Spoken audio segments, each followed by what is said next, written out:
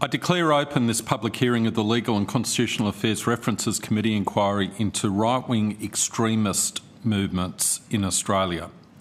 I acknowledge the traditional custodians of the land on which we meet and pay my respects to the elders past and present. I would also like to acknowledge and welcome other Aboriginal and Torres Strait Islander people who are participating in today's public hearing. The committee's proceedings today will follow the program as circulated. These are public proceedings being broadcast live via the web. For people participating remotely, I'm the Chair of the Committee, Senator Paul Scarr from Queensland. The Deputy Chair, also from Queensland, Senator Anita Green, is joining me today in person.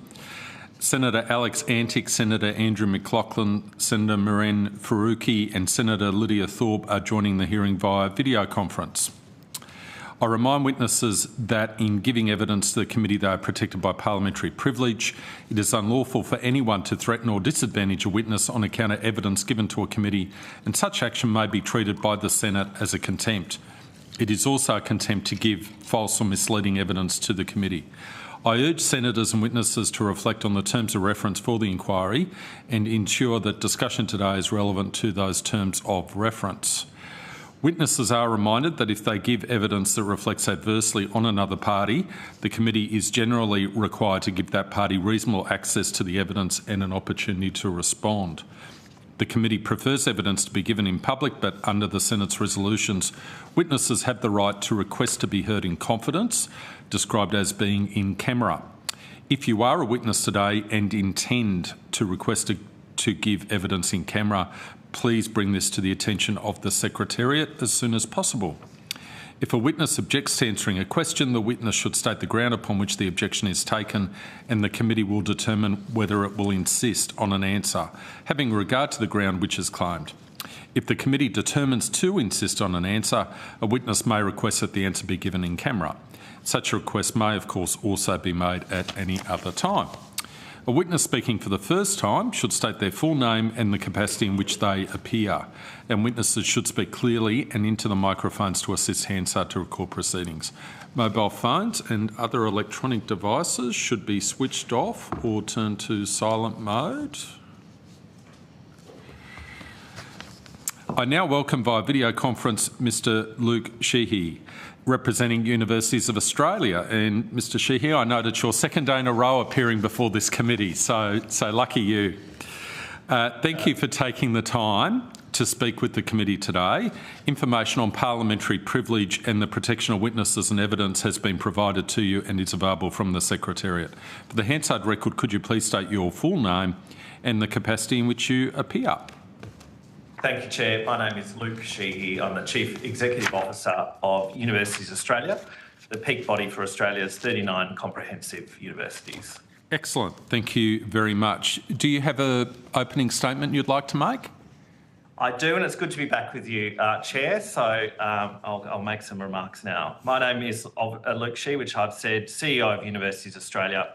Can I start by acknowledging the traditional owners of the various lands that we are gathered on today and pay my respects to elders past and present. And I'm here today from the lands of the Kaurna people in Adelaide. Thank you to the committee for the opportunity to appear 2 days in a row, so it's good to be back. Australia's universities are deeply committed to fostering safe, respectful and inclusive environments across their physical and digital campuses for all students, staff and campus users. Right-wing extremism is not new in Australia, but in recent years it has become more visible and a growing threat across our society and in our communities.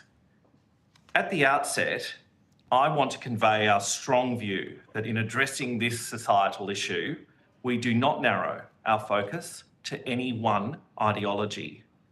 Instead, we should accept that no form of extremism is acceptable and approach dealing with this problem in broad terms, taking into account the full breadth of the political and religious spectrum reflected in Australian society, as well as the various socio-economic factors which contribute to extremist ideology. Universities, like the communities they exist within and serve, are culturally diverse places, attracting students and staff from all ethnic and religious backgrounds. People from over 140 countries study and work at our Australian institutions, which reflects the vibrant, multicultural nation that Australia is. Diversity is what makes our campuses and our country stronger and more successful through the unification of different cultures, experiences, beliefs, and traditions. Overwhelmingly, Australians and those who call it home live and breathe cultural and religious diversity. We are fortunate that many of our varied cultures that make up Australia's fabric coexist peacefully and as one. That's why Australia is recognised as one of the world's great multicultural success stories. It's also down to the common values that unite us: democracy, freedom, the rule of law, and equality of opportunity. Recent global events has served as a reminder that the confluence of cultures in communities and on community campuses, physical and digital, can sometimes lead to discord, even if such cases are in the minority. Our members seek to always foster welcoming and safe environments for their communities, encouraging students, staff and campus users to share their diverse views through respectful dialogue and peaceful means. This goes to the heart of why higher learning institutions exist in our society. Universities are beacons of free speech, debate, expression and discourse. They are places where ideas are freely and openly discussed and debated, no matter how popular or unpopular they are, and should remain so if it is done safely, respectfully, and in accordance with the law. It is an important balance, and one that our members constantly strive for while maintaining their responsibility under the Higher Education Support Act to uphold the principles of academic freedom. Universities do not condone any form of racism, threats to safety, hate speech, intimidation, threatening speech, bullying, or harassment. Codes of conduct or student charters exist at all universities to educate students and staff on their responsibilities. Individual institutions have also implemented a range of measures that support diversity, wellbeing, inclusion, equity, and access that underpin in various strategic action plans across the sector to promote good and respectful behaviour. At a whole of sector level, Universities Australia has partnered with the Office of the E-Safety Commissioner to combat online abuse and its impact on students and staff at universities. Together, we've developed a suite of resources to help university communities be safer online through building greater awareness of online safety risks, providing guidance on how to prevent, prepare for and respond to online safety incidents, and supporting students and staff wellbeing. If it is helpful, Universities Australia can connect the committee with experts focused on combating extremism in the community and online. A lot of work to understand what drives problem behaviours is done in our universities, and this expertise may be beneficial to the committee's deliberations. Thank you for the opportunity to appear, and I'm happy to discuss any questions you might have. Thank you, Mr Sheehy, and thank you for that invitation in relation to establishing connections, which you made at the conclusion of your opening statement, and would certainly be interested in terms of establishing those connections. I think the other thing which is of interest is, certainly to myself, is in relation to any programs, successful programs which have been developed or are engaged in by members of faculties in terms of de-radicalisation. So clearly there's an issue that comes out in the submissions made by the Australian Federal Police, Department of Home Affairs, ASIO, in relation to the susceptibility of young people to radicalisation, especially if they're socially isolated, perhaps have mental health issues and other attributes which make them particularly vulnerable. So is there any information you can provide us on notice in relation to those matters, or any connections you could usefully make, do you think? Certainly, Chair, and of course, one of the great things about Australia's university sector is the breadth and depth of expertise that we have across our various researchers and teaching and community engagement. So I'll certainly, and I have made it clear to the committee that I'm happy to connect with experts to help you in the deliberations of this important issue, and we can follow that up with some direct examples and key people that you can chat to. The interventions and the expertise around in combating examples of extremism is something that many of our university expertise have developed expertise at, both in Australia and internationally. So we're happy to connect those with the committee. And just continuing in that theme before I hand over the call, in the examples from the sector which you usefully gave in your submission on page 6, I'll read the paragraph for the benefit of Hansard. Providing continual access to mental health services is an important element of countering extremism among young people. Research has demonstrated how mental health frameworks are being increasingly accepted in policies to counter violent extremism, as a number of people who are vulnerable to adopting extremist ideology can suffer from mental health concerns, which can also arise due to stressful events when participating in terrorist groups and integration with extremist ideologies, end quote. I think any further information you can give us in relation to those matters, including any observations you can make, obviously on an anonymised basis in relation to interactions between mental health supporters in a university context and young people in terms of radicalisation and propensity to be drawn into extremist, potentially violent ideologies would be very useful. Even if you'd like to provide some of that evidence in camera, just to give us a deeper understanding and appreciation of the issues in a university context and what programs and services are actually having a positive impact. Would that be possible? Senator, of course, that is possible, and there's some obviously sensitivities and complexities around that. So linking you with the right people is something we're happy to do, and particularly if it is in camera. What I would say, as a broader comment, is that each individual universities are not the same, homogenised. They're very different institutions. The context in which people are engaged with universities, both as students, staff, and visitors, is different, given the type of campus, the type of experience, and the type of resourcing that universities have. So certainly, there are different contexts. So we'll try and get you a breadth of examples there. But as I say, some universities have incredible capability and resources to deliver on that, some don't. So there is some levels of inequity across the system, but we'll get the right examples to help the committee deliberate. Okay, and just extending that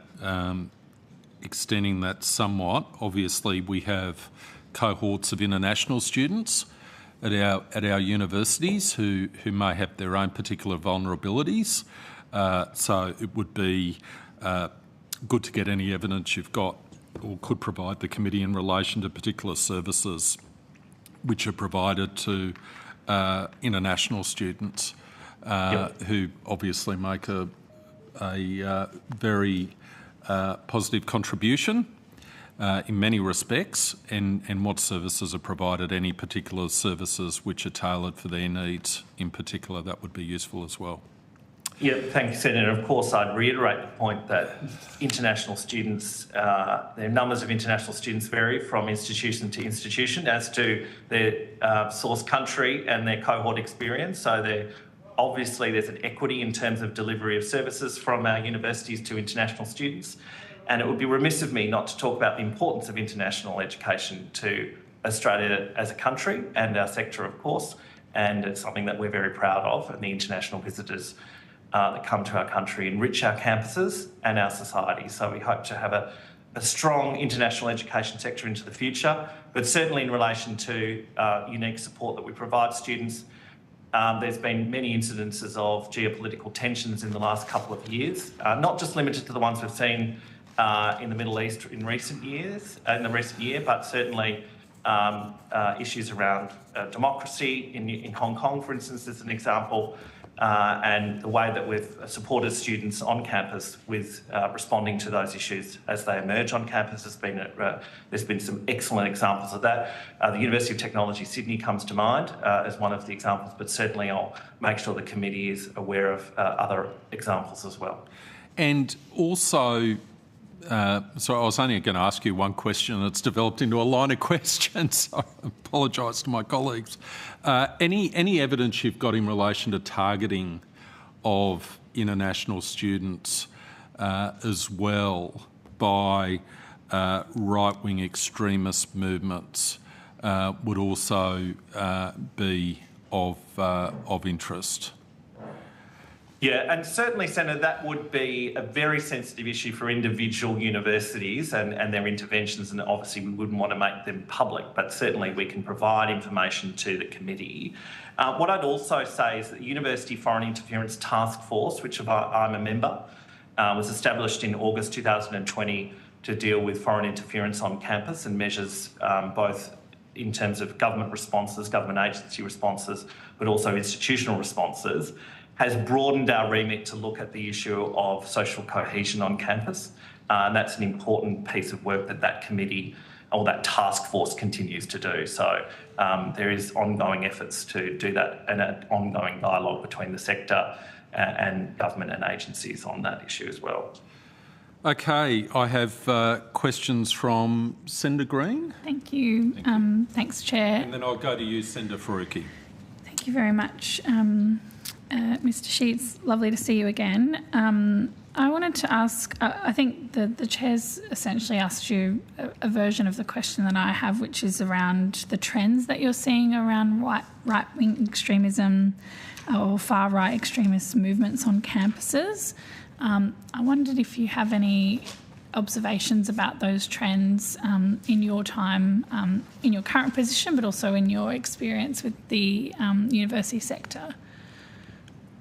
Thank you, Senator. I obviously, yes, have been in this sector for a very long time. I've not been in the Universities Australia CEO position for very long, although it does feel like a very long time because it's been an intense year. However, what I would say is that universities, and I reflect on some of the remarks that the new Vice-Chancellor of Western Sydney University, George Williams, made on the radio this week, which is there's probably an intensivity of political activity on campus is the most intensive it's been recently since the 1960s. But my broader point is that universities are places, as I said in my opening statement, where political discourse, rites of passage for young people, but certainly places where society wants to see political discourse and debate happen, and it is happening on campuses. What is a worrying trend, and certainly I think if we reflect on where we started with this inquiry, was incidences of neo-Nazis on campus in Victoria. I think there is a certain beacon that happens at the university campus and political discourse, right? And certainly the tensions around the pandemic and frustrations that people saw from their civil liberties being curtailed for health reasons manifested poorly on campuses. And in recent years, obviously, tensions to do with, war and, poverty and issues of inequality that young people rightly have something to say about manifests on campus. It's happened in my time. Unfortunately, that it was a long time ago for me, but certainly I was a student around the time of the Iraq War, and that's certainly a memory of mine as a young, politically engaged student at the time, and certainly for students today and members of the public today. There are many things that they want and see a university as having a discourse on. In terms of your question around the rise of right-wing extremism, I'd make the point is that we're more concerned at the rise of any type of extremism, because there is I think the definitions of left and right are no longer used by agencies in Australia. But what I would say is that we have to maintain a balance at our university campuses. Certainly we have a legislative obligation in the objects of the Higher Education Support Act to adhere to freedom of speech and freedom of academic expression. but we also want to make sure that people are doing that peacefully and respectfully on our campuses. So universities have a role to intervene where there's incidents of extremism, but also we have a role to ensure that we foster that freedom of speech and freedom of expression. It's hard to talk about things you disagree with, and sometimes for young people and other members of the community that creates a tension. And I think in an era of social media and an era of proliferation of information that may kind of reiterate your own biases, it can be a complex issue. And so we have to deal with it. We were talking about this issue yesterday around, issues of deepfake porn, but certainly there are other issues around extremism on social media, AI, and how students are influenced. And universities, as part of a healthy democracy, need to deal with these issues. And it is regretful, I think, that we're seeing an increase across society of more extremist behaviour. And I don't want to make an assessment of why that's the case, but I'd make one observation, and I think it is that there's a lot of information out there.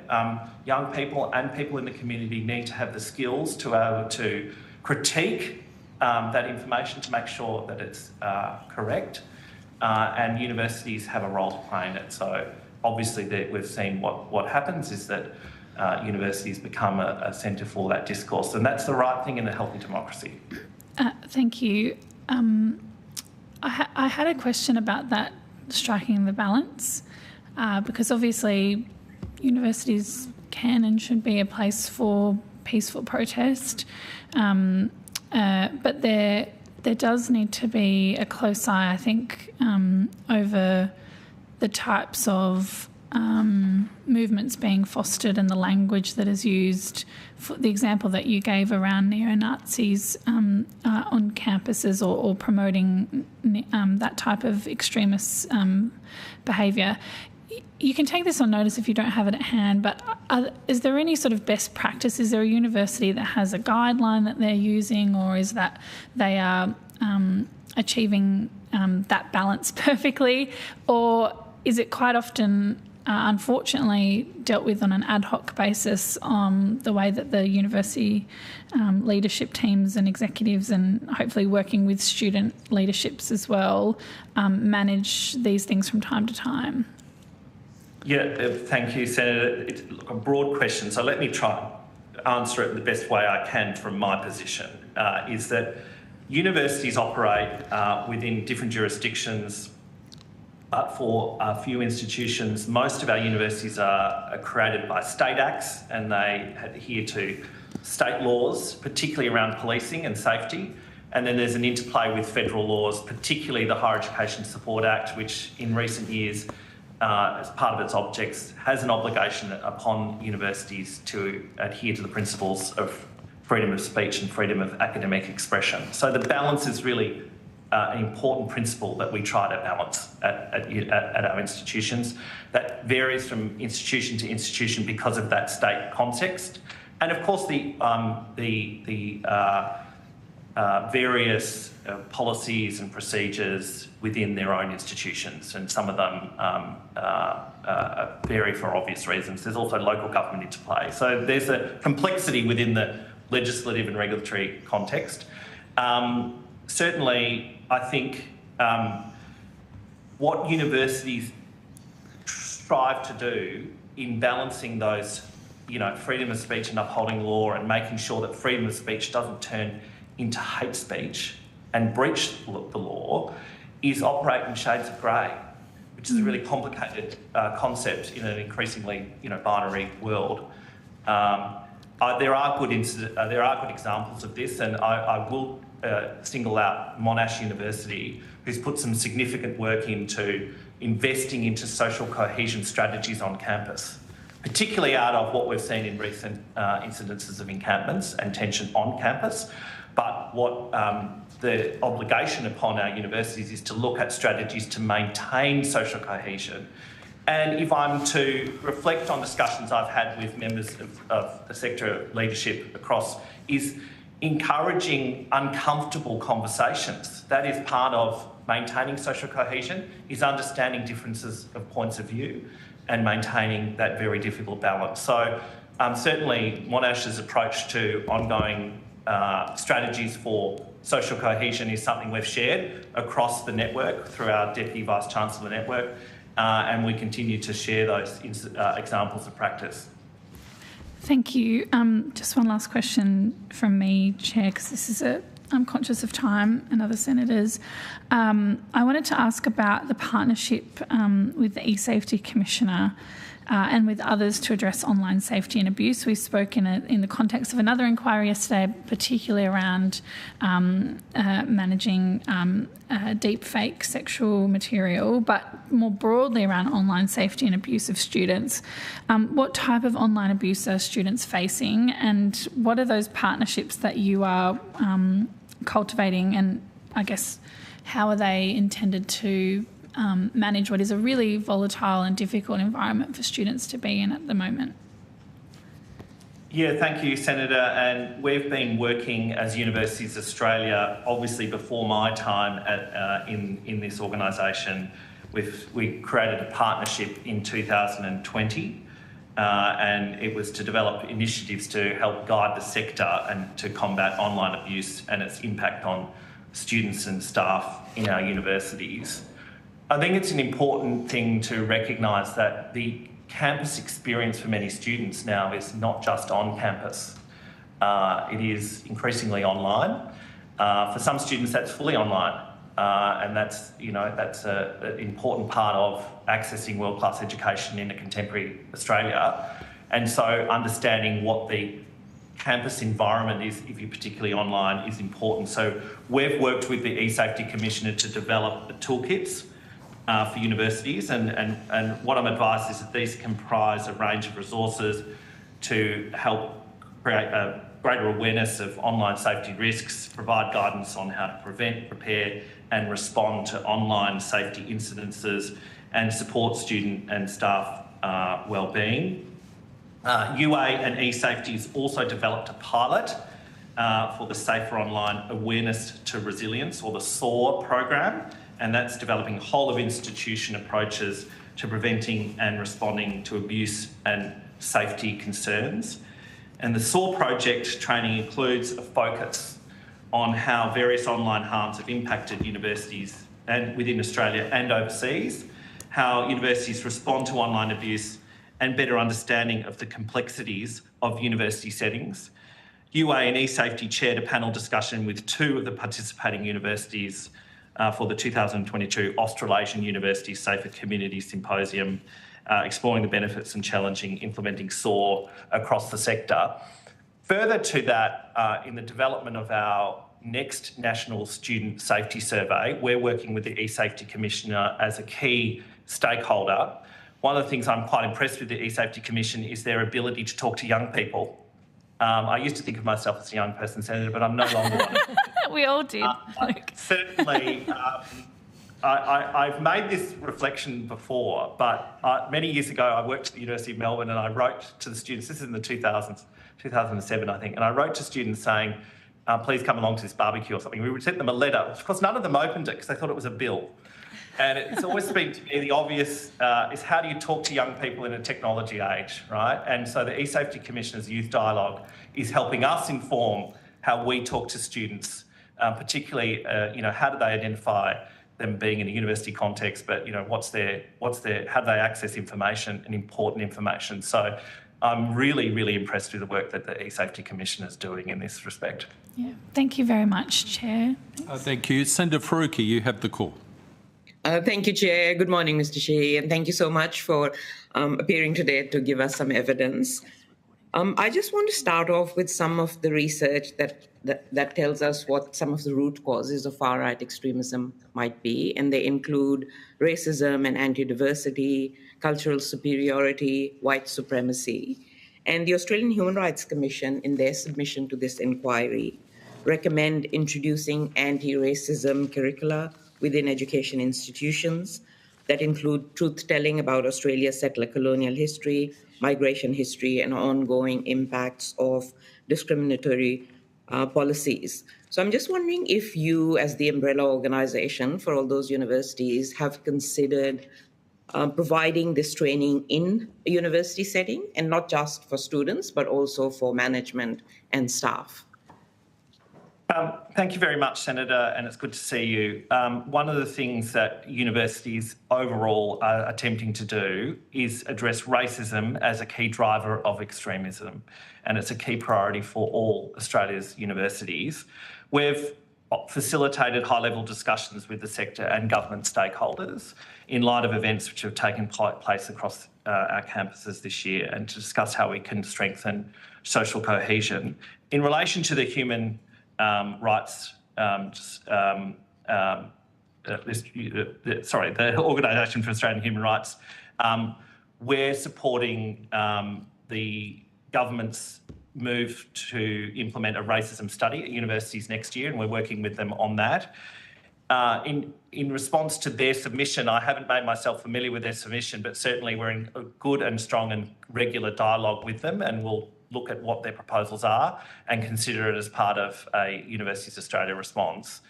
Certainly there are individual contexts where universities can respond to these matters, and they have, their own individual processes and relationships with the Human Rights Commission. So we'll look at how we can balance an overarching UA facilitated response, but individual responses as well. I guess very quickly, and you can take this on notice if you don't know, do you know any universities that do provide anti-racism training to their management? Certainly, yes, Senator, anecdotally, I'm aware of that. This is part of our overarching mission. We've got obligations under Acts, but we've also got obligations under our own policies and procedures. Anti-racism measures are a principle that universities in Australia adhere to. Okay, if you could take that on notice and provide that response on how many universities do provide that training, that'd be excellent. Also in their submission to this inquiry, the Centre for Resilient and Inclusive Societies say that young people's participation in activism and peaceful protest can provide pro-social outlets for young people who seek meaning and connection. And we have been talking a lot about young people's kind of radicalization in this inquiry. But the Human Rights Law Centre has recently written to both ANU and the University of Melbourne, expressing their concern over the university's threat of disciplinary action for students who have participated in peaceful protests on campus over Israel's genocide in Gaza. And I know we had a bit of a discussion about that earlier when you were responding to Senator Green's comments. But have you done any advocacy for students who are peacefully protesting on campus and who some of them are facing disciplinary action or might face disciplinary action? Thanks, Senator. What's important to recognise is that where students are facing disciplinary action, there's an ongoing investigation often. So it wouldn't be appropriate for me to comment on those individual circumstances, nor am I aware of that correspondence to those individual institutions. I wasn't a party to that correspondence. What I will say is that I've been reaching out to various student groups, particularly Jewish students and Islamic students, which you'd expect me to do so, given the tension, which is obviously impacting those communities, particularly since the conflict between Israel and Gaza. Students are finding it really difficult on campus for obvious reasons. It is a very tense and a very difficult situation overseas. Australia is a peaceful country, and we want to ensure that our universities remain peaceful. But as I've said many times, that a healthy democracy has universities that foster peaceful protest. But where those incidences of peaceful protest have not been so peaceful, I fully support universities' interventions to ensure that we adhere to the law and we adhere to a balance between freedom of speech and a safe campus experience. I haven't had, I've reached out to some student groups. Student groups, as you can imagine, are busy and they've got lots of competing priorities. I will reflect as talking to one of the students from the University of Technology, Sydney, from one of the Muslim groups. He was walking to work while he was on the phone call to me on a Teams call. So I recognise that students have very much competing demands and their campus experience is very important to them at the moment, but also is dealing with the cost of living crisis. So I've been dealing with the Union of Jewish Students and we've reached out to many students from Islamic backgrounds. Talking to students is part of my job. and it's an important dialogue we have, and I want to make sure that they feel safe and that they can finish their studies and graduate and can contribute to Australian society in a different context after they graduate. There is tensions on campus and students do feel it, and it's important that they're supported. I am really, really encouraged by the work that our universities are doing to support students, to make sure that students are we focus on students and their right to a peaceful process, but also their right to go about getting an education safely. Thank you very much, Mr. Sheehy. My last question is on international students, and that's a particular group of students that faces immense pressures, and more so lately. And in recent months, I mean, I've noticed a significant increase in what I call dog whistling on international students, where they have, there's a conflation between international students, migrants, and the housing crisis, when we know that there's no evidence to suggest that they are to blame for that crisis. In a speech that you delivered last month, you stated that Australia's housing crisis is a mess for which international students have become convenient scapegoats. Now, I am very concerned about that because I do obviously talk to all students, but especially international students have contacted me a lot over the last few years. I'm talking about the challenges they face here. Are you concerned about this kind of dog whistling that is happening at the moment? And does that sort of contribute to, hate towards migrant and people of colour? Thanks, Senator. What I will say is Australia's international education sector is a great success story and a great asset for our country. Having students from over 140 countries come and study, invest in our country, invest in our universities, invest in our people, makes us a stronger and more diverse country. It frankly is the greatest resource we have as our bridge to the global world. International education, Australia's universities have done a wonderful job in embracing the globe and providing world-class education to hundreds of thousands of students, in fact, millions of students over the past 4 decades. Something I'm absolutely passionate about and something I'm passionate about preserving. It is fundamental to our universities' structure, ethos, and the way we engage with the world. It underpins our soft diplomatic efforts fundamentally. What I don't want to see is this sector be deliberately undermined through irrational policy decisions. We've seen this since particularly the pandemic, not just this government, but the previous government. Previous Prime Minister Scott Morrison told international students just to go home. What gave me great reflection, but reflection for hope really at that time, is so many of our Australian students and staff and members of this university communities supported our international students. And I know where your office is in a city, Sydney, and I remember UTS and students getting meals provided to them around those campuses in Sydney. As one example, millions of dollars was raised to support students in that difficult time.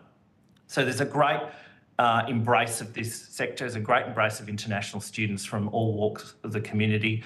I remember many years ago during the pandemic, I had a dialogue on international students and the then Lord Mayor of Melbourne, Sally Capp, said they're members of our family. And when they come to Australia, they should be treated like members of our family.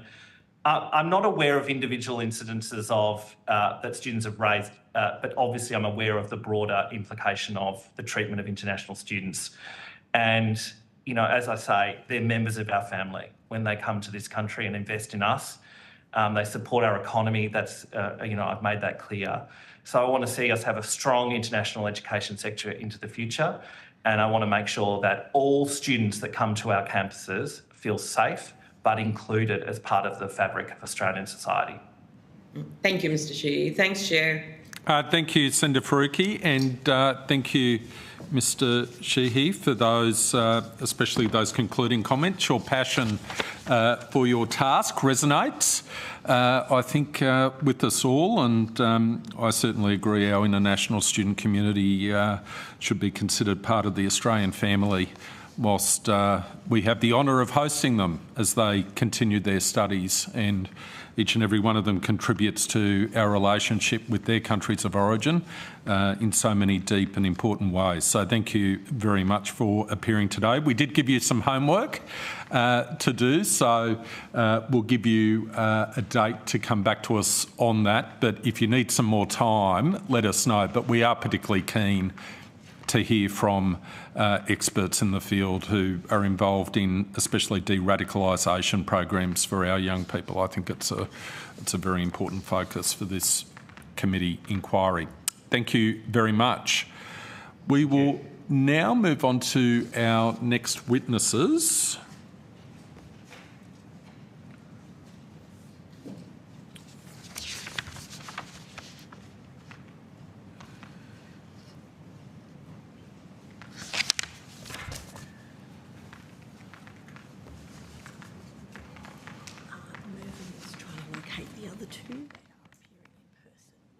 So they might be going through security or something. Okay, so we are waiting for two of our other witnesses, but Dr. Byron, we might kick off with you if we can. Thank you for taking the time to speak with the committee today. Information on parliamentary privilege and the protection of witnesses and evidence has been provided to you and is available from the Secretariat. I urge senators and witnesses to reflect on the terms of reference for the inquiry and ensure that discussion today is relevant to those terms of reference. Witnesses are reminded that if they give evidence that reflects adversely on another party, the committee is generally required to give that party reasonable access to the evidence and opportunity to respond. For the Hansard record, could you please state your full name and the capacity in which you appear? Thank you, Chair. I'm Dr. John Byron and I'm the Principal Policy Advisor of the Queensland University of Technology. Okay, thank you very much, Dr. Byron. Can I just ask you before we start, are the views expressed in this submission your personal views, or are these the views of the Queensland University of Technology? Both. It's Right. it's an official institutional submission. But it's an official institutional submission. Yeah. Okay, thank you. Do you have an opening statement? I do not.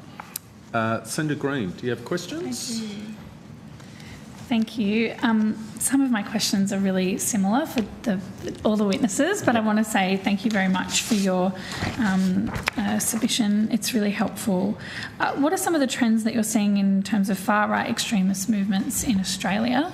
And what might be some of those examples? I think it's quite difficult for people who aren't dealing with this from a day-to-day basis to know what the difference is between extremism, far-right extremism, or just thoughts that people don't agree with. Yeah. So I wondered whether you could give us a bit of a definition or a working definition that you're looking at this from. Sure. And then what are some of the trends that you're seeing? Yeah. So, Senator, as you know, the submission focuses mainly on the free speech question, but as the previous witnesses' discourse demonstrates, those things are kind of integral to the questions regardless. And so I'll focus more on there, but because I'm not an expert on extremism in political and religious sense, but I have for my sins become a bit of an expert on academic freedom and freedom of speech thanks to the activities of the previous government that compelled universities' attention to those matters. One thing I will say is to extend some of the remarks of Mr. Shee, our concern is like Universities of Australia, is not focused on right-wing extremism or left-wing extremism, or indeed, from the point of view of freedom of speech, quite a lot of the suppression of discourse can take place from the middle. In fact, mainstream culture is pretty good at different times at suppressing variation. And so from a point of view of limitation of speech and expression, I would argue that it's not just the polar ends of the spectrum that might be guilty parties, it's also the hegemonic middle can be just as implicated in preventing people from expressing themselves.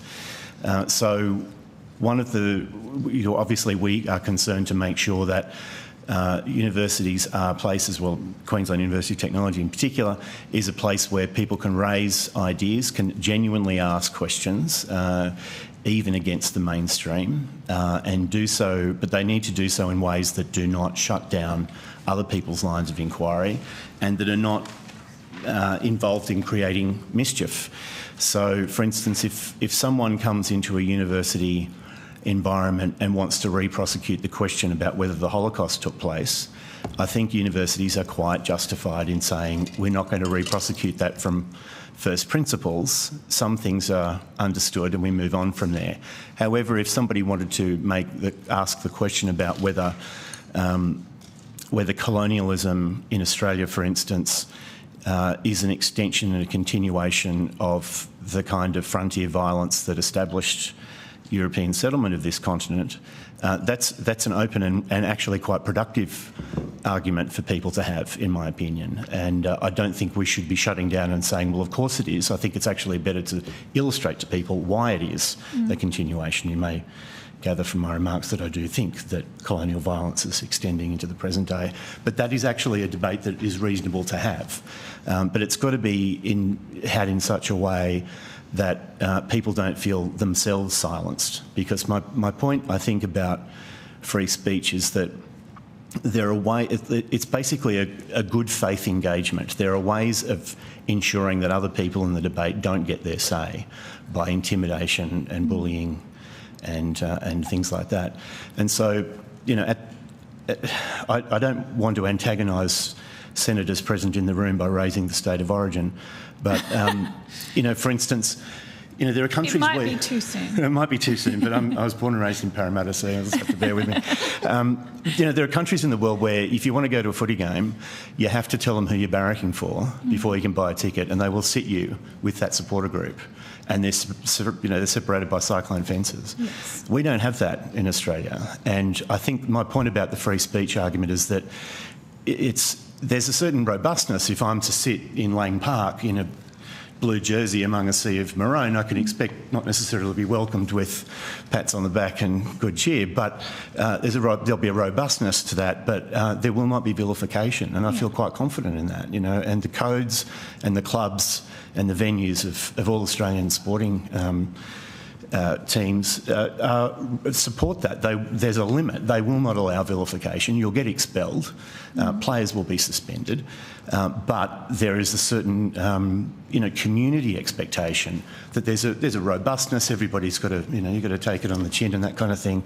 But we have a set of standards that we apply where we will not shut people down and make them feel like they can't express their support for views. And I think that that's something to be cherished. It's a great national asset, and that's what's at risk if we allow people to intimidate others into silence.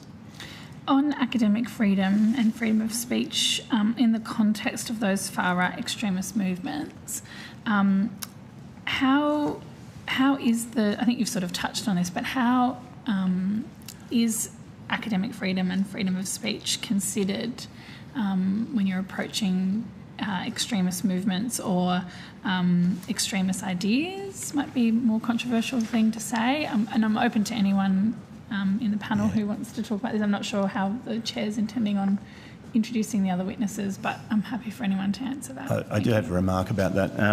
I participated in a free speech forum at Victoria University, Wellington, a couple of months ago at the invitation of the Vice-Chancellor, Professor Nick Smith, where these are matters that are alive in New Zealand right now. And this question came up quite a bit because one of the moves of extremist movements is to claim a radical and absolute right to free speech. Yeah. Ahead of then saying things that are often deliberately provocative and intimidatory. And so that Nick asked me to come over, Professor Smith asked me to come over to address these nuances a little bit because I've written on this quite a bit. And I guess the point is that as I mentioned in my submission, in our submission, the Institute of Public Affairs grades universities every couple of years on how they're going with free speech. And, QUT got an amber grade last time. I'm not really sure why we didn't get a red one, because according to them, having sets of rules that preserve people's rights to participate without intimidation and vilification was a problem for the IPA. They didn't like that in their report, and I quote a sentence, or a couple of sentences from them in the submission. And you know, the irony is that, not to go all Freudian here, but their argument is exactly my argument structurally. You know, that they're concerned that an institutional policy that has limitations on what people's speech acts achieve may have what they call a chilling effect on people's rights to say whatever the hell they like. And the point that we are making is that actually extreme speech itself has a chilling effect on other people's capacity to participate. Totally, yeah. And that's actually at the limit of our concern. Now, we don't see very much of this on campus, I'm happy to say, where people are attempting to shut down and bully people into silence. But I think that's largely because most people get the idea that they're participating in a culture of openness, and they've got to be prepared to go in there and have their ideas challenged and perhaps to be offended. But they also recognise that there's a reciprocal obligation to allow other people to express themselves, and that works functionally really quite well, in my view. I might just, you just prompted me, Deputy Chair, I might just welcome our other witnesses, Dr Jordan McSweeney, Sweeney, and Dr Imogen Richards. Yep. Thank you. I'm just quickly going to read the blurb for your benefit. Thank you for taking the time to speak with the committee today. Information on parliamentary privilege and protection of witnesses and evidence has been provided to you and is available from the Secretariat. For the Hansard record, could you each please state your full name and the capacity in which you appear? Yep, Dr Jordan McSweeney. I'm a Senior Research Fellow at the Centre for Deliberative Democracy and Global Governance at the University of Canberra. Okay, thank you. Dr Imogen Richards. I'm a Criminology Lecturer at Deakin University. Okay. And you're both appearing in your personal capacity? Yes. Yes. Thank you. Do you have, with indulgence, Deputy Chair, do you have a quick opening statement you want to give? Yes. Would you like to finish your questions before we go to the opening statement, Deputy Chair, or would you like to... I just ask a follow-up to Dr Sure. Byron, and that might then segue into some further questions to the other witnesses, if that helps. Yep. Actually, if I can have the call back at another time during the session, I'll put the question to all the witnesses because there might be helpful contributions from everyone. Yep. Okay. Please proceed with your opening statement. Wonderful. Thank you for the opportunity to appear before the committee today to speak to our submission, and apologies for being late. We did get a little bit lost on the way in. You're not the first. Figured we might not be. Look, right-wing extremism in Australia has a long history, and in recent years there has been a well-documented increase in the activity and visibility of right-wing extremist actors. The activities that these right-wing extremist actors engage in, the issues that they focus on, and the communities that they target are informed by their social and political context. In Australia, right-wing extremism is, for example, inseparable from the violence of colonisation, the legacy of the White Australia policy, and the Islamophobia driven by the so-called war on terror. Right-wing extremism is a significant threat to Australia's pluralist democracy and the safety and well-being of those deemed other. However, I think it's also important that we do not view right-wing extremist movements as the only drivers of white supremacist and anti-democratic politics in Australia. And a serious conversation about right-wing extremism cannot overlook the everyday manifestations of extremism and authoritarianism that feed right-wing extremist movements. As the Christchurch Royal Commission's report highlights, there's a very real connection between everyday political talk and acts of political violence. So today there's an increased focus on the role of digital communication technologies, in particular social media, and increasingly over the last few years encrypted messaging services in promoting or accelerating the growth of right-wing extremism. While it would be wrong to suggest that right-wing extremism is caused by digital communication technologies, these technologies have meant that it's easier than it's been perhaps until this point for right-wing extremists to connect, identify with others sharing like-minded philosophies and ideas, spread their message, to propagandise, and indeed to facilitate practical actions through raising funds. Excuse me. So importantly, these platforms are also, though, driven by commercial interests. So they're not, we need to recognise, that they're not designed to encourage nuanced debate, but they're architecturally designed themselves to promote addictive material in pursuit of virality. And this often involves the promotion algorithmically, particularly, that are increasingly extreme in order to drive engagement. So this presents a potentially quite a significant challenge, not only for addressing the spread of right-wing extremist materials, but also in promoting and advancing a healthy democratic public sphere. So finally, Australian right-wing extremists are part of a global political project that we need to recognise, aimed at advancing an anti-democratic and white supremacist political agenda. Australian right-wing extremists aren't passive actors in this global movement, and right-wing extremism isn't something that has been imported just to Australia from somewhere else. So as the Christchurch massacre perpetrated by an Australian white supremacist tragically demonstrates, right-wing extremism is very much a homegrown phenomenon.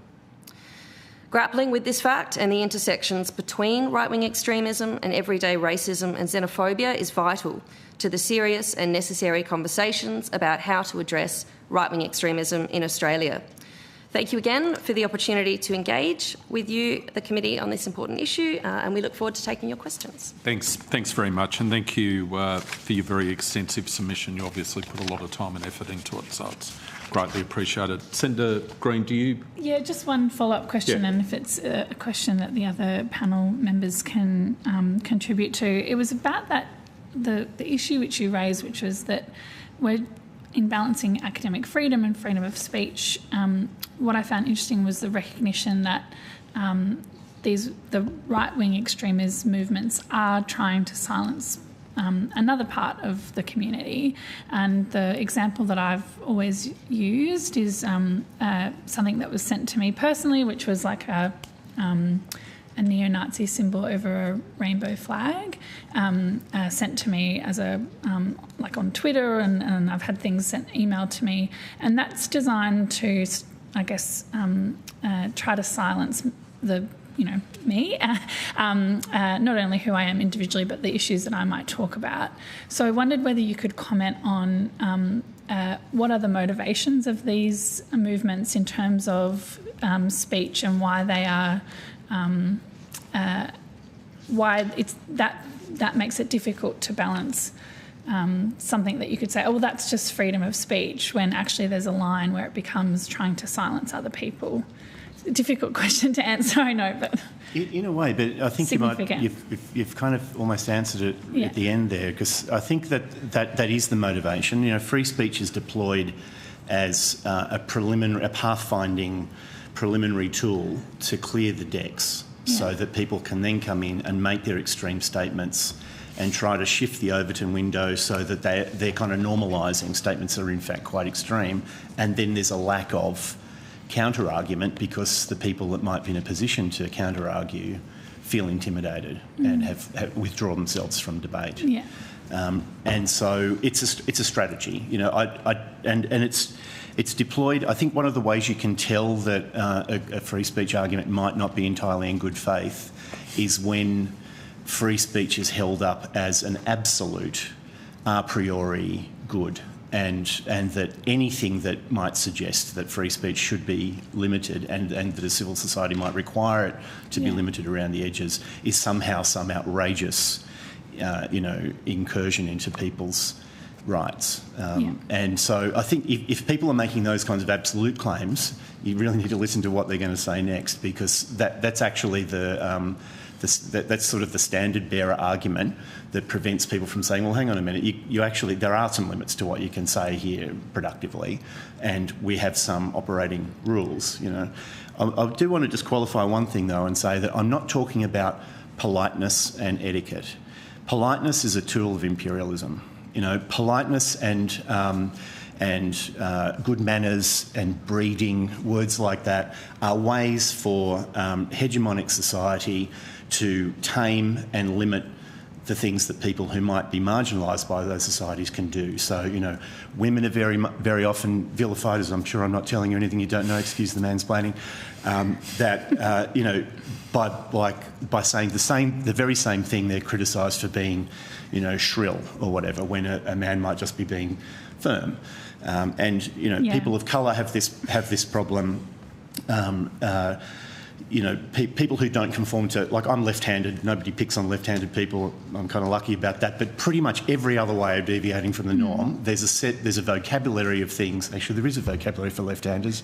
We're called sinister, for instance, by the Romans. And so there is a way of marginalising people, and their behaviour and even just the very words they choose and the tone they employ is subject to a critique that's sanitised. And if you haven't gone to the Swiss finishing school and learnt how to speak in polite society, you're able to be ignored or pushed to the side.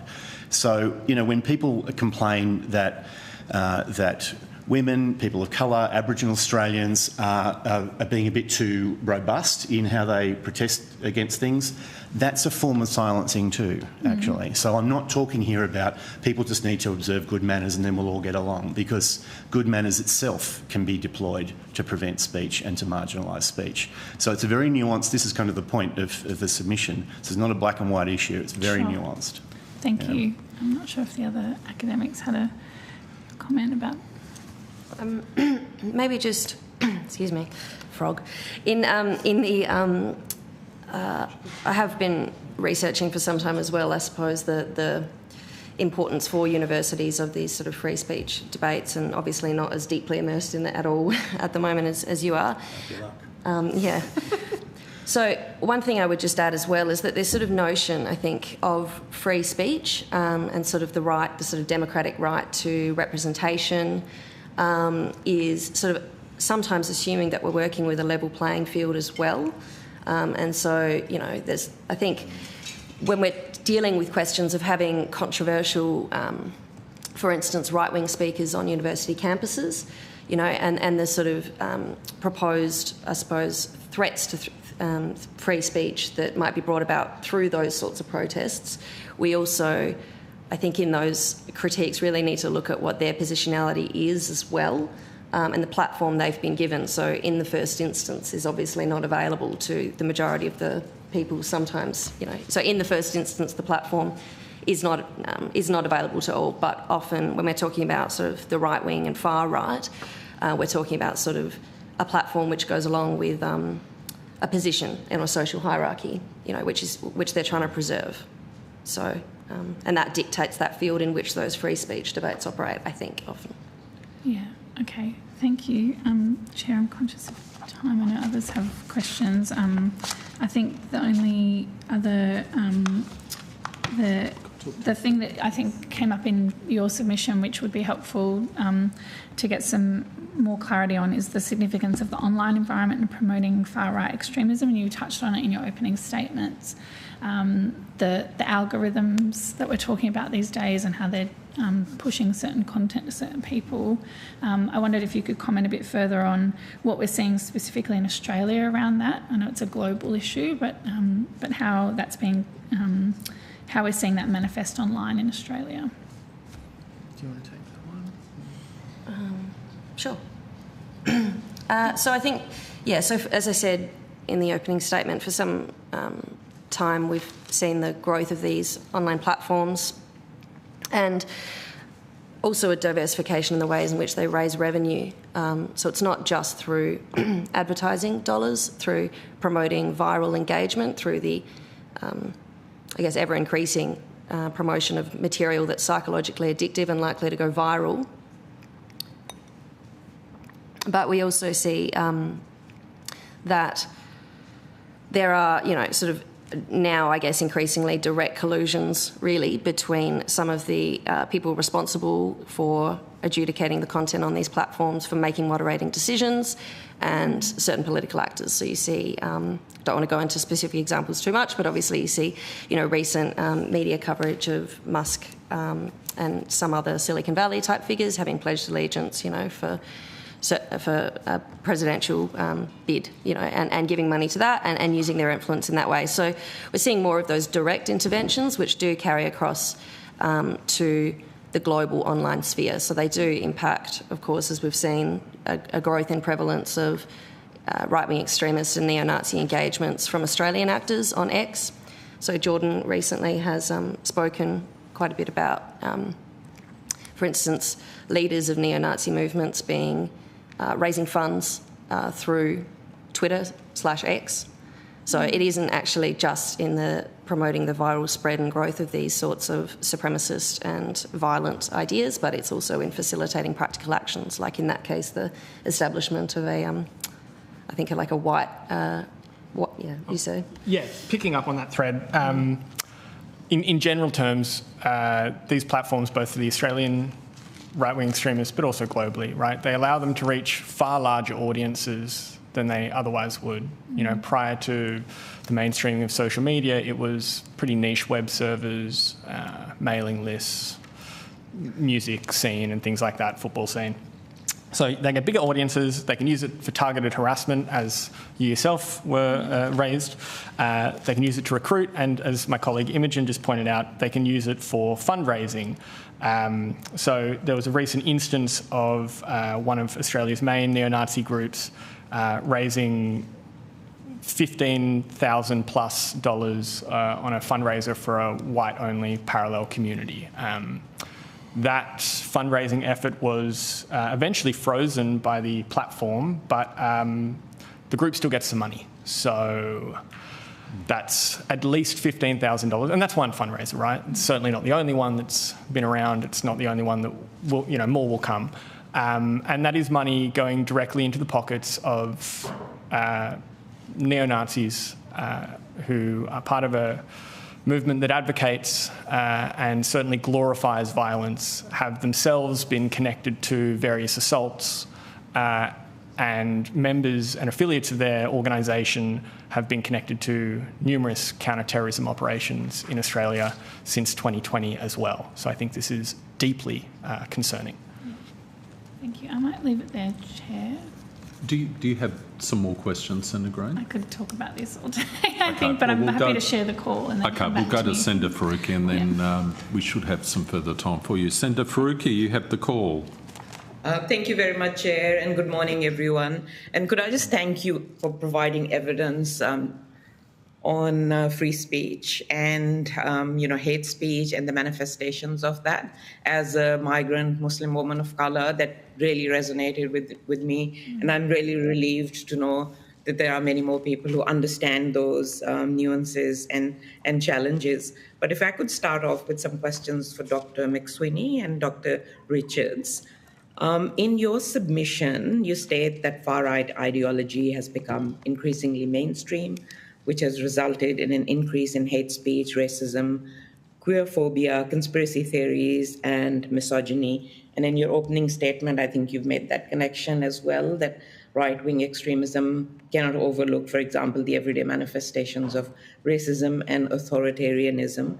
And a number of submissions to the inquiry have actually referred to examples of politicians and media who have kind of normalized, legitimized, or inflamed, I guess, those far-right views. And some of those examples include former and current MPs, for example, a former senator who called for the final solution to immigration, return to white Australia, someone who has labeled Islam a disease, a current MP who once called for the decision to accept immigration from Lebanon a mistake.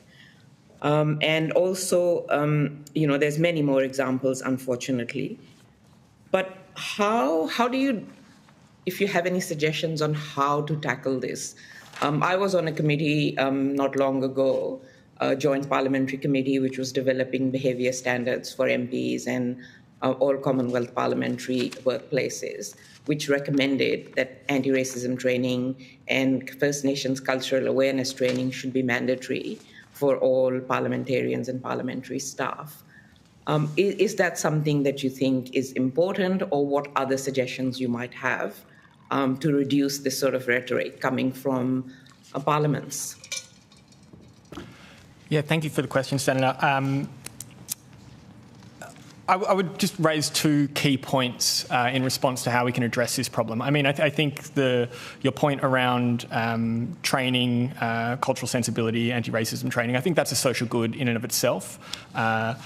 So fully supportive of that.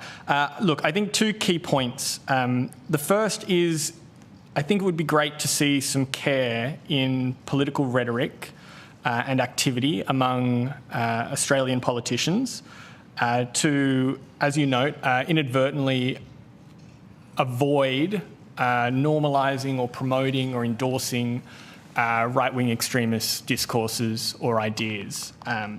So by way of example, I would point to the 2018 It's Okay to Be White motion that was moved in the Senate. Now, I'm sure senators were not aware, but this is an extremely well-documented and studied white supremacist meme. It emerged specifically from these communities, specifically because it seems innocuous, and to harass and to basically promote extremist ideas and legitimise them through such a innocuous statement. So certainly, I think a little bit of care around movements like that, but also thinking about perhaps who Australian politicians share space with. There have been instances of far-right provocateurs being invited to give talks to parliamentarians at Parliament House, which is, I think, frankly, deeply shameful. There have also been more recent instances of current and former parliamentarians sharing stages with one particular American media persona who has given several favourable interviews to Australian neo-Nazis, and also the owners or the CEOs of that fundraising platform we were just talking about in response to the previous question that's raising money for white supremacist groups, or rather is being used to raise money for white supremacist groups. So I think a bit of care around what is being said and whose stage is being shared would go a long way. But also I think there's a lot of work that needs to be done in terms of developing some careful and ethical media practices in terms of how right-wing extremism is reported on. And I would note, indeed, that this is actually 2 points within the Christchurch call, which, as I understand it, Australia has signed up to. And I would say that we're perhaps yet to see much action on that. And as per the Christchurch call, right, there are calls to support best media practice to avoid sensationalist reporting and reporting that inadvertently amplifies violent extremist content. Now, of course, a free and impartial press is vital. I'm not at all suggesting that the Australian government should tell media how to do their job, but certainly provide space, whether that's through, I don't know, maybe roundtables for media practitioners to engage with experts in this space, whether it's funding for research into media best practice, or indeed developing a set of guidelines, as we already have for helping media and industry develop guidelines, as we already have for reporting on sensitive topics like suicide, to adapt these kinds of principles to ensure harm minimisation reporting on right-wing extremism. Thank you. A recent report by the Australian Human Rights Commission, which is titled Mapping Government Anti-Racism Programs and Policies, one of their first key findings is that overall there is a reluctance on the part of government to use the term racism. Government preference over the past decade for the use of social cohesion has weakened approaches to anti-racism work. There is a current lack of a systemic government-led, strengths-based, intersectional and coordinated approach to addressing racism in Australian society. I'm just wondering, that is definitely my experience, and if you have done any work or if you know any research in this area, would you agree with this finding of the Australian Human Rights Commission? I'll go first. Thanks. So certainly this, I think, sort of follows on a little bit from something I was thinking about in relation to your last question as well, which is, I suppose, the need for a bit more clarity in delineating really the spectrum of really publicly acceptable political speech and positions.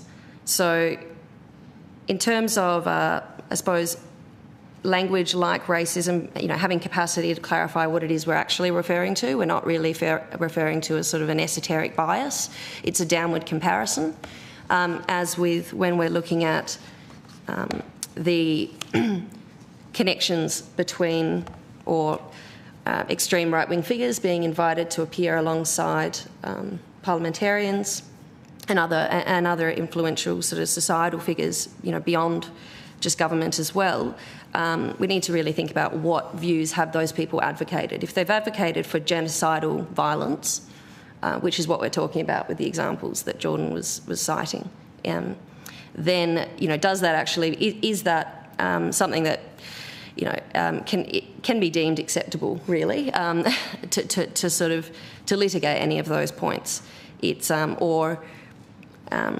is it something that we perhaps need to have quite more, I guess, clear boundaries, I suppose, in demarcating or delineating the spectrum of acceptable political speech and opinions? So I would say certainly the availability of certain types of language like racist helps to clarify the point. And also so I would agree with that as well. I think if we do use sort of obscure language or overly structural language sometimes, which I know sort of as academics we can do a lot, then it can sort of obscure the point and actually inadvertently aid in the sort of propagandising and propagandistic efforts of some of those far and extreme right-wing figures who are sort of trying to do a bit of a paltering or propaganda exercise, such as to say that they're not advocating violence, really, and other forms of separation. Dr. Richards, if I could go to you, because you made a statement on social media, and of course, social media, we all know, and you've said it does foment hate. It is fomented on all social media platforms and monetized as well, as you've given some examples of that. How do we tackle that? I mean, obviously, social media companies should take more responsibility for that. But is there a way for governments to intervene, regulate more? Will that work? Do you have kind of any suggestions on that? Sure. So I think, again, firstly, a bit more clarity and awareness around the ways in which those platforms do raise revenue. So as I said, it's not just from advertising dollars, greater clicks, greater virality that makes their platforms more valuable, increases the share price. It's good for the people they're accountable to, which is the shareholders.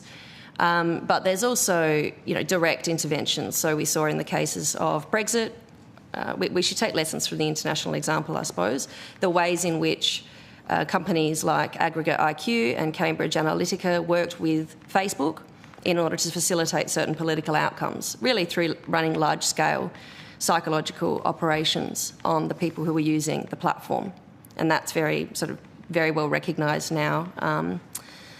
So it isn't actually just for the purposes of surveilling and promoting virality, but actually manipulating now, as Shoshana Zuboff wrote about in her book, Surveillance Capitalism. These platforms are actually used to convince people to behave and vote in a certain way, largely through disinformation, fomenting misinformation and so on. So I think, in the first instance, more clarity about what is happening. So there is that, as well as the, by default, algorithmic promotion of virality through psychologically addictive materials. So there's those two components. There's also the monolithic ownership and the personal stated political affiliations of the owners and the ways in which the platforms can be used. And recognising, I'll try to wrap up this element quickly, but recognising, I suppose, the historical continuity of that point as well, that media has, in different forms historically, been used in order to facilitate and encourage certain types of outcomes, and even historically that's involved propagandistic spreading of disinformation and misinformation, a devaluing of established knowledge and evidence in what we can now call the sort of post-truth sort of era. So in terms of looking at, I suppose, really those three main, I guess, elements that need to be addressed, I think initially promoting greater public awareness of this, institutional awareness of this, facilities for the promotion of critical digital literacies among general publics, and critical media literacies as well, and that goes to the point that Jordan was speaking about as well, which is about responsible reporting that was cited in the Christchurch call as well. And in terms of direct regulations, we do have to take into account, I suppose, the balance as well, that we don't really want to push, so there can be some unintended outcomes, I suppose, of things like restricting who can access these platforms and what they can access and the ways they can use it, in that we are sort of obviously very much in a global informational ecosystem, and people will move to other platforms. And if you're talking about extreme right-wing groups, we know that often these sort of surface-level mainstream media platforms are actually just that. They serve as a funnel to go to more closed sites where, for instance, planning for acts of political violence are more likely to take place. So we don't want to sort of push, I suppose, over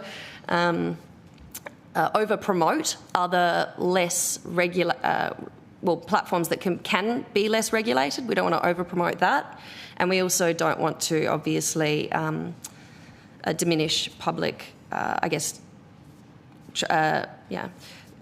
further feed this kind of post-truth environment where people, feel that they're not really being properly informed about various matters of social justice, for example, because of really, really stringent regulation. So it is difficult. Yeah, I don't really have the answer. I think sort of promoting greater literacies. Obviously, structural investments beyond that in education, definitely, I think is really important. Recognising really publicly and having public information campaigns about actually what these social media platforms do, the ways in which they raise revenue, and some of the political implications of the ways in which they operate. And of course, there are other sorts of alternative social media sites that are opening up that are more publicly driven, like Mastodon or Blue Sky. And so I think we might see a growth in those sorts of, non-Silicon Valley, non-monolithic sort of entities. But of course, that's not really something that can or should be driven, by government. But. If I can just jump in to follow up on that, I think just a few points to briefly make. Firstly, there needs to be real consequences for these platforms and their owners when they do things like let Australian neo-Nazis back on their platforms to post content that glorifies and celebrates National Socialism and white supremacy. What consequences are there for X about that? I'm yet to really see any that are meaningful, certainly. In terms of media literacy programs, I think it's worth noting, myself and colleagues at the Centre for Deliberative Democracy and Global Governance, we've done some work with the New South Wales government about this, and media literacy programs as they currently stand, at least in this instance, are not really fit for this purpose. They're mostly about protecting children from online predators, obviously an extremely important role, but that's not the same thing as critical media literacy to deal with mis and disinformation, extremist or terroristic content and things like that. So that's a sort of gap in the programming there. And again, most of that is directed at school children. And of course, it is not just school children who are vulnerable to these kinds of materials online. And a final point to make is, and this is quite beyond the capacity of the Australian government to address, but I think it is worth noting that these platforms have become increasingly difficult to study.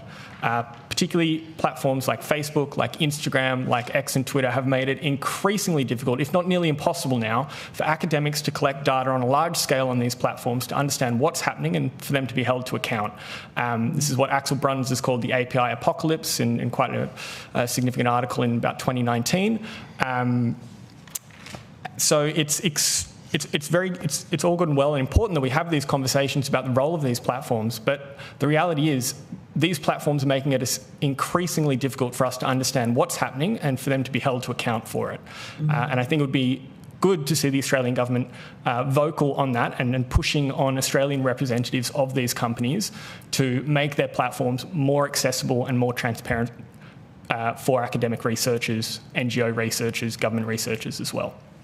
Yeah, just a quick follow-up question on that. The E-Safety Commissioner has stated in their submission to this inquiry that extremism was not a focus of their activities. Should that be a focus of their activities?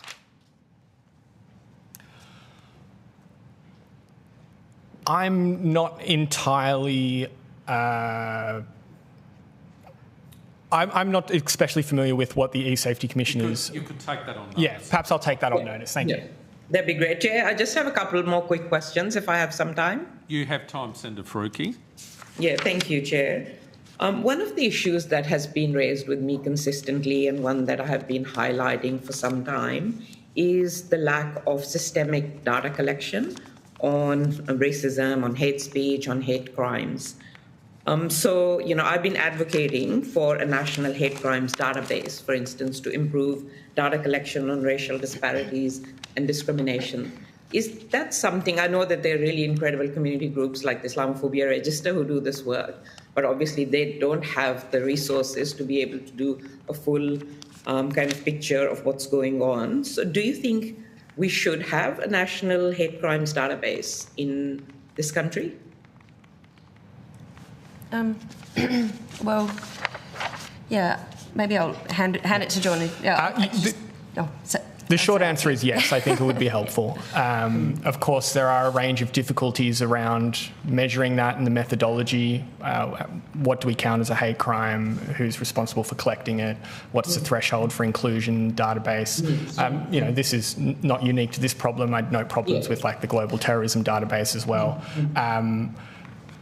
But I think certainly in the context of talking about counter-violent extremism measures and trying to assess the efficacy of those, it would be good to have a clear picture of the incidences of racist violence, for example, to see if these kinds of measures are having any impact on that. I can just add quickly.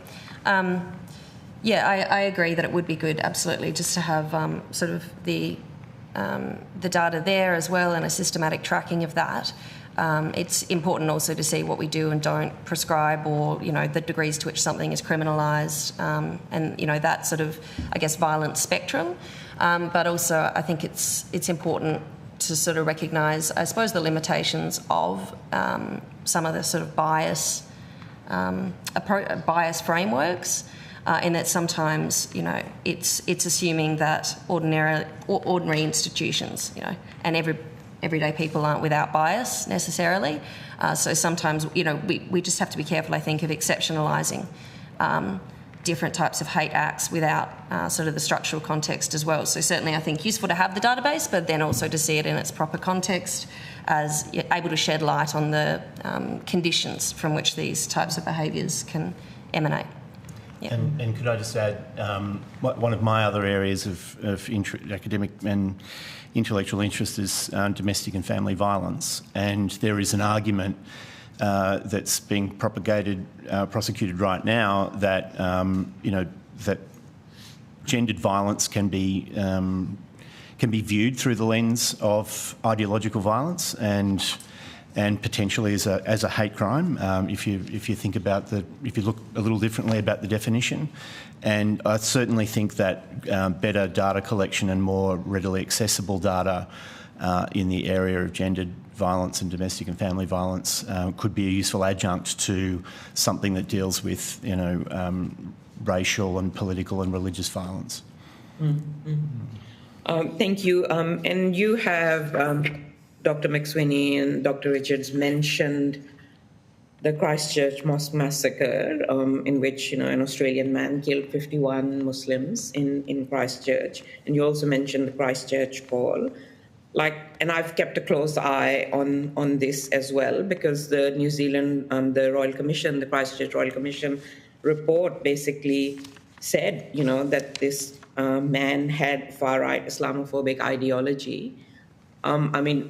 I haven't seen any reckoning of the implications of what happened in Christchurch, to be frank, in Australia. And you mentioned a couple of recommendations of the Christchurch call, and I don't know if any of that has been implemented. I'm just wondering, in your view, has much changed to the level that it needed to after the Christchurch mosque massacre and after the recommendations of the New Zealand Royal Commission and the Christchurch call? I would say in general that There unfortunately remains, I think, a perception in Australia that the Christchurch massacre and the perpetrator of that was essentially someone else's problem. He was radicalised overseas, he lived in New Zealand, it's got nothing to do with us, so we don't need to really worry about it. And I would note, indeed, that this year, the 5th anniversary, I believe no federal parliamentarian, except for yourself, Senator Faruqi, made any comment to mark the anniversary. And I think that in itself is unfortunate in the sense that it's clearly been forgotten and not had the impact in terms of a reflection on how did Australia produce the worst right-wing extremist since Anders Breivik. I don't think that kind of conversation certainly has occurred. In terms of specific measures of the Christchurch call, I mean, as I noted, I haven't really seen, to my mind, the kind of points regarding encouraging media outlets to apply ethical standards or supporting frameworks such as industry standards. And I would also note that one of the commitments of the Christchurch call for both government and online service providers is to support research and academic efforts to better understand right-wing extremism. And also yet to see that. I'd note that in Norway, after the Oslo attacks, and also recently now in New Zealand and also in Germany, 3 specific centres for research on right-wing extremism have been established. So I would note that that's also a gap in the Australian response thus far. Mm-hmm. And if I could go to Dr. Byron for a minute. Dr. Byron, your discussion on silencing effect and its link to kind of, the limits, I guess, of free speech was really, really interesting. And there are, in the marginalized groups that are often impacted by this silencing effect, and you kind of named a few. It's obviously, trans people, queer people, Muslims, women, and often it intersects disabled people, for example. Do you think there is enough understanding of these intersections when government policies are developed or when, politicians talk about these issues? And if not, then what can be done about that? Yeah.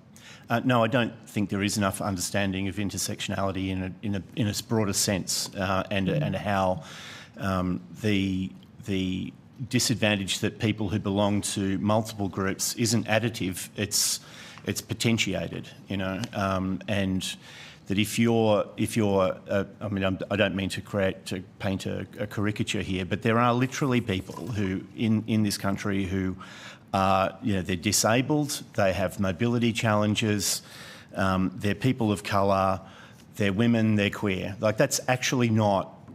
That's not a stretch to imagine a person in that scenario. We have many of our fellow Australians would be exactly that demographic, and any one of those is enough to make it more difficult for them to participate in society in an equal and fair way, let alone the combination of them. And they become, much more readily isolated. People find themselves unable to gain the attention of, busy front desk staff at government departments or whatever, and it's very hard for them to navigate a world that doesn't have a lot of patience for deviation from the mean.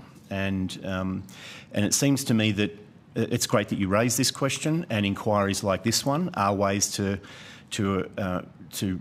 put a spotlight on the challenges of people who are in multiple categories.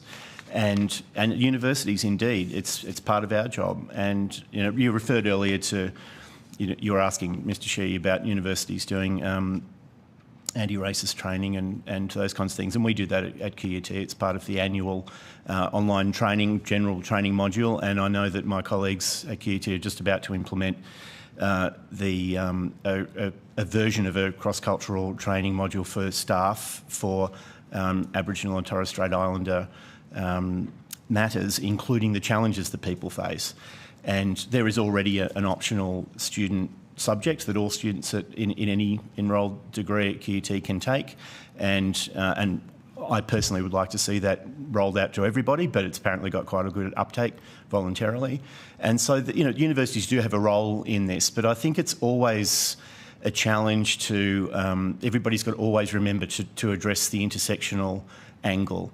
My mother is a keen amateur photographer, and she's got this rule where she takes a photo of a nice view and then she turns around and looks at what's behind her. And I think we have to do something like that every time we're trying to address the marginalisation of a particular group.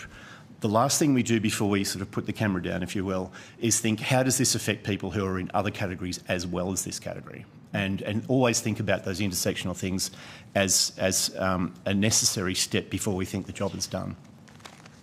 Thank you so much. One last question from me. Again, a number of submissions, and the last hearing, a number of people raised the issue that the criminal justice system alone is unsuited to combating the risk of far-right extremism or right-wing extremism and violence. And often, I just want to say that often we talk about far-right extremism as just the violent end, but there's a lot on that spectrum, which is racism, which may not be violent, but it still harms and hurts communities. So I guess my last question to all of you is, what are the risks and challenges of using just the law enforcement lens to tackle right-wing extremism? And should there be more grounding in kind of grassroots preventative measures, working with communities on the ground? And I'm talking about broader communities here, not just kind of focusing on those who are targeted. Is there more room to be able to do that, to tackle the risk of right-wing extremism? You want to go first? Sure.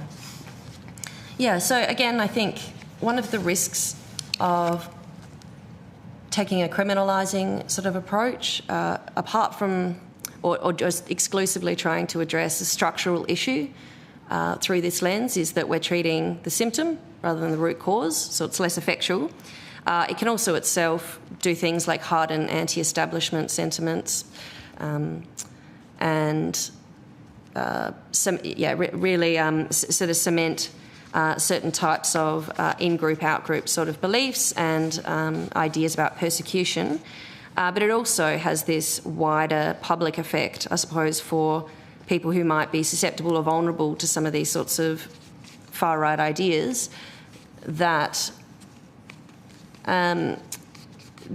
it has the risk of exceptionalising again, I suppose, really what is reinforced by very much technologies, social conditions and other social and economic structures.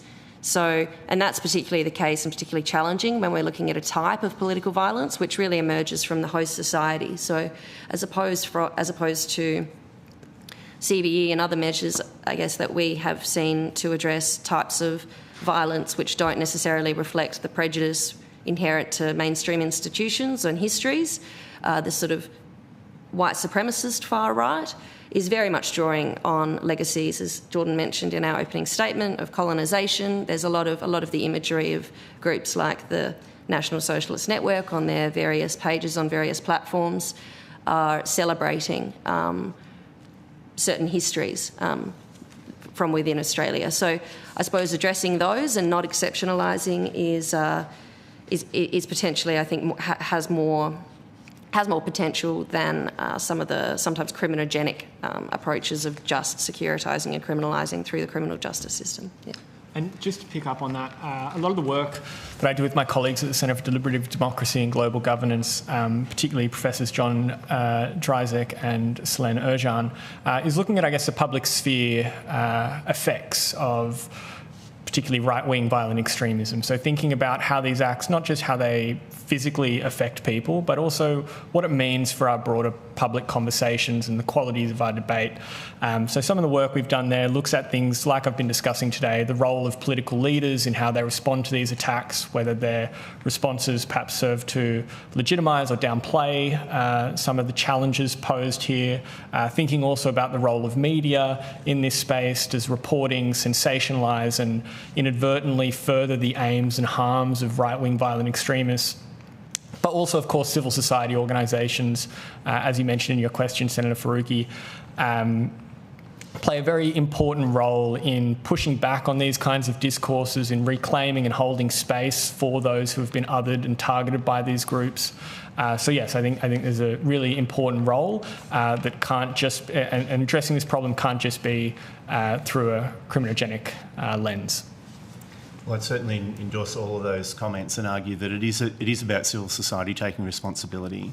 And as mentioned in the nationhood inquiry that Chair, you and my former employer, Senator Carr, worked on very closely. It is about creating a society that works, and that has space for diversity but respect for that diversity from all quarters. And in many ways, and I say this as a middle-aged straight white guy, we the mob need to shut up and listen to everybody else, actually, because our views are pretty well established and everybody knows them. But we're also the ones that have to take the main responsibility for ensuring that everybody else feels comfortable and feels at home.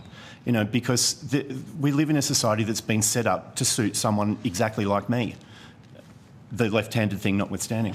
And so the point is that it's not just, when you talk about community groups and civil society groups taking responsibility, it's not actually the people who represent the minorities that need to do most of the heavy lifting here.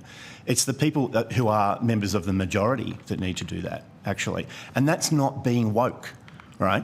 That's in the negative sense. It's being woke in its original positive sense. It's being aware of your effect in the world and how you creating space for other people to participate is actually to everybody's benefit, including your own. Thank you so much to all three of you for providing such excellent evidence. Really appreciate it. Thank you, Senator Faruqi. I just have a few questions, and I'll touch on some other areas which we haven't touched on yet that were contained in your submission. But if I could first ask you, Dr. Byron, to give my regards to former Senator Kim Carr. I remember him extraordinarily fondly, and he cared very, very deeply about the institutions of democracy in Australia, and he had quite a positive impact on me in that regard. I will certainly convey those sentiments. Yeah. Thank you. I'm sure he's watching live anyway. I suspect he's reading a book. Or writing one. Or writing. Well, I hope he is. I'd be one of the first to buy it. I'd just like to ask you, Dr. Richards and Dr. McSweeney, in relation to some of the comments you made around listing of terrorist organisations in your submission. So it's page 14.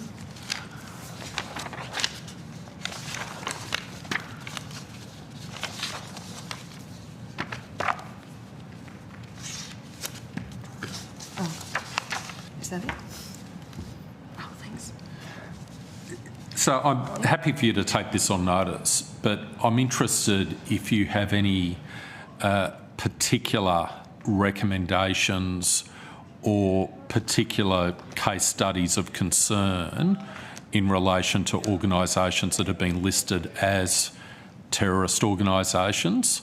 And I'll just provide some context. In my experience, the debate has been more about why certain organisations are not listed as terrorist organisations, and a frequent example of that, and I'm just giving this by way of example, is the Islamic Revolutionary Republic Guard in Iran in particular, where there's been some debate. So if you could just take on notice if there are any particular case studies you'd wish to bring to the committee's attention, or particular ways in which you think the legislative scheme should be strengthened in one way. There are checks and balances, as I understand it. I don't sit on the relevant committee, but there are some checks and balances in relation to the system. But I was just interested in your comments and whether or not you've got any particular concerns or examples. Happy to hear from you now, and also happy for you to take it on notice. Yeah, well, I could just say a couple of things briefly to that. I think, so the final act, I think, still has fairly restrictive a fairly restrictive understanding of what it means to be a journalist, meaning that you do need to work for a news organisation, and what actually counts as a news organisation is a little bit is not really well defined, I suppose. So, particularly the prescription, I suppose, in terms of overreach, potential overreach, and stifling of healthy, democratic public debate. They do have some concerns about the mention of using a carriage service. So that's, independent journalism commenting on a foreign conflict, for example, which is being shared within Australia. Is that going to be included? Because as it currently reads, it could be, which would entail, of course, commentary about the current conflict, including Hamas. So, for example, is there potential for this sort of legislation to be used in order to prevent independent journalists from discussing that within media reportage? So that's one example. Have there been any examples of the provisions in the law actually, to your knowledge, being mobilised in that sort of context, or being used against people who are conducting journalistic functions? I would have to check on that, but I don't think yet. But it's a pretty new. Yeah, it hasn't been around very long. So that is one of the issues. The law is pretty new, but I was given you made the comments. I was particularly interested in you had any further information on that. But if there's anything else you'd like to add on that, on reflection, happy to receive any additional submissions you've got on that. If I might also just add, to my knowledge, the only right-wing extremist group that's been prescribed in Australia is no longer active and was never active in Australia. So I do question the point in that sense. Right. Okay. Understand. Okay. Thank you very much for your evidence and the work and time you obviously put in the submissions you made to the committee and the thought which you give to these important issues. Greatly appreciate it. Thank you very much. So we'll now ask our next witness to come up to the table, if she could. Dr. Sharples.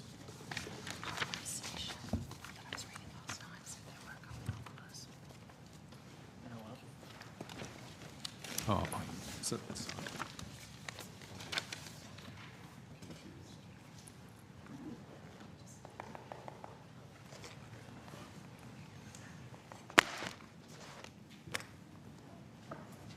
I hope you find your way out. Let us know if you get lost.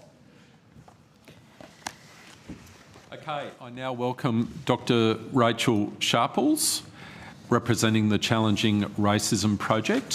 Thank you for taking the time to speak with the committee today. Information, I'm just going to read this blurb whilst you get yourself ready. But information on parliamentary privilege and the protection of witnesses and evidence has been provided to you and is available from the Secretariat. I urge senators and witnesses to reflect on the terms of reference for the inquiry and ensure that discussion today is relevant to those terms of reference, and your submission clearly is. Witnesses are reminded that if they give evidence that reflects adversely on another party, the committee is generally required to give that party reasonable access to the evidence and an opportunity to respond. For the Hansard record, could you please state your full name and the capacity in which you appear? So, Dr. Rachel Sharples, and I'm a lecturer of sociology at Western Sydney University and a member of the Challenging Racism Project Research Cluster, also at Western Sydney University. Excellent. Thank you very much. Would you like to make a brief opening statement before we go to questions? Sure. Over to you. Great. So thank you to the committee, to begin with, for the opportunity to present the work of the Challenging Racism Project here today on a very important topic. The Challenging Racism Project at Western Sydney University is a leading national research program on racism and anti-racism in Australia, and we've got a commitment to social justice and quality empirical research. So the work of the Challenging Racism Project is typically engaged with the early intervention and prevention spaces that can arrest the slide towards right-wing extremist views and positions. Our data has consistently shown approximately 10% of the population occupies this extremist space, with a further 15-ish% occupying an adjacent disposition of assimilationist ideology rather than hierarchical or supremacist ideologies. Another approximately 25% occupy a progressive disposition, and that leaves approximately 50% of the population who hold a range of views that can be deemed across the spectrum, but some of which would be problematic to a socially cohesive society. This cohort contains a range of dispositions from neutral and ambivalent, which we argue is problematic as it promotes a political stance of inaction, to those willing to express extremist views though not act upon them, those who espouse assimilationist views, and those who have concerns about particular minority groups.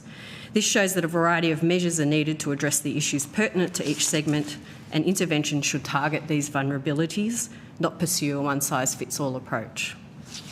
Given the size of the population who fall into this category, a key concern is to arrest any trend toward the extremist position. We believe it's not good policy to just look at those who already occupy the right-wing extremism space, but to identify vulnerable populations and develop a variety of evidence-based interventions that can arrest movement towards an extremist disposition. The evidence outlined in our submission identifies general areas of action, and if I may, I might just quickly summarise those now. So the first is the stronger regulation of hate speech. Hate speech and right-wing extremist ideologies pose a significant threat to Australian society. Research conducted by us at the Challenging Racism Project and also the Centre for Resilient and Inclusive Societies based in Victoria has found that hate speech has direct and consequent effects on society and is a means to mobilising and rallying supporters for right-wing extremism in Australia.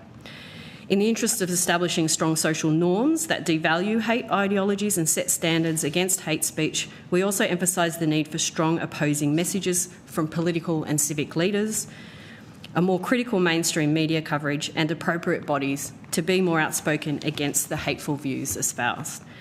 Lifting the confidence of people to report hate speech and racism remains an urgent task, as does the development of safe, appropriate, culturally sensitive and trusted reporting mechanisms.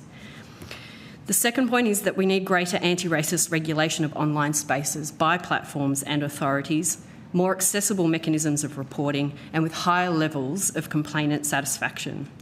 So there's an urgent need to study online platforms for the ways in which they promote racism and right-wing extremism with a view to understanding and improving it. We need further support and resources to develop research-informed anti-racism disruptors, initiatives and guidelines, and we believe that's a national priority.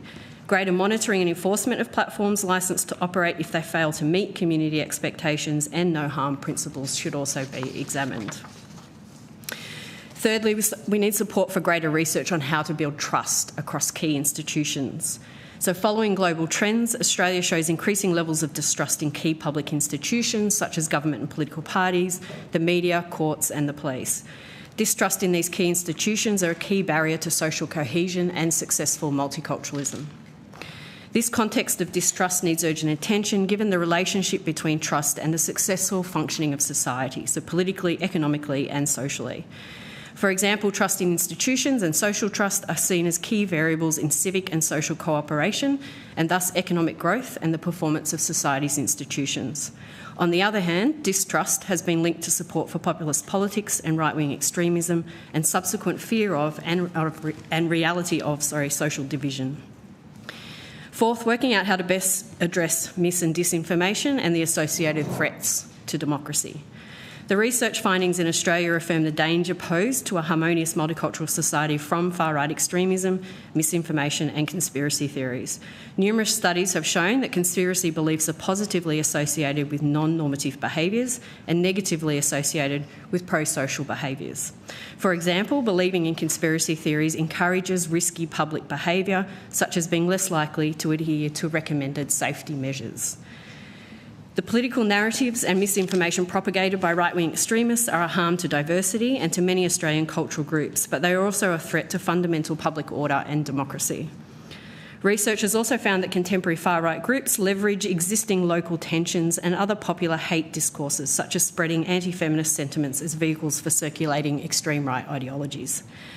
Far-right extremism and its links to dis- and misinformation pose a clear threat to a socially cohesive society and undermines the principles of a democratic country.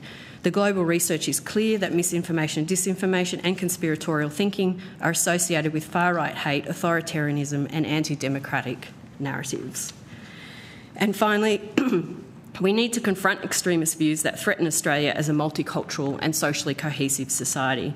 One of the key threats, we argue, is to a culturally diverse and cohesive society is cultural privilege. In the Australian context, we would more likely call that white privilege. CRP research shows that denial of cultural privilege is an impediment to a multicultural, socially cohesive society in at least 3 ways. It facilitates the denial of racism and undermines a broad social commitment to challenging racism. A lack of personal responsibility for racism and anti-racism tends to coexist with a rejection of structural or systemic racism. And it's our conviction that the foundational challenge to systemic racism is the raising of awareness and acknowledgement by confronting denial. And lastly, the practice of intervention to confront cultural privilege is underdeveloped, and the same can be said for evidence-based evaluation of such practices. So research has rarely ever empirically tested interventions that confront cultural privilege, and it's therefore little surprise that cultural privilege has been neglected. And I just want to end with the point we also have found across most of our research, which, and is not surprising, I think, to everyone here, that extremist views that are anti-diversity and target ethnic, racial and religious minority groups are a significant threat to Australia's cultural diversity and the maintenance of a socially cohesive society. Thank you very much. Dr Sharples. Senator Green, you have the call. Thanks very much, Chair. Thank you for the work that you're undertaking. It's incredibly important and really informative for this committee. I just wanted to ask you, in the context of the work that you're doing, what are some of the trends that you're seeing with right-wing extremist movements in Australia, and how are they intersecting with the discussions we are having about racism? So I think one of the key things that we point out in our submission as well is the use, I think, of far-right extremist movements of localised issues of tension in society. So in Australia, for example, and particularly in the aftermath of the research we did around during the COVID period, it's the tapping into those existing local tensions. So we saw a lot of anti-Indigenous, anti-asylum seeker, anti-immigration sort of sentiment that was coming through in a lot of the far-right extremist movements. So I think an area of concern is their capacity to tap into those localised tensions and issues is one trend to highlight. I think our sort of unresolved nature of dealing with racism and the development, which is one of our key, I guess, aims with the research that we do, is the development of anti-racist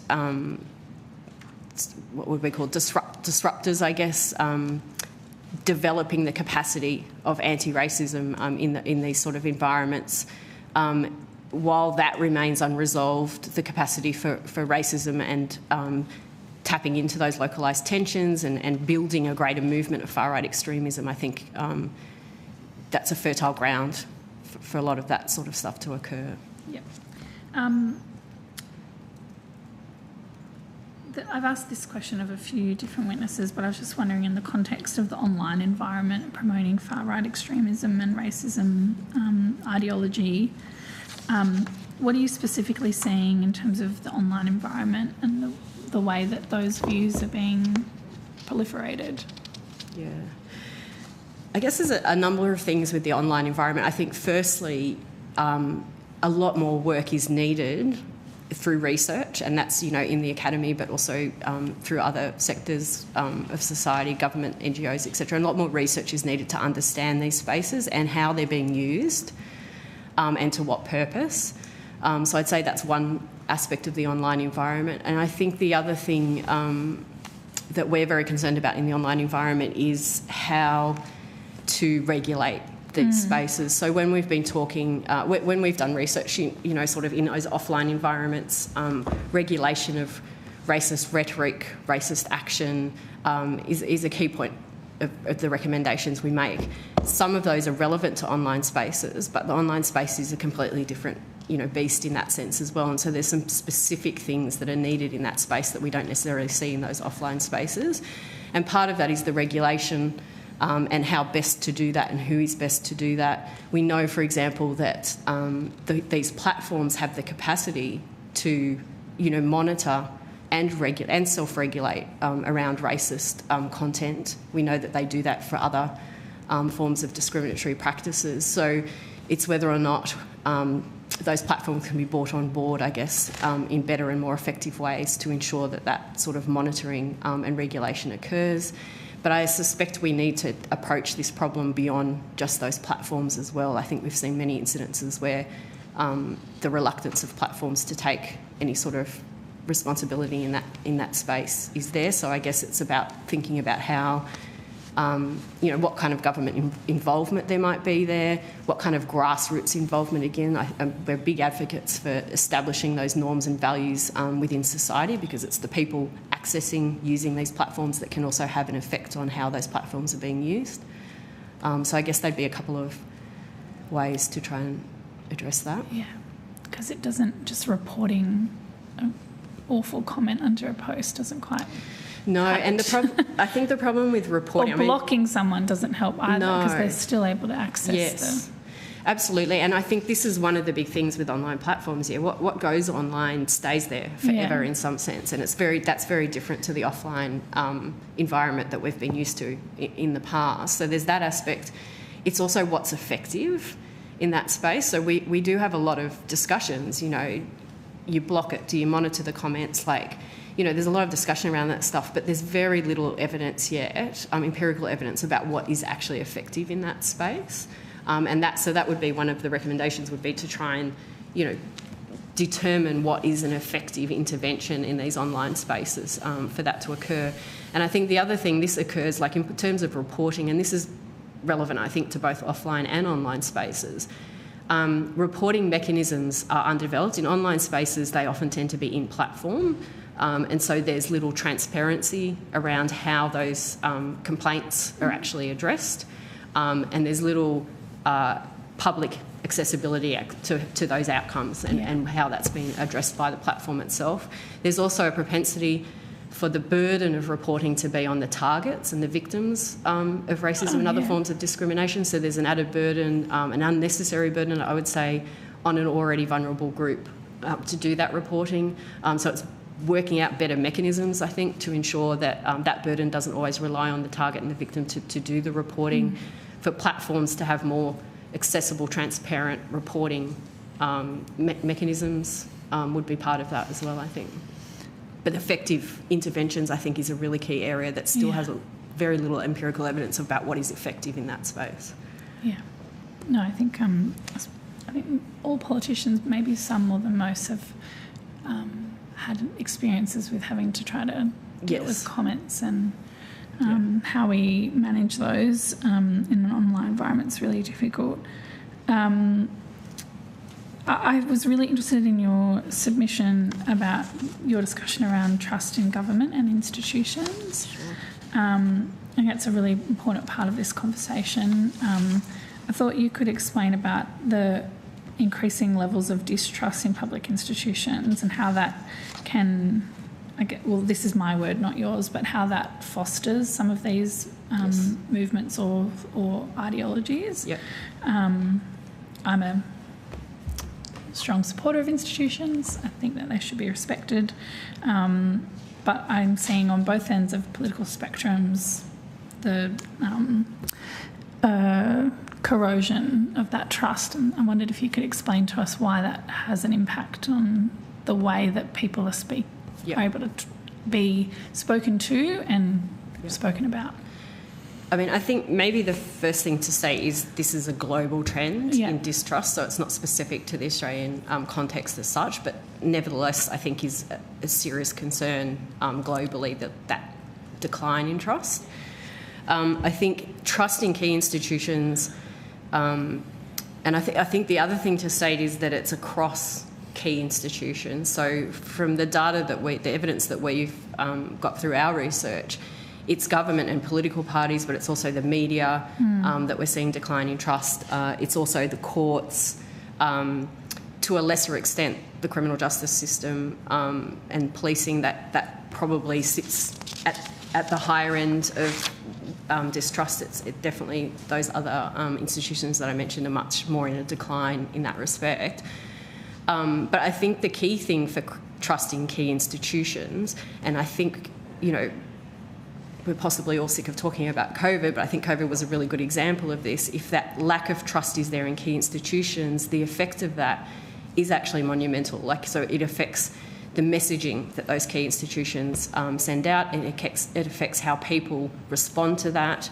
We saw that in terms of people's defiance of, public health orders.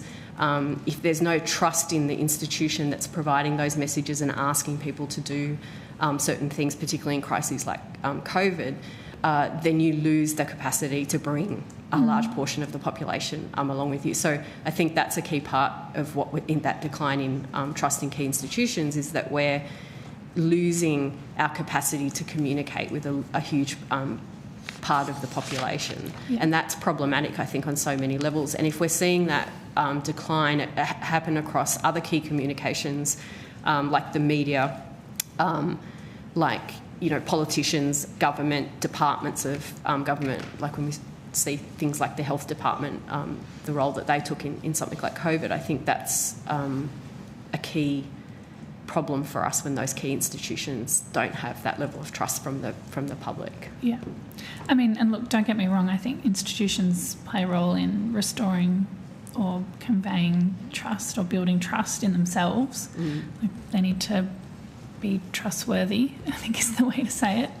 But there is there's movement on both sides of the political spectrum to attack institutions for the sake of attacking institutions rather than trying to make them better or more responsive or more trustworthy. Right. So that's what I was asking. That's why I'm concerned. And I know in your submission you said that building trust in public institutions needs urgent attention. What does that sort of urgent attention look like from governments and in terms of what this committee can recommend to governments? Is it civics education? That seems, is it something like that? Yeah, I mean, it's a really good question. I don't know if I've got a clear answer to that, but I think civics education is important. Yeah. But I think there's a willingness in the community to have trust in those key institutions. So when we were talking particularly with migrant and other minority communities during COVID, I think the willingness to trust those institutions is not necessarily not there. It's bridging that gap of bringing certain cohorts, I guess, of the population along. So maybe civics training would have some kind of civics education would have some kind of effect there. But yeah, it's not an easy question to ask, because I think it comes down to, in some ways, how what experience individuals have had with institutions, and how well they've felt that they've responded to their concerns or their engagement with those particular institutions. Like we know, for example, through research, that people who've had not great experiences with police or with the judiciary, with law enforcement, that kind of thing, that they're going to be less likely to engage effectively and positively with those institutions going forward. So I think institutions taking some kind of responsibility for having that engagement with community is really important, and I think we can see where that has worked to some effect positively through some of these institutions. But I think that responsibility to engage with community is really important.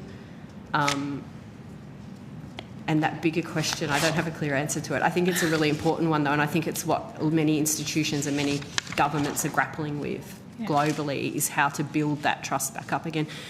If I can give just one quick example, the research we did during COVID did actually see a spike in government trust.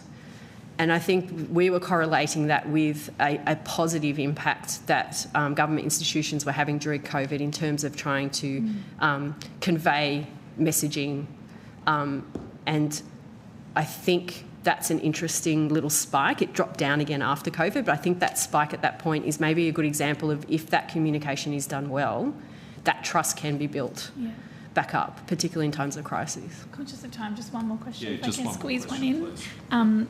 In your submission, you talk about the effective regulation of hate speech and how important that is.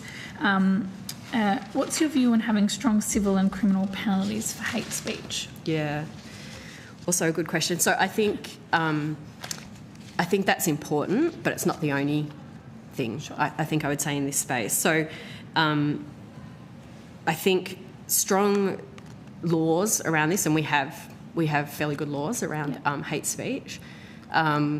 The thing that we found, and I'm going to refer just to a specific piece of research that we did just as an example, but the thing we found with laws is that they're not often utilised, or they're underutilised, the legal system, and that's for a range of reasons. And it can be that people aren't aware of it. It can be that people are fearful of the outcome of accessing that. It can be that people don't know how to do that, don't have the financial or other means to do it. There's a whole range of reasons why people don't utilise it, but we do know from research that it's underutilised, the legislation that's in place for that. But so I think that exists is a good thing. How to get people to better utilise it is maybe something that needs to be considered. But hate speech, I think also, in our experience in this space, in the research that we've done in this space, is that it's, I think, a real problem, and it's not necessarily specific to Australia, but is this sort of this conflation, I think, of hate speech and free speech, and I talk about this in the submission, that is often occurring, and this notion, particularly from far-right extreme groups, that free speech means that you should be able to say whatever you like. And so that comes back to maybe an educative process as well, and a better understanding of what the legislation means in terms of freedom of speech and what that looks like on the ground. Because at the moment, that conflation of two very, very, very different things, and the law treats them very differently, but the way they're acted upon in practice, particularly in these far-right groups, is a conflation of those two issues. So I think that's an educative, maybe, approach that is needed in that respect as well. Thanks, Chair. Thank you, Deputy Chair. I'll pass to you, Senator Faruqi. Senator Faruqi, we are running short on time, so I've got some questions for Dr Sharples, so if you could just keep that in mind, but you've got the call. Yeah, thank you, Chair, and good morning, Dr Sharples. I might start off with a recent report from the Australian Human Rights Commission titled Mapping Government Anti-Racism Programs and Policies. That has a number of very disturbing findings. For instance, the report found that there is a reluctance on the part of government to use the term racism. Government preference over the past decade for the use of social cohesion has weakened approaches to anti-racism work. I'm wondering if you have any views on why there is a reluctance on the government's part to use the word racism, and how does this inhibit anti-racism work? If I start with the second one first, Senator, I think if we can't name racism, then it's very difficult for us to undertake anti-racism work. And so I think it's very important in these kinds of debates that we use the appropriate language and we don't shy away from using that. I think you've given an example of government being reluctant to use it. I would say that there are a whole range of institutions and groups and general population that would also fit into that bracket of reluctance to use the word racism. It's in the name of our project, so I guess that sort of indicates where we stand on it. But I think the use of the correct language and not shying away from that is really important to understanding the extent of this problem, but also to work out the sorts of interventions, actions and programs that are going to be needed in order for us to develop a norm and a value of anti-racism in our society, which I think is an important part moving forward. So there's a reluctance to use it. We've experienced that in our work. I think it's really important to use the correct language in these cases. Another finding of that report is that work that is being done is failing to enter public awareness in any meaningful way. And then there is a further finding that there remains a focus on victims and or those communities experiencing racism or racist behaviour to fix the problem, with no focus on the responsibility of the broader community to address the issue. So in your work, your research, how do we best engage with the broader community? If you could give us a couple, I know it's a complex and a broader, like a big question, but what are the key things that we should be doing to engage with the broader community and not necessarily try and get the people who are targets of racism to fix the problem? Yeah, I think that's a really important point to emphasise, and I'll repeat it, like I think we have relied for too long on targeted and victim communities to take the burden of this, and I think it is important that this responsibility is spread or taken on by other sectors of society. In our submission, I talk about cultural privilege, and this is another, and you know, I was saying in the Australian context, we'd call that white privilege. When we talk about the reluctance to talk about racism in Australia, I think the reluctance to talk about white privilege is another one that we could put into that basket. So for me, and for the work that we do, where we are directing a lot of our work is into that space. So how do we have meaningful, effective conversations about cultural privilege and white privilege in Australia? And how do we bring people along on that conversation? Because this is a key point. It is a point where people tend to shut down and turn off when we start having those conversations. So a more effective means to be able to talk about what white cultural privilege means in Australia, what impact that has in terms of structural and institutional racism, and having those conversations in a way that brings a large portion of the population along with us on that journey, as opposed to getting people to shut down. And I mean, we could talk about ways to do that. That could be a very long conversation. And again, it's kind of like the online platform space I was talking about earlier. It's still a much under-resourced, under-researched area, and I think a lot of work needs still to be done to try and work out what is an effective way to have that discussion.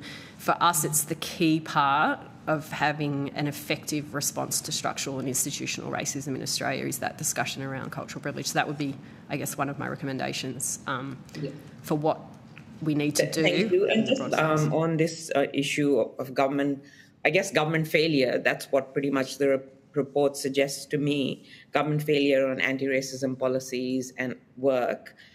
Does that make it easier for right-wing extremism to kind of take hold and perpetuate?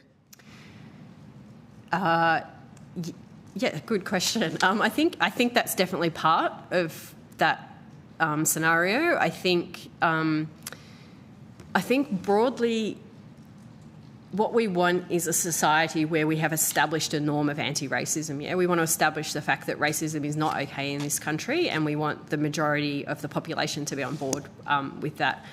The failure to have that set as a norm, a societal norm, the failure to have that, you know, repeated and reinforced by civic government leaders, by people in levels of authority, I think that does allow a societal space where right-wing extremism and other forms of extreme discrimination can occur. So I think there's a lot of research that shows where that is a well-established norm and value in society. Anti-racism is a normal established norm and value.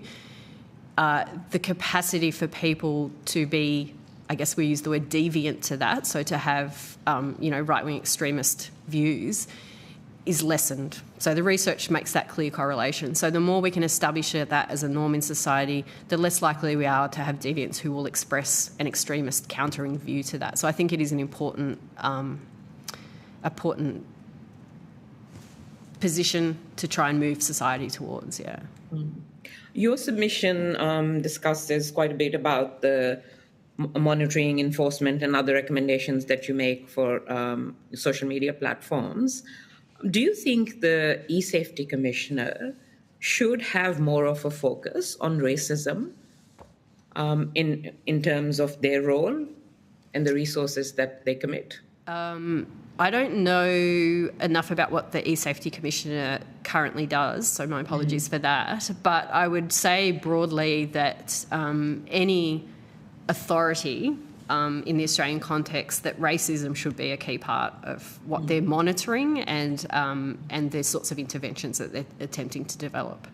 You had a bit of a discussion with Senator Green about trust in government and institutions. And, from where I sit, when there are politicians who are dog whistling or outright spouting racism, let's say, and that has happened quite a bit in our country, it is very difficult for communities who are being targeted to trust, those institutions. I just wanted to get your view on how much that is part or could be part of the distrust that communities have in governments. What should governments do about that? Because I think a lot of the responsibility lies on those as well who are not trusted, not just the ones who don't trust, to somehow educate them to trust. We need to improve governments and institutions, so that people are able to trust us. And how much this kind of rhetoric of dog whistling and racism contributes as well to legitimizing what happens in the community in terms of far-right extremism. I would say this is one of the most important, recommendations to make, and it's government and political leaders, but it's also, I would say, other persons in positions of leadership and authority, and I would also include the media into that as well. So if we have those people in those positions of power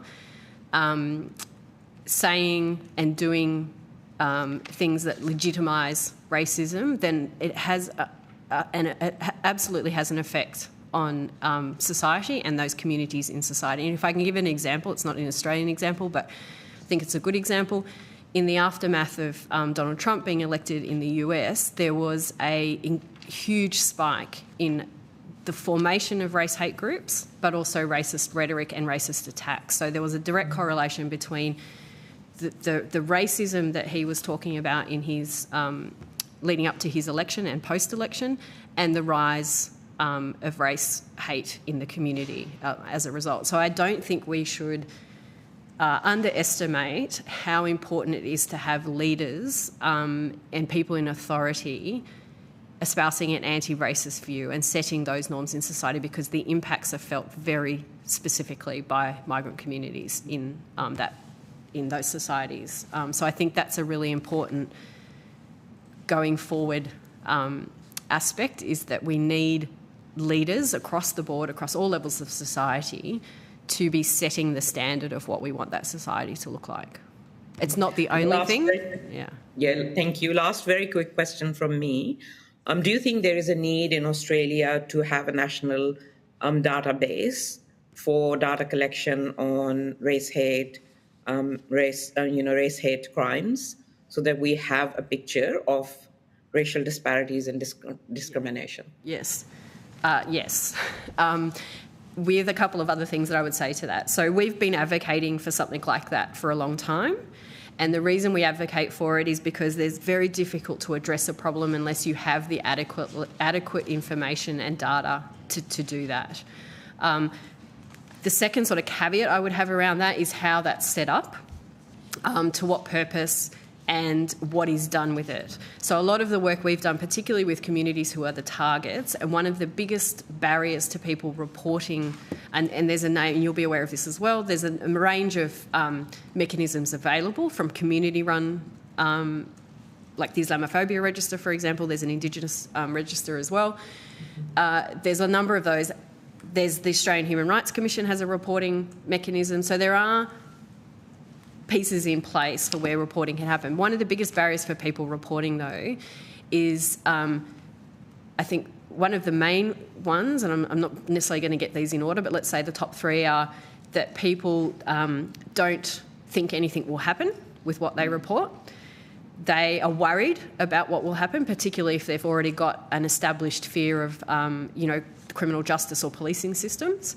And so if you have such a database set up, which I think is really important, we need to collect that data. We can't do anything until we have adequate data. A lot of thought needs to go into how and what that looks like, and it needs to be a trusted mechanism.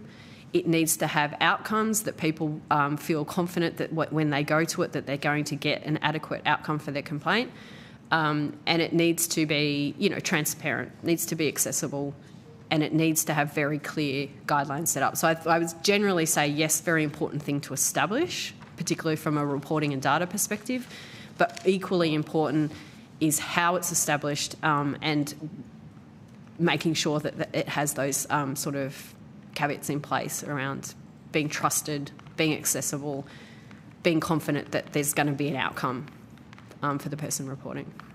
Thank you so much, Dr. Sharples. Thank you so much, Chair. Thank you, Senator Faruqi. And Dr. Sharples, if you've got any other perspectives or information you could provide on notice in relation to the establishment of such a database and what we should consider, what this committee should consider, that would, I'd certainly find that very useful to consider. I've just got a few closing questions, if I could. This committee conducted an inquiry looking into terms of reference into a possible Royal Commission into government response to the COVID-19 pandemic, and I'm not going to go into the political aspects of that, but we did receive evidence from, say, public housing tenants in Melbourne who were impacted by lockdown policies and who in fact brought human rights claims against the Victorian government, were ultimately successful. We heard from communities in Western Sydney where you have a particular geographical link to, who raised substantive concerns with respect to differences in response in terms of, say, Western Sydney and other parts of Sydney. We heard, in some cases, heartbreaking evidence from, for example, a pensioner who went to a supermarket with his wife who suffered from dementia because he simply couldn't leave her at home and was hit with a $1,000 fine from law enforcement. To what extent, when we talk about distrust in government institutions, how do you draw a distinction between legitimate scepticism, disappointment when institutions fail to deliver, cynicism and challenging institutions and trying to hold them to account, given that the people who make those institutions are human beings and subject to all of the human frailties I certainly suffer from. Yeah. How do you draw a distinction between legitimate, if I can put it that way, scepticism, cynicism, challenging, and distrust that is an issue in the context of far right-wing extremism? It's a really good question. I think the first thing to say is that, and we heard a lot of those stories in particularly in the Western Sydney context as well during COVID. And I think a lot of those stories, going back to the question Senator Green was asking around trust, is that a lot of those stories potentially could have had less of an impact, potentially, if there was greater level trust in those institutions that were providing those messages, and there was the feeling that the actions that were being taken against particular communities weren't being politically motivated, for example. So I think those examples show where the sort of pointy end of institutional distrust, if you like, because in a different circumstances where there was greater trust in what those institutions were telling and doing, it might have alleviated some of those issues that were occurring at that point in time. But it also might not be political. It could well be that there was for example, in terms of emergency powers, and we've considered this, that there was a inadequacy of appropriate checks and balances. Yep. So, for example, a person in the bureaucracy, be it a chief medical officer or whoever, had the power to make emergency declarations without an appropriate check and balance from a parliamentary oversight committee. Yep. And again, these things aren't necessarily politically driven. These are issues which I would have thought would require careful scrutiny, especially after the event, to determine if processes can be improved, checks and balances can be strengthened to make sure that the position, the impact, especially on vulnerable communities, is considered. Yeah, but I think there are good examples of the things that institutions can do to ensure that trust is built, and going forward particularly that trust comes back, or that trust is built again, because they're very tangible things that can be done. I think the problem with far-right extremism and the trust indicators, so that what the research shows us there, is that and it doesn't even have to be a huge amount of distrust in communities, but they leverage that feeling of distrust towards those key institutions. They amplify it, they magnify it, they really get into what is wrong, or those feelings that people have around those kind of institutions, but it's the amplification of it that then turns it into the kind of very meaty thing that the far right can then use, and tapping into some of those localised tensions and issues that I was talking about at the beginning.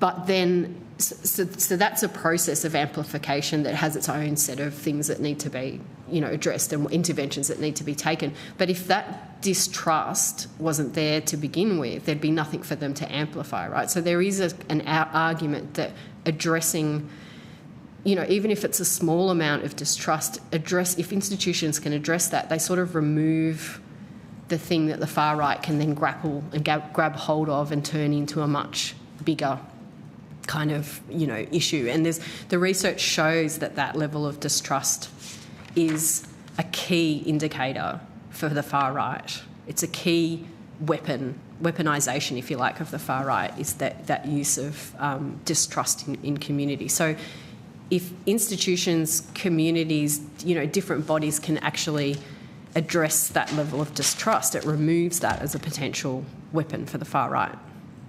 But to some extent, you go further up the chain and say, well, if institutions could perform better, could consider policy responses in a more considered way and consider the implications for various cohorts of the community, there would then be less distrust. Do you understand the point I'm making? Yeah, that is an approach to take, I think, because it also addresses what some of the concerns are. Like, there is a difference between distrust that can be addressed by those kinds of things. Like, institutions could go, yeah, actually we got that wrong. We didn't do the messaging right there. If we had have messaged migrant communities in language, a whole range of reasons, then we might have alleviated some of the concerns those groups had during that point. So there's very tangible things that could be done to address some of those distrust issues. And I think institutions should absolutely be doing that, because that's a very obvious way of addressing some of those concerns and alleviating some of those concerns.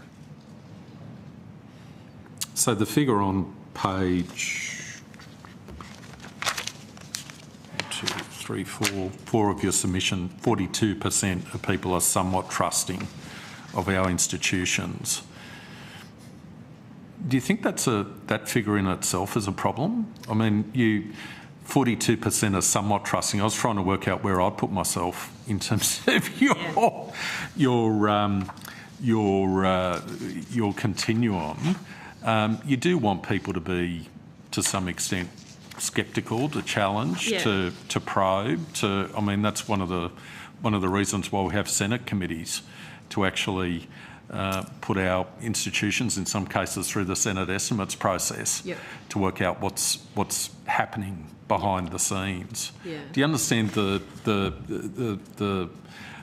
different ways in which you can look at those figures and see different things? Oh, absolutely, yeah. And I don't think I would advocate for a completely trusting community either. You want people to be curious, you want people to ask questions, you want people to be a little bit sceptical, to make sure, because that's one of the ways of making sure institutions keep up and are doing, what we want them to do, right? Exactly. Couldn't agree more. So I don't think that those statistics, I wouldn't want a largely trusting, like 100% of our society to be largely trusting.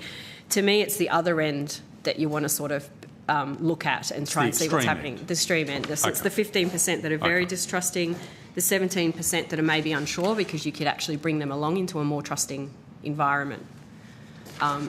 I guess that's the point with those statistics. You're looking... Okay. And then the last question I had, and it's similar, just reflecting on the statistics you've produced and what that really means. So if I look at section 1, where you report, and this certainly indicates my experience, I can speak for myself, that there's high levels of support for cultural diversity in Australia. Yep. So 2023 survey, 89%, which is a pretty positive result. Yep. So I look at that figure, and then I'm looking at your conclusion statement, which posits that 10% of the population occupies the extremist space, 15% an adjacent disposition of assimilationist ideology, and a further 50% hold a range of views that can be, and to quote you, can be deemed problematic to a social cohesive society, end quote. So how does that sit with your first paragraph that says 89% of Australians have high levels of support for cultural diversity? Yeah, that 80%-ish has been pretty consistent for about a decade across a whole range of national surveys. So there's always shown at least that 80% line of support for cultural diversity. Which is positive. That's a great stat. I think that's a really great. So as is the racism action, the pro-social action stat, which is that 70-ish% of people are willing to take action against racism if they see it. I think those things are really positive takeaways, and they should absolutely be taken away. But for example, I mean, these are statistics, and I could go into greater detail with them. But that 80%, if you break that down into then seeing, okay, that percentage of people support cultural diversity, but if you sort of cross that with their attitudes towards assimilation, for example, half of those people that are positive about cultural diversity also think that assimilationist policy ideology is important. So it's a great level. What does that mean? So, like, they support cultural diversity, but they support it with an assimilationist kind of lens over it, which means we're okay with cultural diversity as long as they're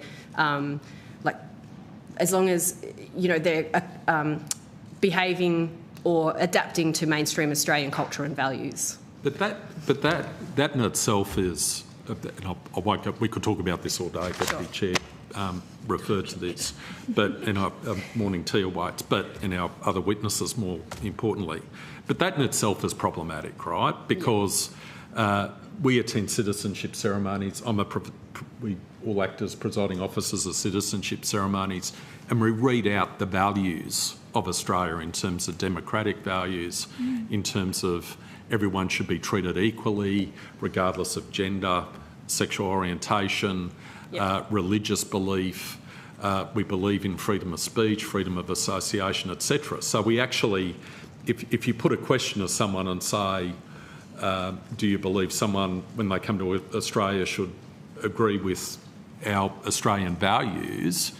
Doesn't it depend on the context in terms of what those values are? Because we expect an Australian citizen to ascribe to Australian values. That's not an issue, is it? I think it's so with the assimilationist policy, we're talking about like the taking over, I guess. So it'd be the dropping of home country cultural values in exchange for now being, the Australian values being your primary the primary identification. So I guess when we talk about assimilation, we're talking about one cultural value overpowering all else.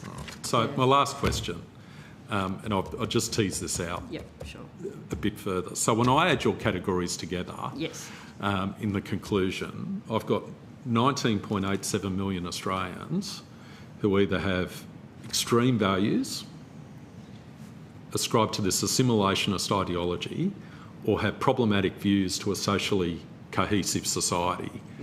That adds up to, if we've got 26.5 million people, 19.875 million, which then begs the question, if that's the case, why are we such a successful multicultural country?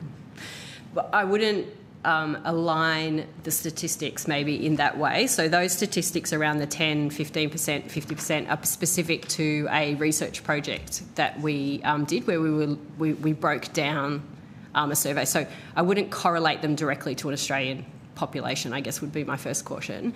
But I think the other thing just to think about in that space is that 50%, there's a range of attitudes and values in there. Some of those are very problematic, some of them are not. And it's about making sure that that 50% doesn't move towards the extreme end. So it's like, what interventions can we make to ensure that 50% with that range of attitudes and values that group has, how can we move them towards the more progressive, I guess, aspects and take them away from that far-right extremist position. Just on notice, could you provide a copy of the survey questions or something just to give us a better feel, and that might provide a better context. But thank you very much for your evidence, and thank you very much for all the work you're doing in this space, and thank you for the great thought and attention that was put into your submission. It's greatly appreciated. Thank you. Thanks very much. So we are now going to suspend for morning tea. I do want to give senators 10 at least. 10 minutes. So we'll come back at 11:40. We'll try to catch up. Yep.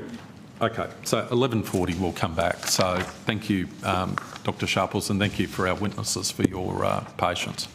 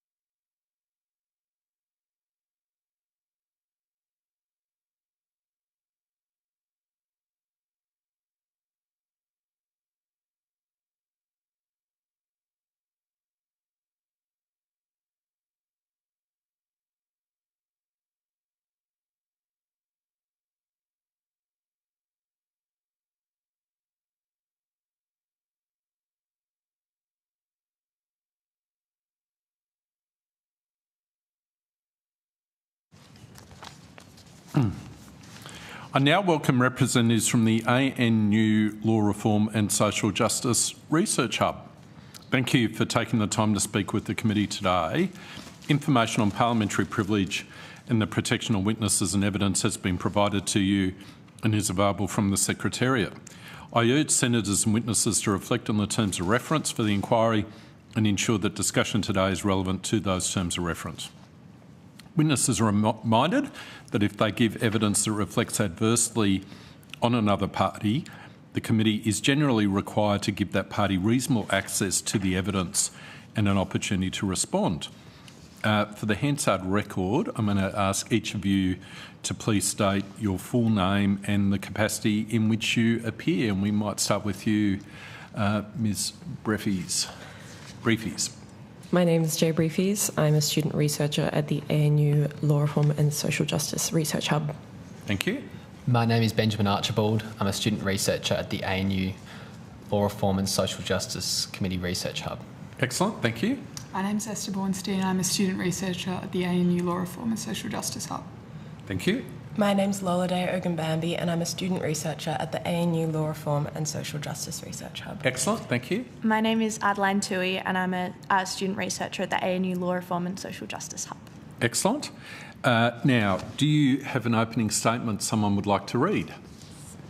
On behalf of the ANU Law Reform and Social Justice Research Hub, we thank you very much for the opportunity to speak and we commend the committee for taking the time to listen to the perspectives of young people. Our primary contention is that far-right extremism needs to be addressed at the grassroots and that we would favour this approach over punitive measures where possible. Therefore, our submission largely focuses on the effect social isolation and declining civic engagement have on the radicalisation of young people.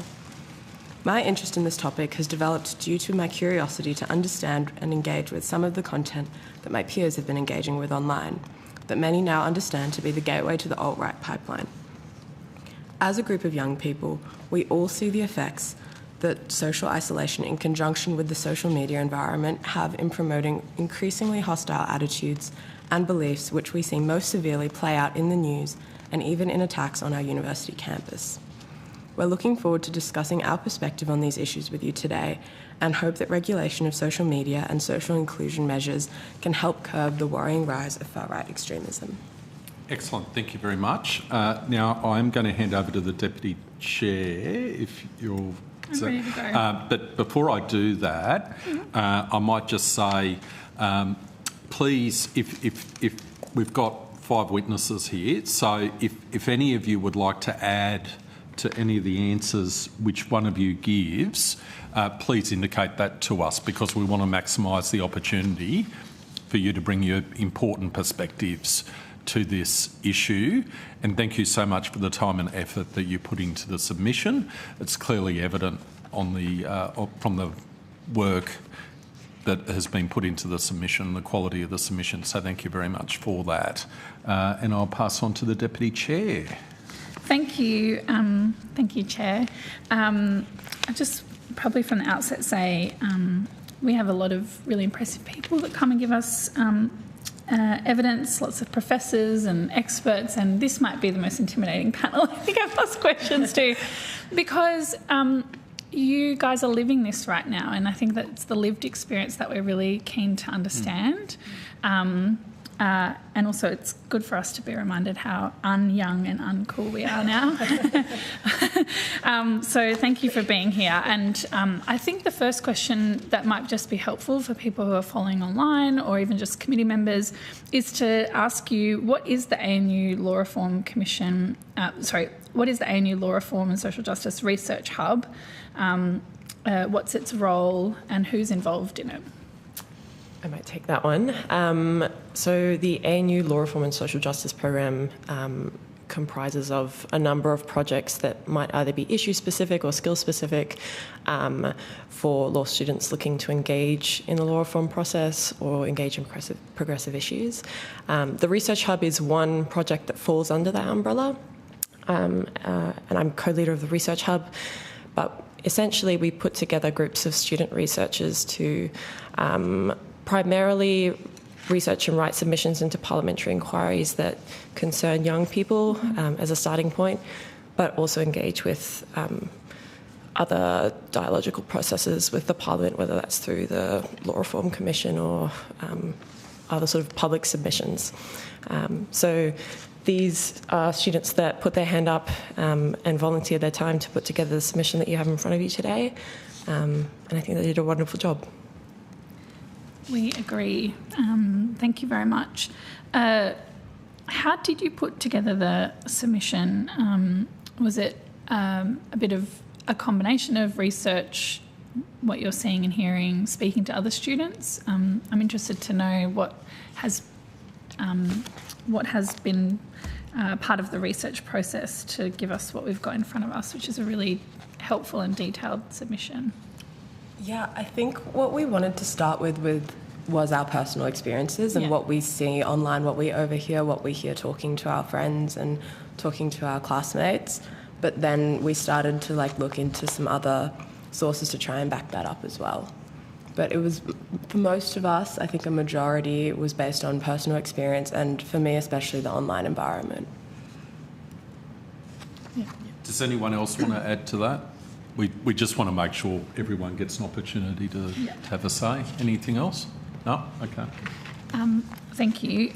Now, this is an inquiry into right-wing extremist movements, and the terms of reference are pretty broad-ranging, but I think what you've touched on is the elements in society that allow a right-wing extremism movement to foster and to talk to young people. Talk to me about the social isolation piece that you reference in your opening statement and in the inquiry. What is the trend that you're seeing around social isolation of young people, and how that can lead to radicalisation? I think particularly following the COVID pandemic, we've seen quite a lot of an increase in socialisation, and we also note in our submission a decrease in civic engagement from people our age. I think social media has had a massive part in that, especially given it's very easy for individuals to spend hours and hours scrolling on TikTok or Instagram rather than partaking in activities with their peers. And I think there's been quite far-reaching research that has, I guess, found a bit of a causal link between this social isolation and a rise in right-wing extremism, because as people become less connected with their community, it's when this sort of radicalisation is able to flourish. Yeah. And the recommendations that you have also talk about an issue that's come up with other witnesses today around civic engagement. And why do you think that's important? Why is that recommendation one that you've put forward pretty predominantly in your submission? I guess the first question maybe be what is the level of civic engagement with people in your cohort? And then how do you think it can be improved? I think that civic engagement, as sort of, we can put it into two parts. We can put it into civic engagement with literal civic institutions, which is very important, and then we also have engagement with people in their communities and just social engagement. And that social engagement, firstly, we've seen a decrease due partially to COVID and just due to people have always been excluded. And currently, everybody wants to feel included and part of a community. So we see now with the rise of online environments, people are finding those communities online, and a lot of people in those communities and a lot of people driving those communities, be it on finding them in the comments of social media posts, finding them on platforms such as Reddit, or finding them even speaking to them through headsets on video games, might be trying to target these lonely people who are already angry with the world and angry with people for feeling excluded, to find sort of a scapegoat group to which they can direct that anger. And then those scapegoat groups, be them a certain racial group, be them women, be them whatever they are, hatred of those groups that is fostered through that sort of online manipulation then causes distrust of the civic institutions that say, no, you have to respect women, or say, no, we want to be a multicultural, inclusive society, and that pushes them further away from the mainstream and into the extremes. So, Mr. Archibald, I saw you writing. Do you have something you'd like to add to that? What I would add to that is that I think a key part of this civic engagement, why it's so important, is because the reason these individuals are isolated or feeling disenchanted with institutions or other minorities is because there's a lack of empathy. And so it's empathy that we need to start fostering between young people and society in general, obviously. And so civic engagement, whether that be social interaction or part of a more kind of just structured community sport or that kind of stuff, it's necessary through that engagement, even whether that be in the specific context of let's do training on, anti-racist sentiment, or let's do training on inclusivity. It doesn't need to be that. Empathy can be built just through interaction. And so that's why civic engagement and a lack thereof is so concerning and distressing, is because then you don't have this same opportunity to foster this empathy.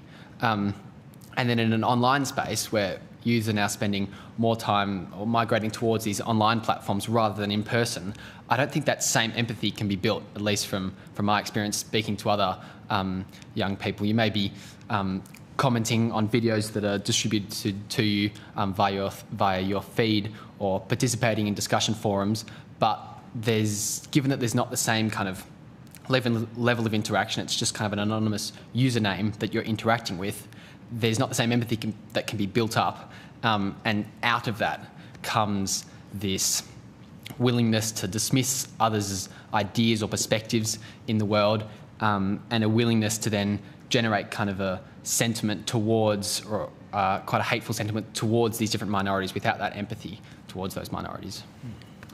Thank you. I'm going to slightly name drop because one of your ANU teachers, professors, Anthea Roberts, wrote a book called The 6 Phases of Globalisation, and it's about how there's there are all these narratives about globalisation, but none of them are true or wrong, and it's about having the capacity to see people from different perspectives and where someone might be coming from.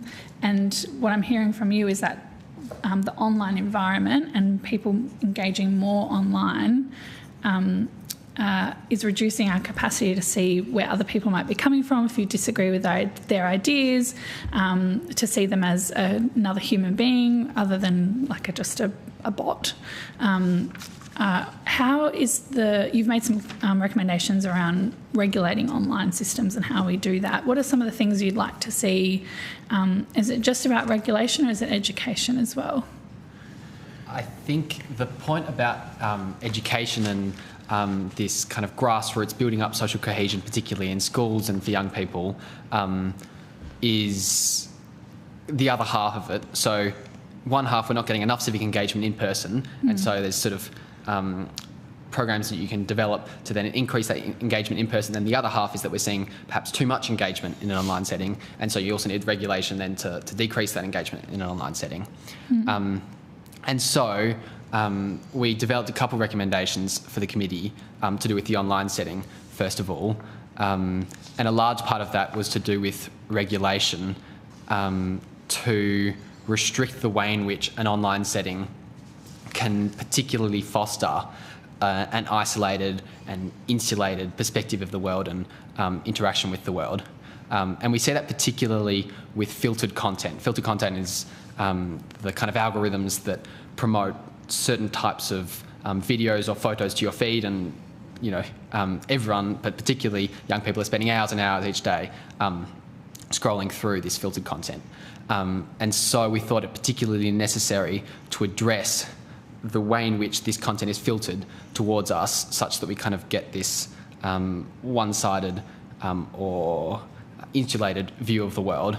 And to do this, look, it's a complex issue, and so first of all, we kind of hoped to institute a greater understanding of the mechanisms by which these algorithms work.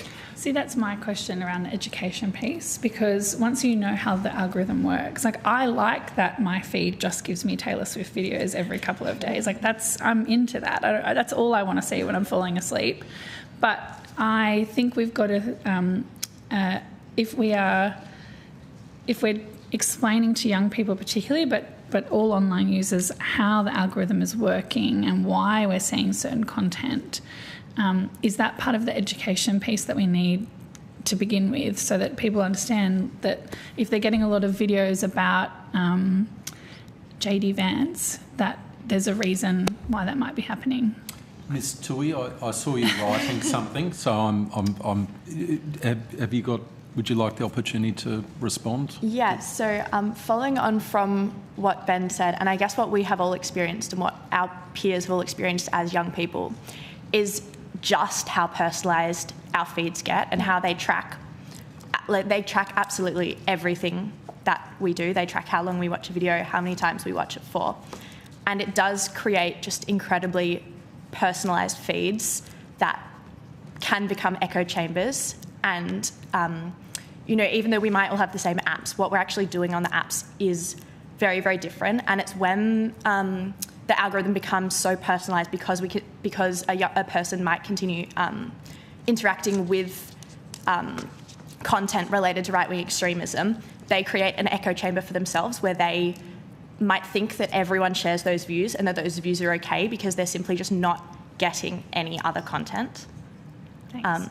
And so regardless of education, the algorithm, is still a problem. Yeah, that's really helpful. I have one more question, then I can hand the call over.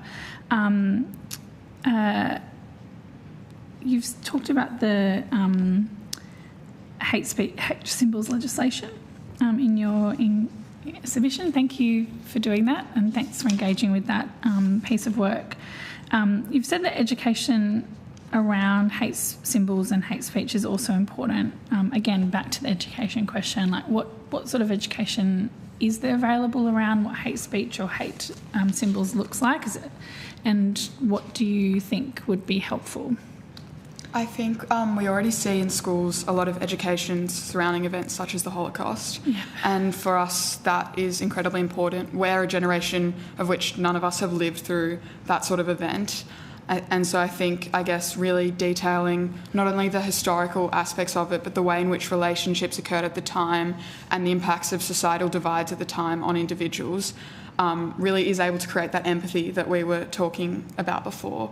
So I think really reinvigorating and ensuring that sort of education does fall within classrooms, especially I think we find that things such as movies and books are very relevant when discussing that sort of topic, just because it allows students to be able to take their own, I guess, route of understanding certain events and certain topics, which can often be a lot more helpful than just having things talked at students. So we think really pushing for that sort of education, whether it be also visiting museums that we've got available across the country, and really ensuring that that sort of education does remain, if not gets pushed forward. Thanks. Yes, of course. On that, I agree as well that it's empathy and historical context that are the two most effective things. And one thing that I did in high school was we had older students speaking to younger students about these sorts of issues and words that their teachers were telling us that they were saying, but they wanted them to hear from a peer voice, not to say them. And so there was a lot of kids using the B word and the N word in quite derogative ways that are the ways that they've heard them used in rap songs. And what we realised was that they didn't understand the historical and literal context in which these words are used that isn't a funny joke, because the way that it comes across in social media and songs is it's kind of funny, it's powerful looking, it's entertaining, and anyone who sees something wrong with it, who's maybe says something wrong with it in the comments there, is a snowflake or whatever. And so being able to speak to them in that sort of small group environment, we explained the historical context and the sort of, in an age-appropriate way, the violent context in which those words can be used. And so we're not saying don't ever use these words, but we're saying if you're using them, know that this is what it actually means. And a lot of people, once they hear that, they're moved away from that, and then they're moved away from the content that's promoting that, and then they're moved away from the later, deeper stuff that actually takes them towards the extremes. Thanks. We hear the same thing about consent education, about peer-to-peer being really important as a piece of that work. Thanks, Chair. I'll leave it there. I know that others have questions. Senator Faruqi, you have the call with our delightful witnesses. Thank you, Chair. And it's been a real privilege to hear from all of you. Thank you very much for your submission and coming here today to provide us with the evidence. We've heard from quite a few witnesses today and on the first day of hearing about the criminal justice system not being seen alone as combating the risk of far-right extremism or right-wing extremism. And you have also said in your opening statement that our primary contention is that far-right extremism needs to be addressed at the grassroots. I'm just wondering if you could elaborate a bit more on that. I know you've spoken a little bit about education, but what else does addressing right-wing extremism at the grassroots mean for you? I think it's a lot about social inclusion and empathy. So part of that is education to build empathy, but a lot of people, unfortunately, I wish they did, but a lot of people aren't paying as much attention in the classroom as we like to think they would be.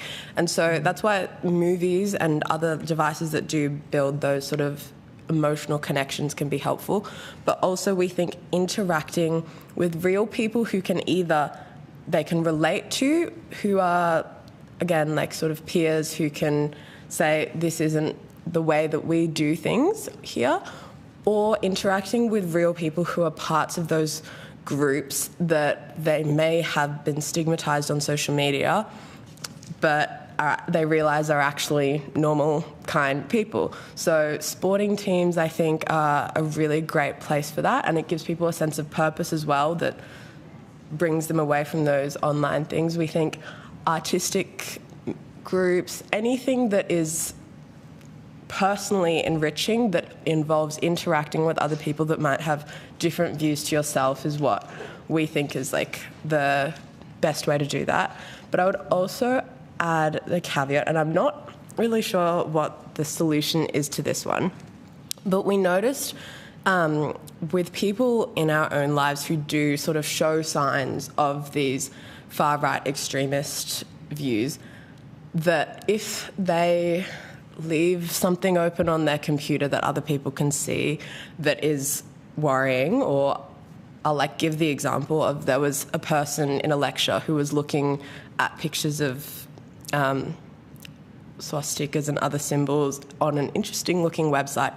People saw that and then nobody wanted to speak to that person and nobody wanted to befriend that person, which on the one hand is a really positive because it's saying we don't support people thinking that, but on the other hand, it sends that person further down that path as they don't have access. So I don't think we know what to do about that, but it's an interesting problem that we can think about how to tackle culturally. If I can, add to what Lola has said there, I think there's two themes, and it might also go back to Senator Green's question about declining civic engagement before, is that I think we're seeing a lot of civics education taking place outside the classroom in these more, I guess, non-traditional community forums, whether that's in a club. I know for me, like, being part of the Rotary Club was like a big a factor that shaped how I view myself as a member of society before I was part of a voting cohort.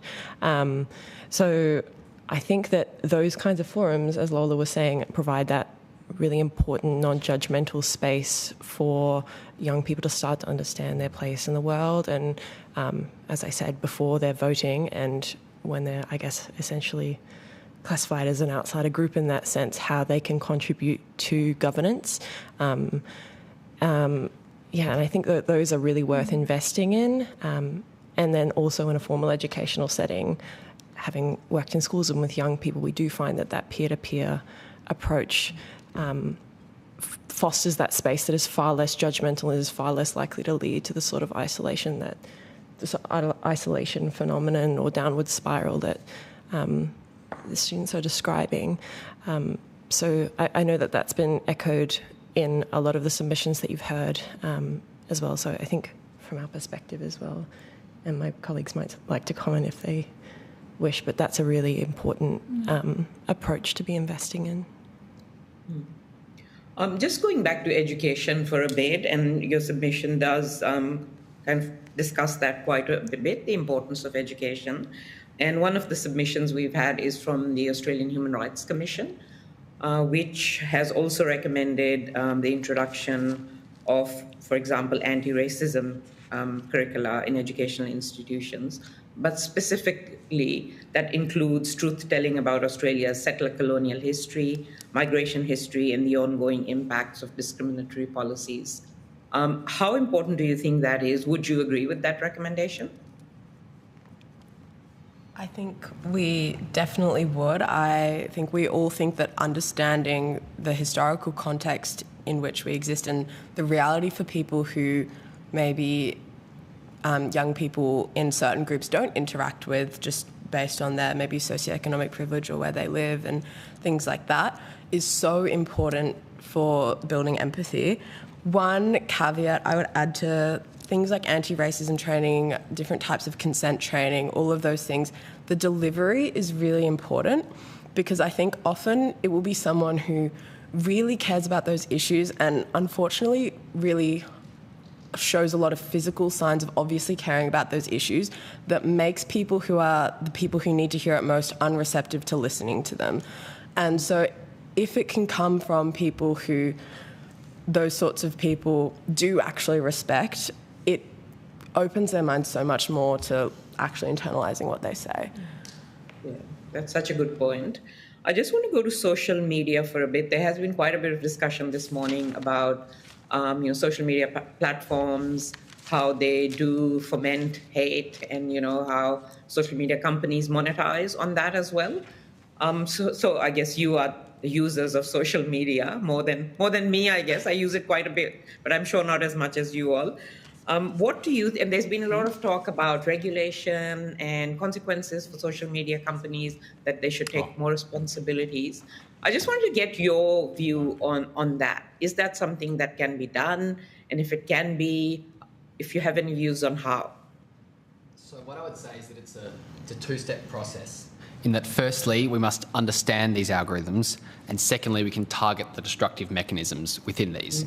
Because we're hardly calling for no content filtering, all that kind of stuff. We're saying specific mechanisms particularly promote this far-right extremism, and so let's target specific mechanisms. And so for step one, understanding, currently there's intellectual property law and all sorts of factors that allow Twitter and Instagram and Facebook to have their algorithms protected by law, and so it's difficult to see in and see exactly by what mechanisms different factors are working.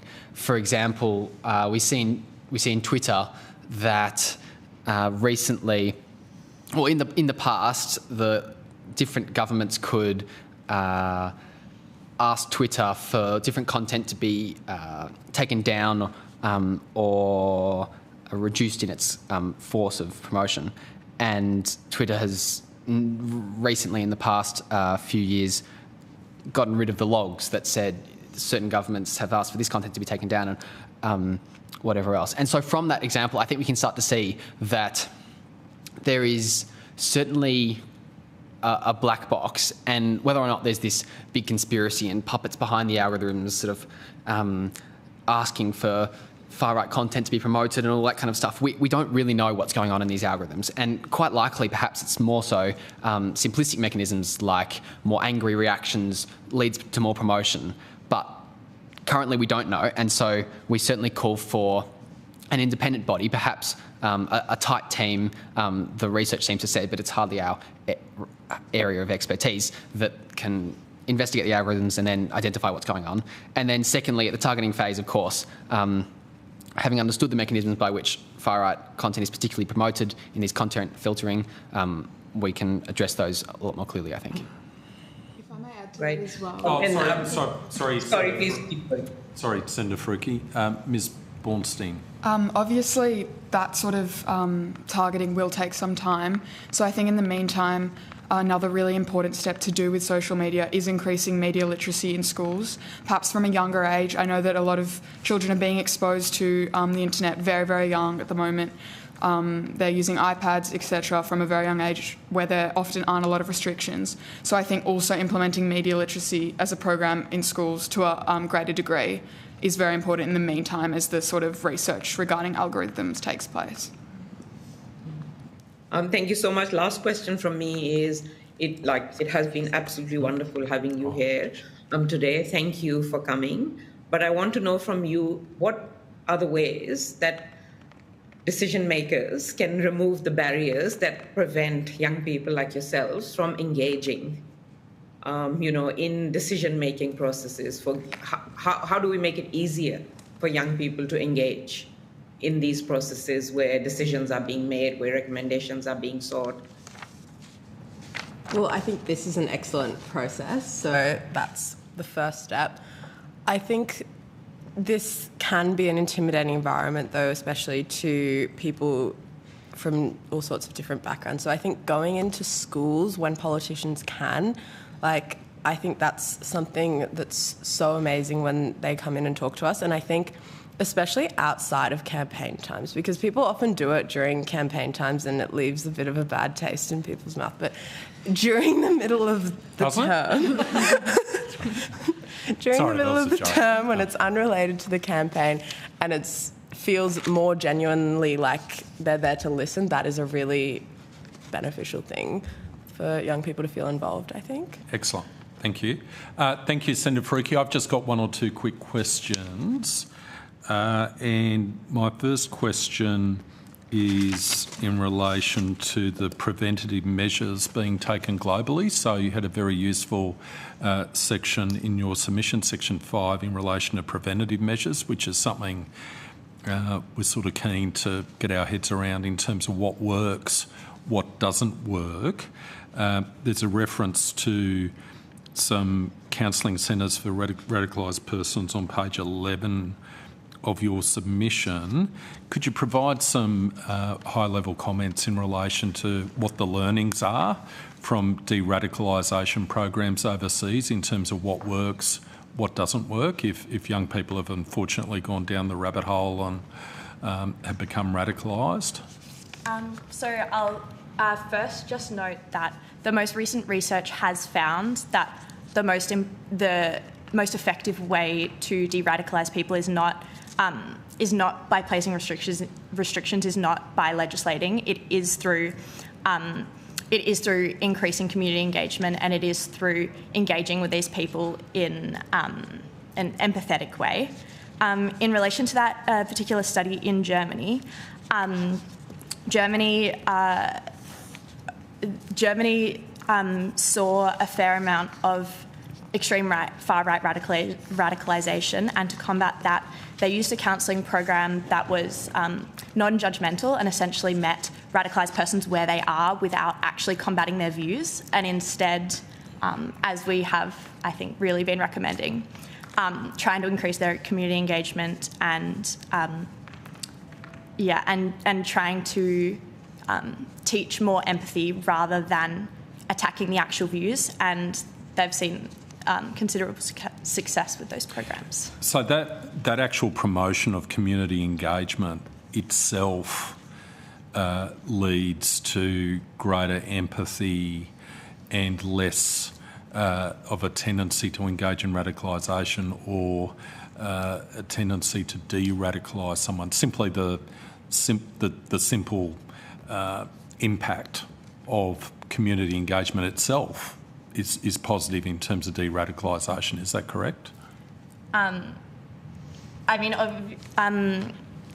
Yes. Essentially, the programs were not actually counsellising the radicalisation. They were not trying to actually target the views. They were instead trying to build up a network of support around these people and engage them more within community, re-engage them with their family, and that is how they saw success in the de-radicalisation.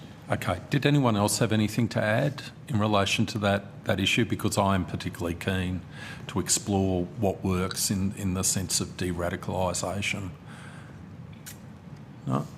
Okay. I think, unfortunately, we have perhaps more prevalent or widely publicised examples of what hasn't worked in the Australian context. I look to, the Carrick case, but also more recently there was a young man who went to a school that was very close to where I grew up who was radicalised, and he was unfortunately shot and killed by police. And I think that sort of rippled through the community where I grew up. And I think the common thread under both of those cases was this lack of community integration and I guess what was an undermining of a therapeutic process that I think we're going to say is very important in the de-radicalisation process. So I think that's, and again, it's reflected in a lot of the submissions that the committee has received and a lot of the evidence that you would have heard. But I think looking to those and also then looking to the success stories from overseas would point us in the right direction. Excellent. Thank you very much, Ms Briefes, and thank you for the assistance you've provided to your colleagues during the course of the inquiry. Can I thank each and every one of you for your contributions each of you made in the course of preparing the submission, but also attending today at this hearing. It's been one of the highlights for this inquiry from my perspective, having you all come along, and you're all incredibly intelligent, articulate, and gives one great hope for the future. And your message of empathy comes through loud and clear, both in terms of the content, but also the way you delivered your testimony. So thank you very much. You go with our best wishes. Thank you, Senators. Okay. I now welcome via video conference representatives from the Australian Strategic Policy Institute. Thank you for taking the time to speak with the committee today. Information on parliamentary privilege and the protection of witnesses and evidence has been provided to you and is available from the Secretariat. I urge senators and witnesses to reflect on the terms of reference for the inquiry and ensure that discussion today is relevant to those terms of reference. Witnesses are reminded that if they give evidence that reflects adversely on another party, the committee is generally required to give that party reasonable access to the evidence and an opportunity to respond. For the Hansard record, could I ask each of you to please state your full name and the capacity in which you appear, please? Dr John Coyne, the Head of the Strategic Policing and Law Enforcement Program at ASPI. Excellent, thank you. And Henry Campbell, Program Manager for the Northern Australia and Counter-Terrorism Program here at ASPI. Excellent, thank you, Mr Campbell. Angela Suriasini, I'm a research intern with the Cyber Tech and Security team at ASPI. Thank you very much. And we have one more witness, I think, do we? Unfortunately, Chair, Mr Bassi is unable to join us today, and he has asked me to cover off on his perspectives during this meeting. Excellent. Excellent. Thank you very much. Do you have an opening statement you'd like to make? Yes, I do, Chair. And I think leading off, I want to acknowledge the work that's undertaken by our intelligence and law enforcement agencies in this country and their success in keeping our communities safe and their constant commitment to doing so. With that said, I do want to make and state the following, which is that terrorism and violent extremism continue as threats to Australia's security. And that is, of course, reflected in the fact that the national terrorism threat is impossible. While we continue to prevent as a nation, counter and disrupt the threats to national security presented by these, we have an opportunity to continue to improve and revise how we approach counter-terrorism and countering violent extremism. In today, we'd particularly like to emphasise that we should be nuancing our classification of violent extremism to move beyond the definitions of classically right-wing extremism, and in doing so, more comprehensively label and understand the threat and challenges they present to Australia's national security. At a surface level, the term right-wing extremism risks the legitimisation of extremist political views. The extremist ideologies identified under right-wing, or in some cases left-wing extremist umbrellas, like white supremacy, are fringe political positions, as implied by the extremist label. But we are associating them with more normative groupings. We should use our language to specifically identify and then isolate these groups from the main body of Australian politics. Our language should make it more difficult for these threat actors to recruit. Linking fringe extremist actors with either half of the political mainstream may result in worse outcomes and may allow violent extremists to hide behind less objectionable terms, promoting themselves as right-wing, not neo-Nazis or incels. Government can lead in this issue using accurate language to frame media and public understanding. Government plays a leading role in framing this discussion and promoting public understanding, and a nuanced understanding by government will inform public understanding. As in our original submission, we recommend better clarifying both our terminology and approach to countering violent extremism by avoiding the right-wing extremist term and instead using more specific labels, designing policy which continues to recognise the distinction between extremist ideology and violence motivated by extremist ideologies, and further considering non-law enforcement policy options to protect against the threat. The term right-wing extremism is overly broad. It approaches the issue on an outdated and simplified left-right political spectrum. It does not account for what the Director General ASIO, Mike Burgess, called the toxic cocktail of violent extremist motivations drawn from a variety of origins, and it is unhelpful to perceive the threat through a politicised lens. Right-wing extremism is not specific enough to be useful in combating the threat. It is unsuitable for understanding or classifying threat actors or their belief systems and ideologies. This is not to say that right-wing extremism does not exist. The term does point in the direction of real threat actors. It just tells us very little about them, painting individuals and groups with a broad brush and failing to answer key questions such as what are their beliefs, rhetoric and messaging, what social groups or groups are they targeting, who is at risk, what is their level of organisation, what is their network, resources and recruitment practices. Right-wing extremism is too broad a term to answer those. Its generalities almost construct a straw man of the issue. No violent offender is as simple as just being a right-wing extremist. Professed beliefs, affiliations or manifestos are more intricate, not more justified, just more complicated. More specific labels, for instance, neo-Nazis, incels, conspiracy theorists, tell us more information of beliefs, organisations and practices.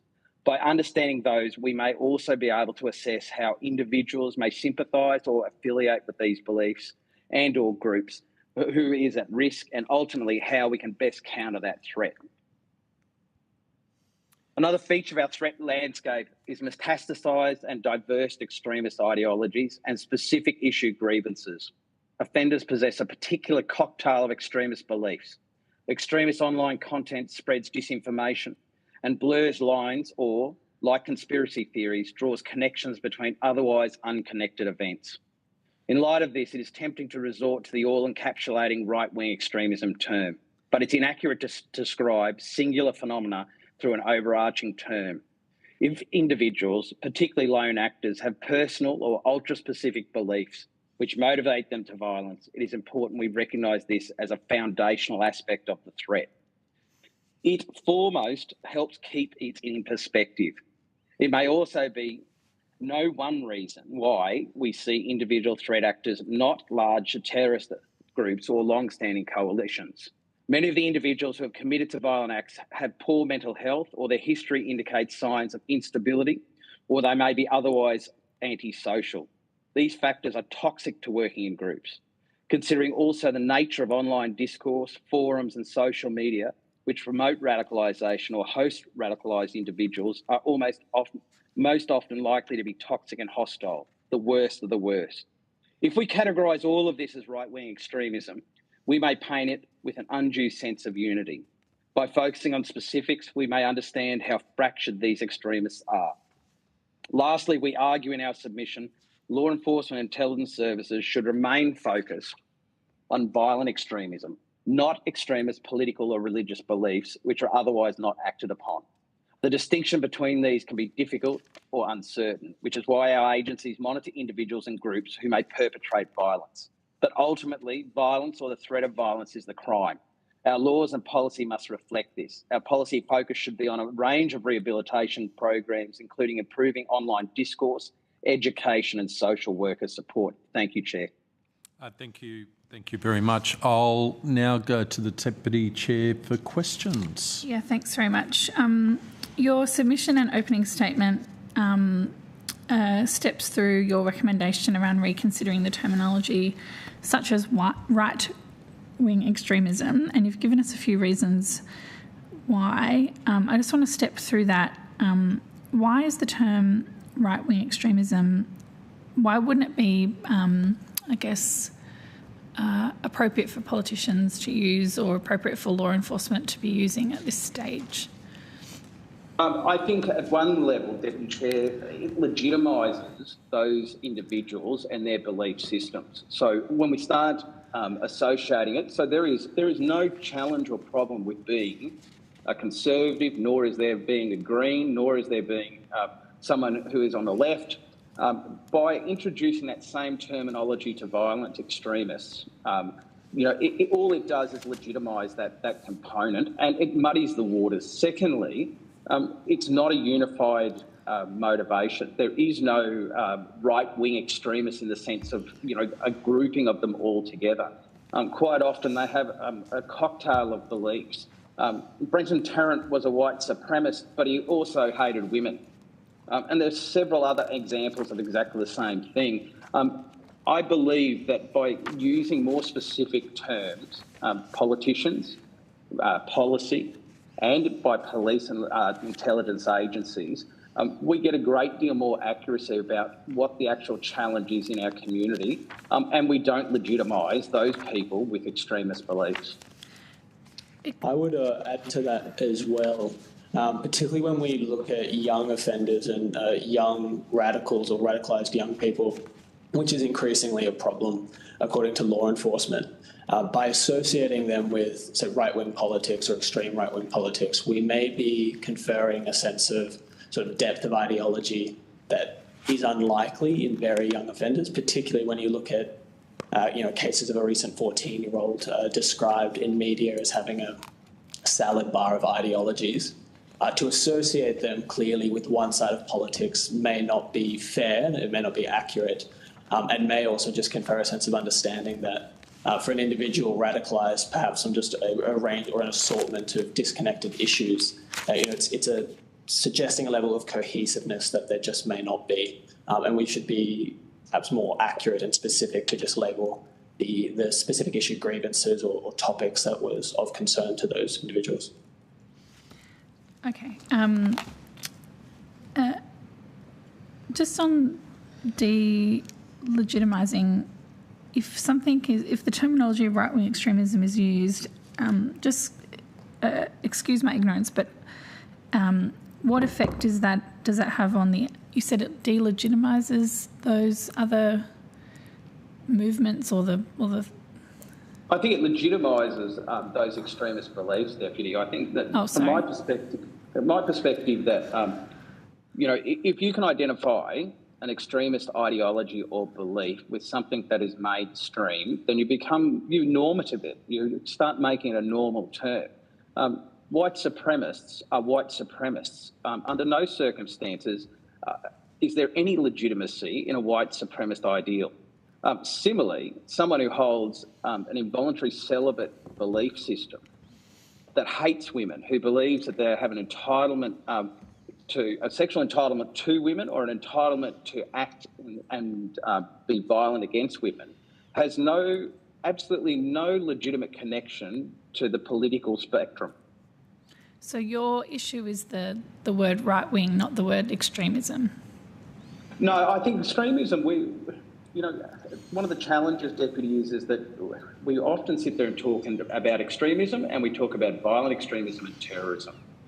This is the point that was made by Director General ASIO Mike Burgess in relation to awful but lawful. All forms of violent extremism and terrorism are unlawful. There are some belief systems that we find extremist in nature that are, as he said, awful but lawful.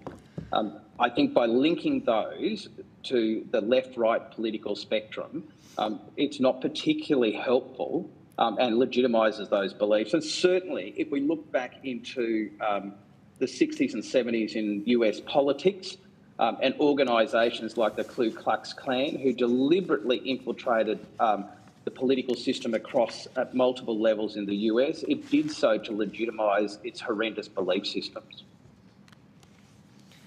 Sure. I mean, I would argue that mainstream parties have a role to play in rejecting those types of views, I guess, particularly those of the Ku Klux Klan. But there's a bit of, from what I am hearing, there's a bit of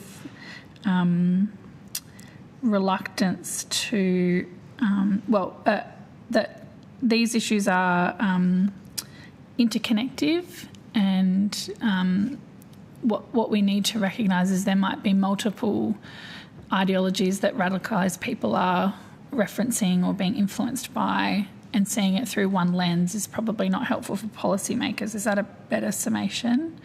Yeah. That is a better summation, and I think this is, to your point, is that I guess, white supremacism, as an example again, so if a white supremacist undertook a violent act in our community, it's very likely in the current environment that they would be identified in mainstream media, identified by politicians as being, right-wing and right-wing extremists, as well as being white supremacists. And I just think it's far more accurate to call them for what they are. Sure. Okay. In terms of the online environment, that's come up a lot in the witnesses we've had here today, and I just wanted your views on what trends we're seeing in extremist views, but particularly how they're being, I guess, fortified or radicalised online. Look, I do want to hand over to my colleagues on this because I'm clearly not young, Deputy. And I think that it would be better for them to answer the majority of this. So, and I'm also giving them time to prepare for it. But I would say this, what we're seeing is, I guess, a blurring of the lines between mainstream social media and those dark corners of the web. I use here the examples, and we see quite a lot of it. We saw Brent the Tarrant do it. We've seen it with white supremacists. The use of what some people would say is, tongue-in-cheek humour. And a good example of this is 2 years ago, I wrote a report on incels with a female colleague of mine, and across forums, both open forums, so not the dark part of the web, social media. People said incels, or people who identified as incels, made clear threats saying, we should find out where this guy lives and kill him and behead him in Grand Theft Auto. Or we should find his family and make death threats, only joking. And so we see this sort of blurring of these things of humour, of acceptability and mainstreaming of these beliefs. And that then, I guess, for me, acts as a breadcrumbing. So people become associated online with that sort of behaviour, that sort of humour. They're breadcrumbed back and are radicalised during that process. But that said, I want to hand over now to my colleagues who will probably give a far more informed answer than I. Yeah, sure. I'm happy to speak to the intersection of violent extremism and the use of online spaces, particularly online gaming is something that I've seen some trends in, even for violent perpetrators like Anders Breivik was well known to use video games and sort of mirroring a style of first-person shooter games. So extremists have used these platforms to not only disseminate propaganda or radicalise and recruit others, but they've used these online spaces to create or alter online environments to sort of mask or trivialise their violent intentions, as you mentioned, John, and sandbox games where you can build simulations of the real world using mods are often exploited, where they can enact sort of violent fantasies and construct alternative realities that align to their extremist views. So games like Grand Theft Auto or Red Dead Redemption, things like that, sort of an extremist escapism. And so not to say that these games themselves are extremist, but the creative freedom that they allow the users provides a space for these sorts of harmful sentiments to proliferate. So some approaches by other countries, like the Centre for Digital Youth Centre in Denmark, they've had initiatives where they provide like intervention options through playing online games but enabling healthy conversations. Or there's another one called Next Gen Men, a Canadian-based organisation that works on positive masculinity on a forum on Discord. So I think the gaming environment is something that we've seen trends of young people or men exchanging these sorts of ideas. I've got a peer myself who's mentioned that they've been gaming and they see in the chats sections these sorts of toxic conversations going on as well. So I think more research and attention needs to be paid to that aspect of the use of online spaces for extremists or people that are being radicalised. Just to add to that as well, I think a key point on how young people in particular and online spaces like this work in exposure to right-wing extremist and violent right-wing extremist content, it's in, as both my colleagues have touched on, very casual settings. So whether that's on mainstream social media like Twitter or so, or whether that's in video game chat logs, or similarly, when particularly young people are engaging in video games, you see a host of other supporting platforms that they're using. So Discord would be one that's particularly popular and is a social media-esque platform that's designed for sort of in-game communication over microphone or to just share content, memes, messages, that sort of thing. But it's got an inherent bent towards privacy. So you can also see users go slowly down chains of private servers until they may end up in a far more extreme environment than perhaps they intended to, and that this can happen in one session, or that this could happen over a course of months as they become socialized on these platforms.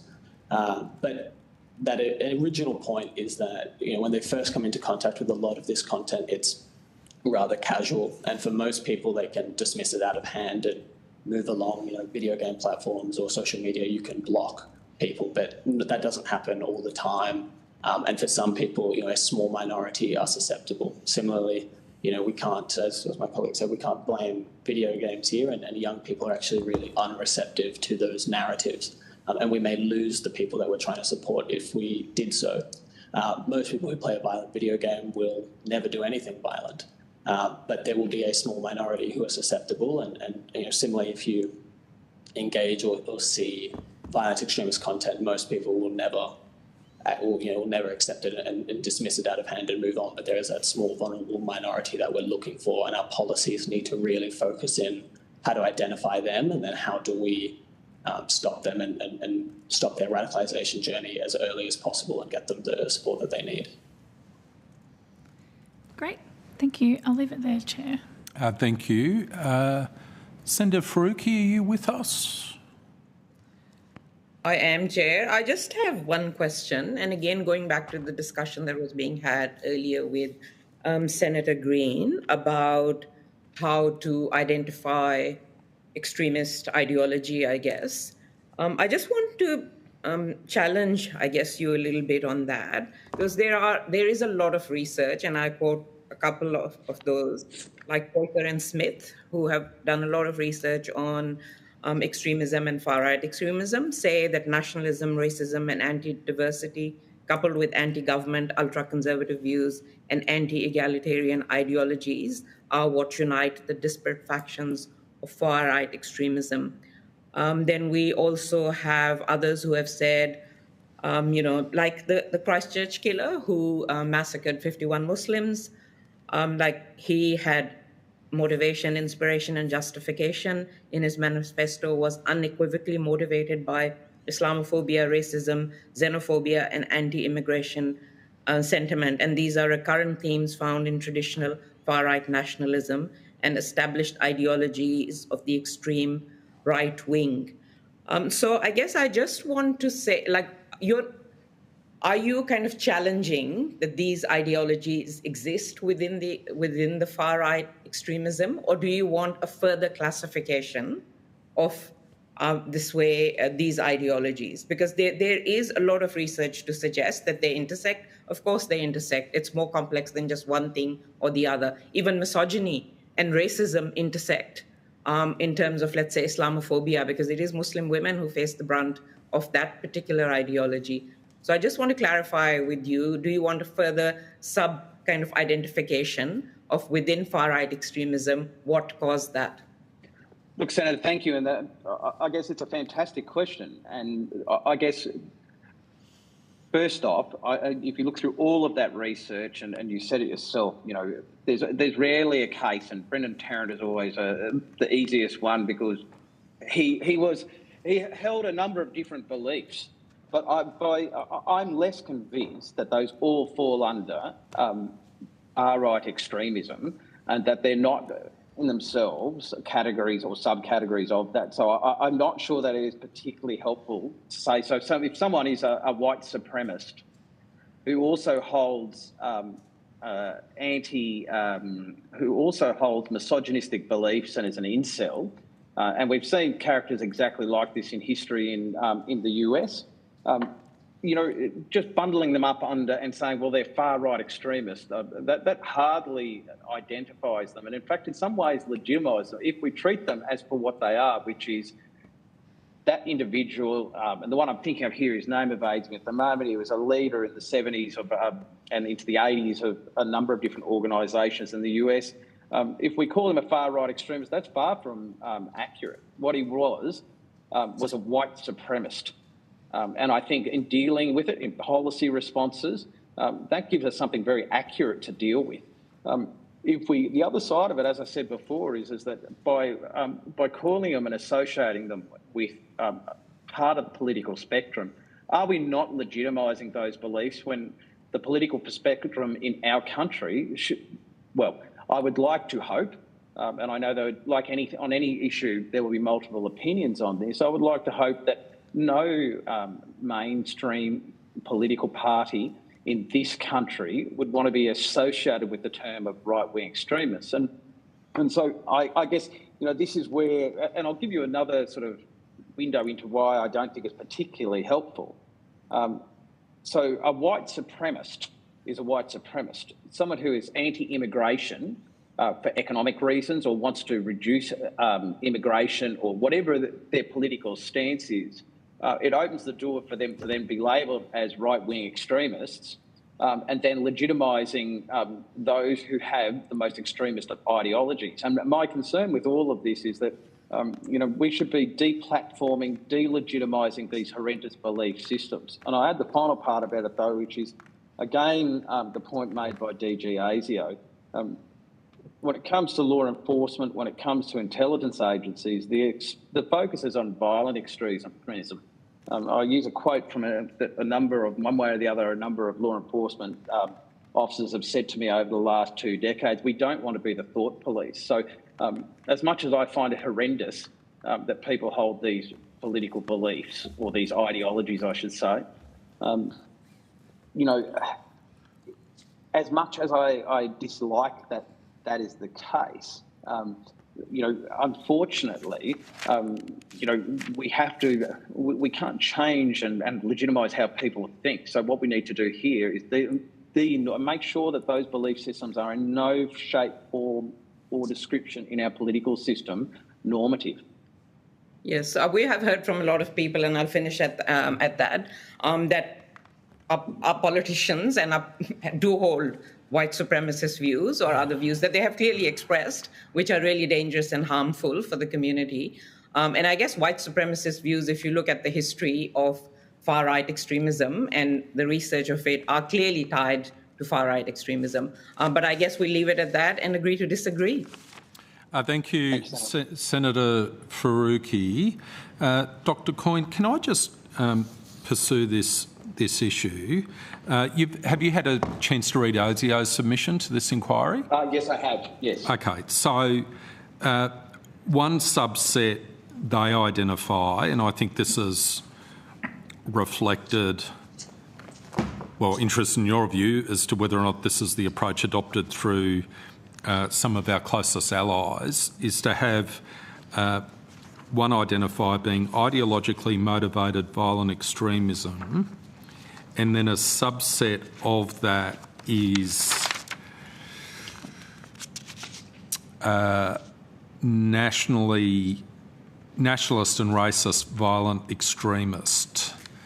Do you agree with those categories? Yes, I do, Chair. And I think, look, there is always a danger, and this has occurred over the last sort of decade or so.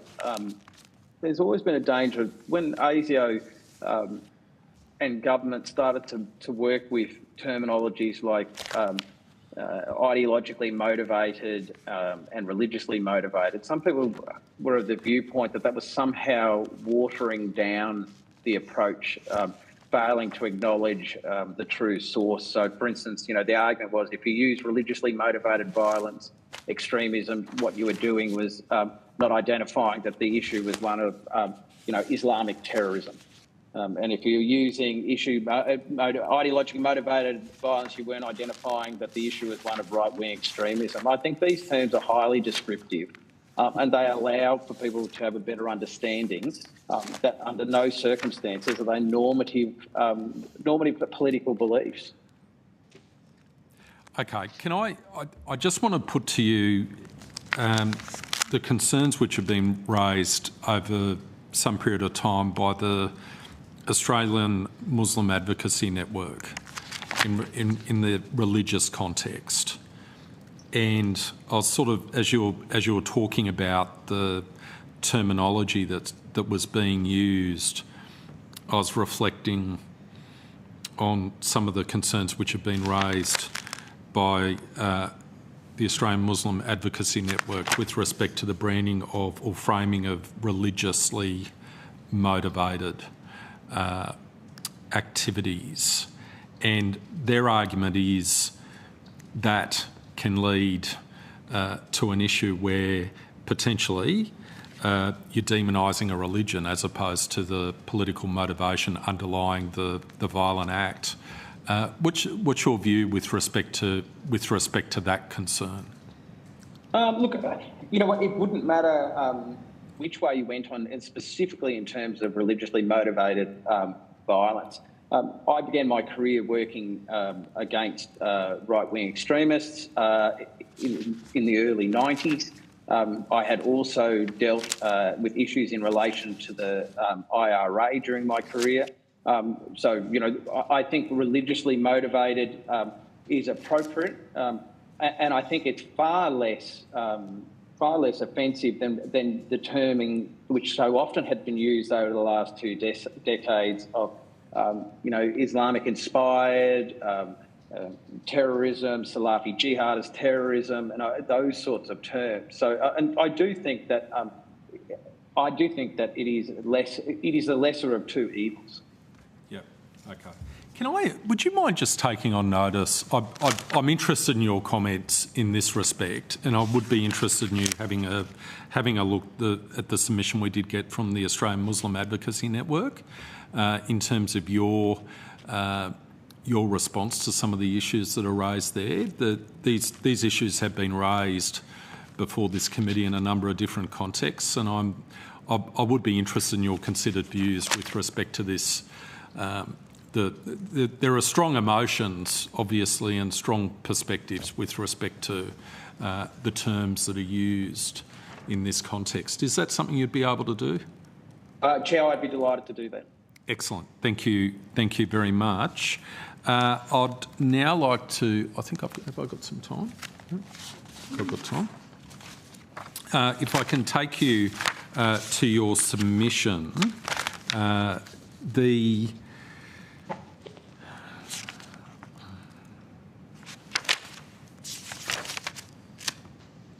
Do you think we're doing, from your perspective, and you've got a depth of experience in relation to these matters, do you think the government, and I'm using that in a broad sense, federal, state-wise, do you think we're doing everything we can do in terms of attempting to de-radicalise people who have been radicalised? What do we need to do more of to address these issues? What works? Thank you, Chair.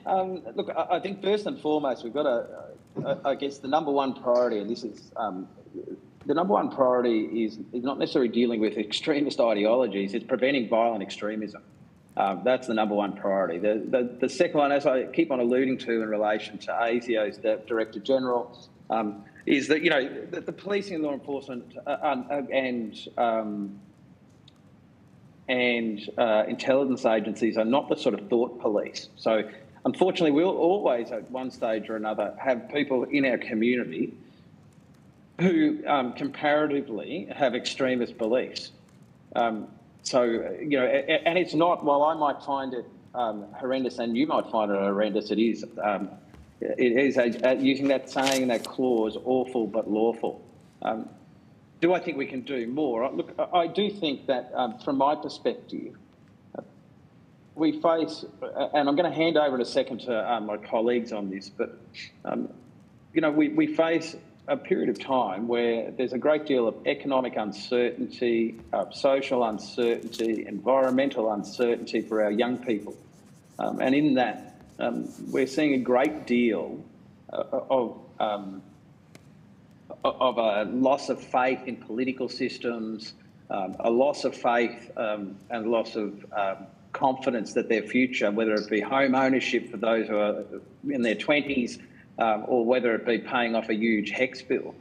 And in all of that, I do think that we have incredibly vulnerable people to being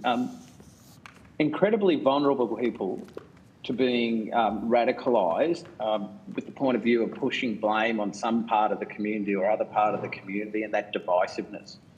So for me, I think that very much we have to focus, and I did listen. I did listen to the previous evidence given. I personally believe that when it comes to, and there's a couple of different things here I like to learn, that there's countering violent extremism and preventing violent extremism. In countering, so those people who have already been radicalised, I believe, as per the previous evidence was given, and as per a number of practitioners who I've had dealings with who work in countering violent extremism, that highly personalised wraparound services focused on supporting an individual have a better chance of working than institutionalised courses or intervention. If I go the other way... so can I just stop you there? Yep. What does that mean in practice? So can you give, and happy for you to take it on notice in terms of giving us examples of programs that you're aware of, or the cohort of experts who you have connection with are close to, in terms of... Sorry, Chair. What I was going to say, Chair, is that when I say that, I think this is the road to, and if we look at all of the evidence in relation to radicalisation, it's rather uncomplicated, despite the fact that people call it complicated. So it goes a little bit like this. Some people are radicalised fast, some people are radicalised slow. Some people are quick after radicalisation to move to violence, some people aren't. The road to radicalisation differs greatly between individuals.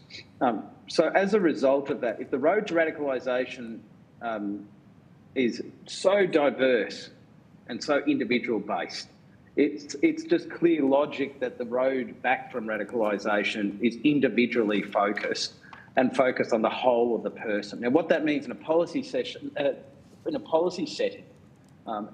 is the difficult one. So, there's no easy, political statement, piece of legislation that we can singularly release that will result in, this is the solution. We put these people on a 12-month program where they do a 5-week course and then they do mentoring. I think the issue here is, and that part of the challenge is that it is deeply individualised and it should be focused on those individuals. I'm happy to take that on notice, and we can go back and look at some things we've written in the past on this. But in general, my perspective is that that's the challenge. It's one of policy, because if you're looking for an announcement that says this is the answer and government have found it, it's not a single answer. And that also makes it, there's a fair bit of resources involved in structuring that sort of program around. My understanding is some of those people who have returned from overseas, from the Middle East, from fighting with ISIS, similar wraparound programs are starting to be developed. And so I think they have a great deal more chance of success. But I do want to sit there again and hand over to my colleagues to see if they have a response as well. Sure, please. I would say sort of at the other end of the spectrum, when you're looking at trying to early prevention for someone who, particularly a young person who may be exposed to radicalisation, I think that most likely the general access to community in various ways that looks like, whether that's through after-school sports programs, arts, theatre, music, whether that's through church or other religious institutions, various access to community. I think demand would be quite high, but we're looking at like issues of access. So whether that's financial, it's quite a high burden for young people to access some of these services.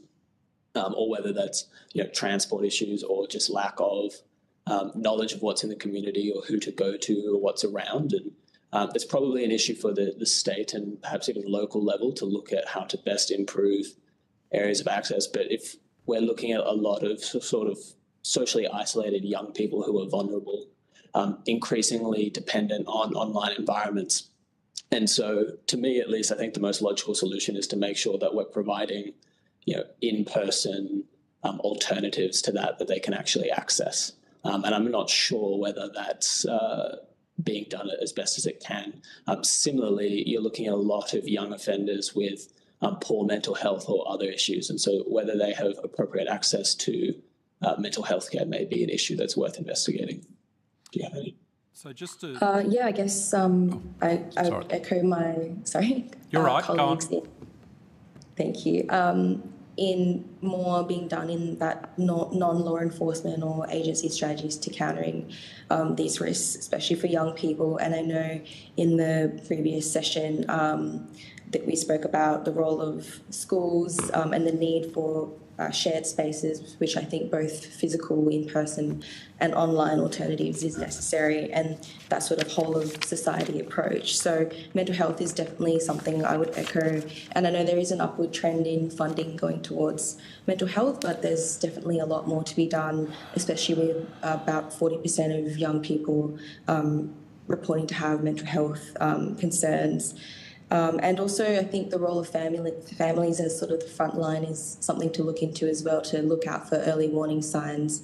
And while programs in schools might have a role to play, I think that additional pressure or expectation on teachers could be a bit challenging. So, as Henry mentioned, those after-school programs, some sort of creative or physical outlet, and socialisation is the key thing to prevent people from isolating and alienating themselves to that point where they are susceptible to radicalisation. So is that what you mean when on page 9 of your submission you refer to a grants program managed by the Strengthening Democracy Task Force to support community groups that promote social cohesion? Is that are those the sorts of projects you have in mind in that regard?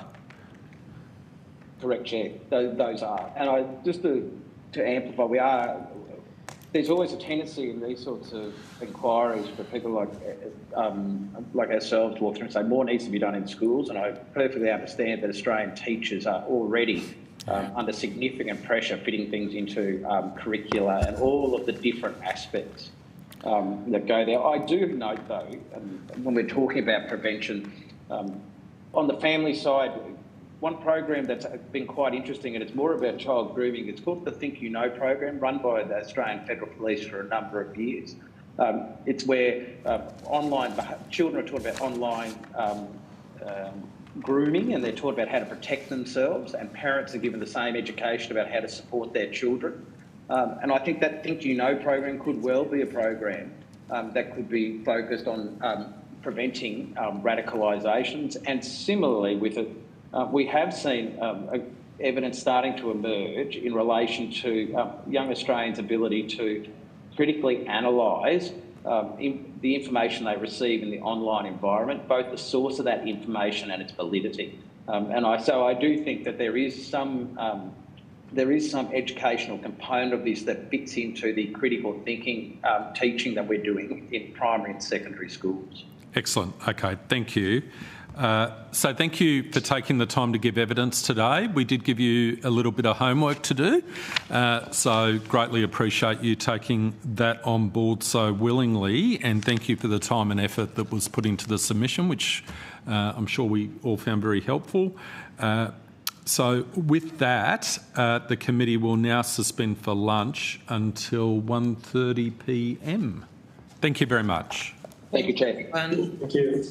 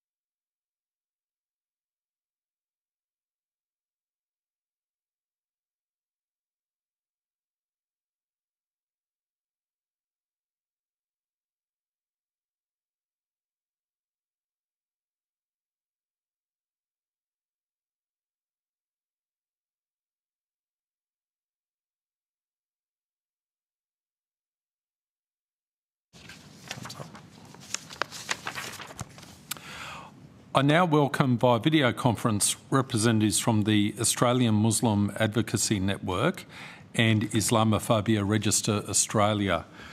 Can the witnesses hear me? Ms Markwell, can you hear me?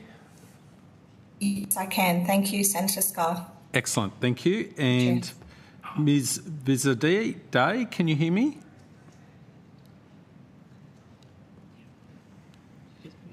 Oh, can you hear? Sorry, I just wanted to check you can hear me, Ms Vizadeh. You can? Yes, we can. Okay, thank you. Ms Markwell, can you hear me? Oh, there's an echo. Okay. Yes, I can. You can still hear me. Good. Day, can you hear me? Oh. Thank you.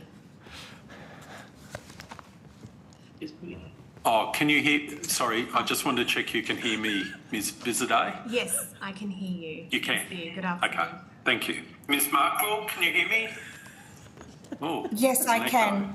And I think it might be Ms Vizadeh, but you can check with Mariam. Okay, I was just not going to say anything for a moment to make sure my echo disappeared, which I think it has. So thank you for taking the time to speak with the committee today. Information on parliamentary privilege and the protection of witnesses and evidence has been provided to you and is available from the Secretariat. I urge senators and witnesses to reflect on the terms of reference for the inquiry and ensure that discussion today is relevant to those terms of reference. Witnesses are reminded that if they give evidence that reflects adversely on another party, the committee is generally required to give that party reasonable access to the evidence and an opportunity to respond. For the Hansard record, if I could ask each of you to please state your full name and the capacity in which you appear. So, Ms Markwell, to you first. Rita Jabri Markwell, lawyer and advisor to the Australian Muslim Advocacy Network. Excellent. Thank you, and thank you for the detailed submission, which I think we all found very helpful, and good to see you again. And Mrs Vizadeh, could you just give your name and the capacity in which you appear?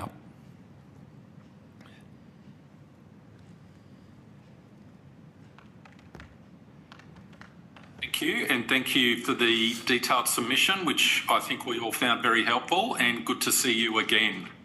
And Mrs Vizadeh. Thank you. Mariam Vaisardan. Just give your name and the capacity in which you appear. Sure. My name is Mariam Vaisardan. I'm the founder and the chair of the Islamophobia Register Australia. And thank you for the... Mrs Vizadeh, we have some lag in terms of your audio, so it's sort of echoing after I ask a question or I make a statement. So I'm not sure if are you on speaker or we just probably need to try and address that before we continue.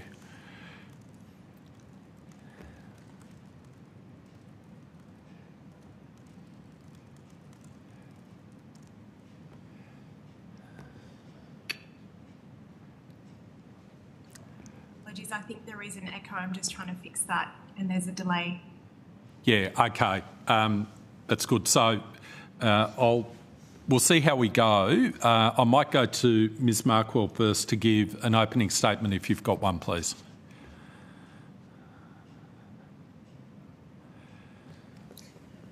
Thank you, Chair, and thank you for the invitation to present to this inquiry into right-wing extremism.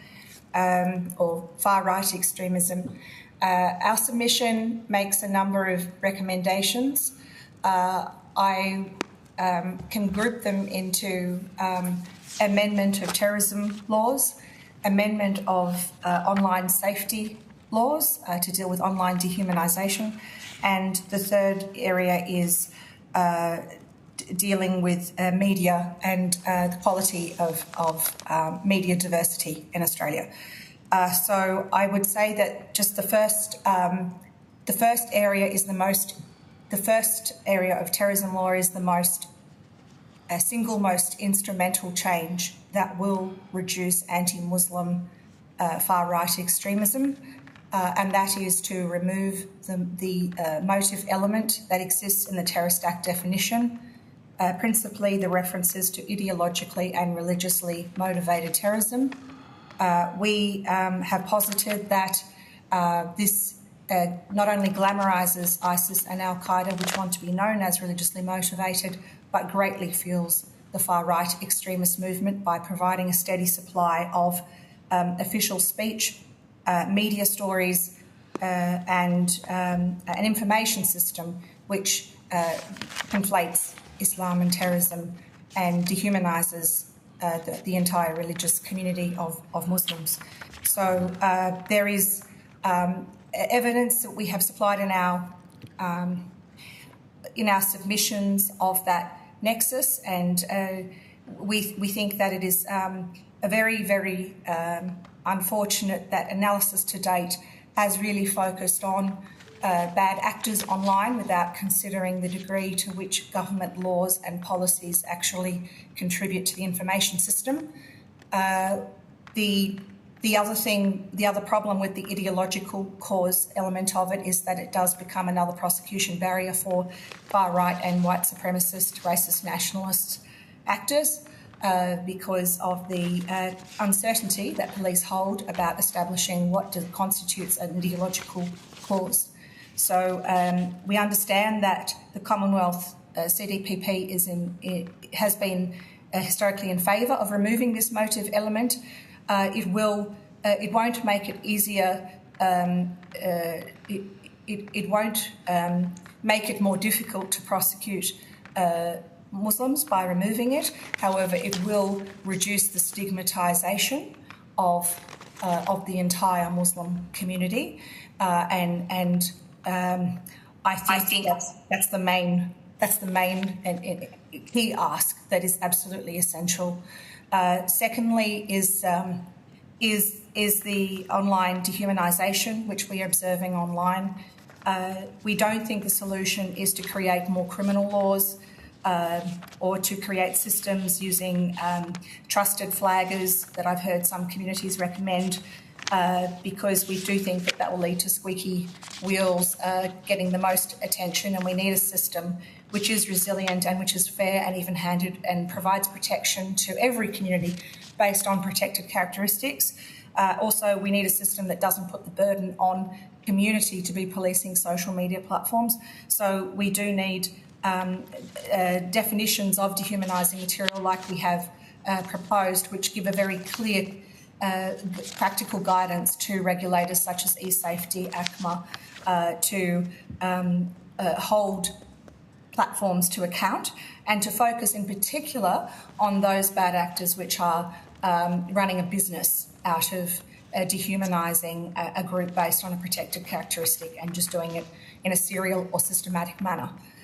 The third area is media diversity, and I am speaking at a high level here because we did have a lot of other important recommendations, but this is important in the sense that at the moment there is no real protection where certain media companies decide to run an editorial line which is essentially anti a particular community, and they justify that it is within their rights to hold that editorial position, and the only protection that we have really in this is to bring vilification cases against media companies, and really our ACMA should have the potential to cover online media content.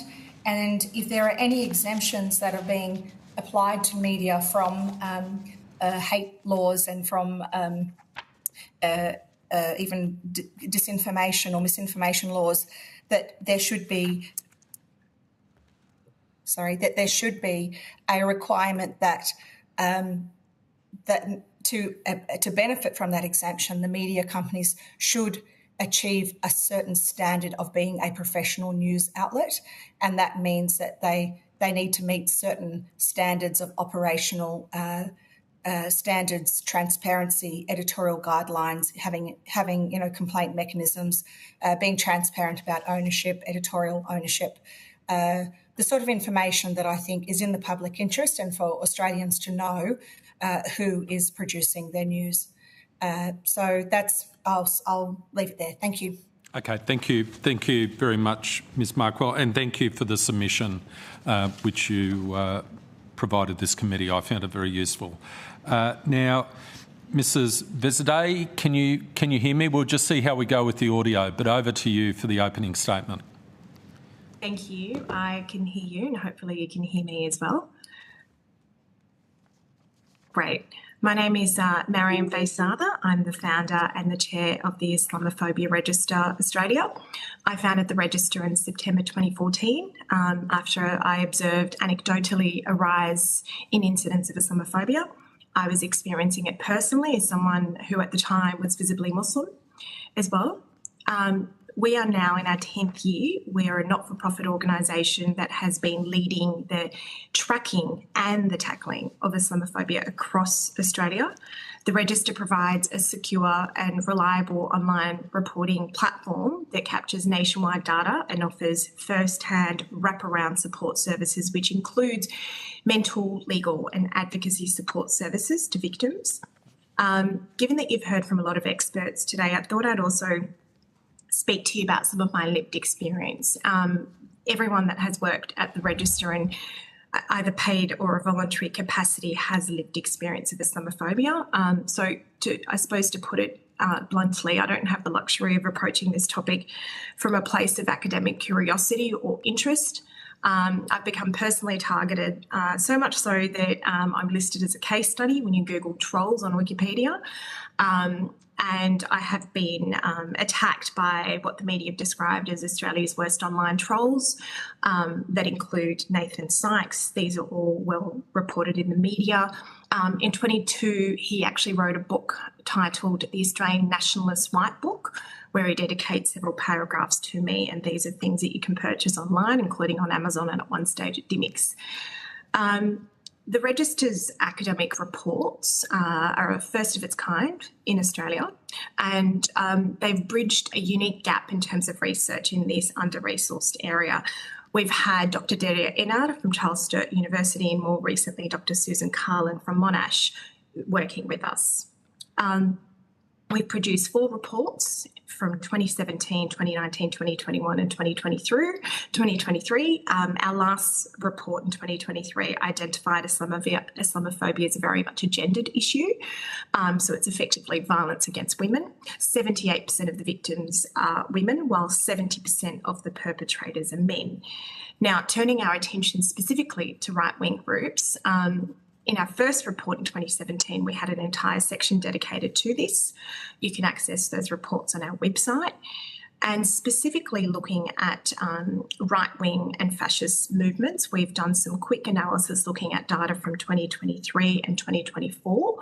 And in that period, we've had approximately 70 incidents. I'm giving high-level numbers here.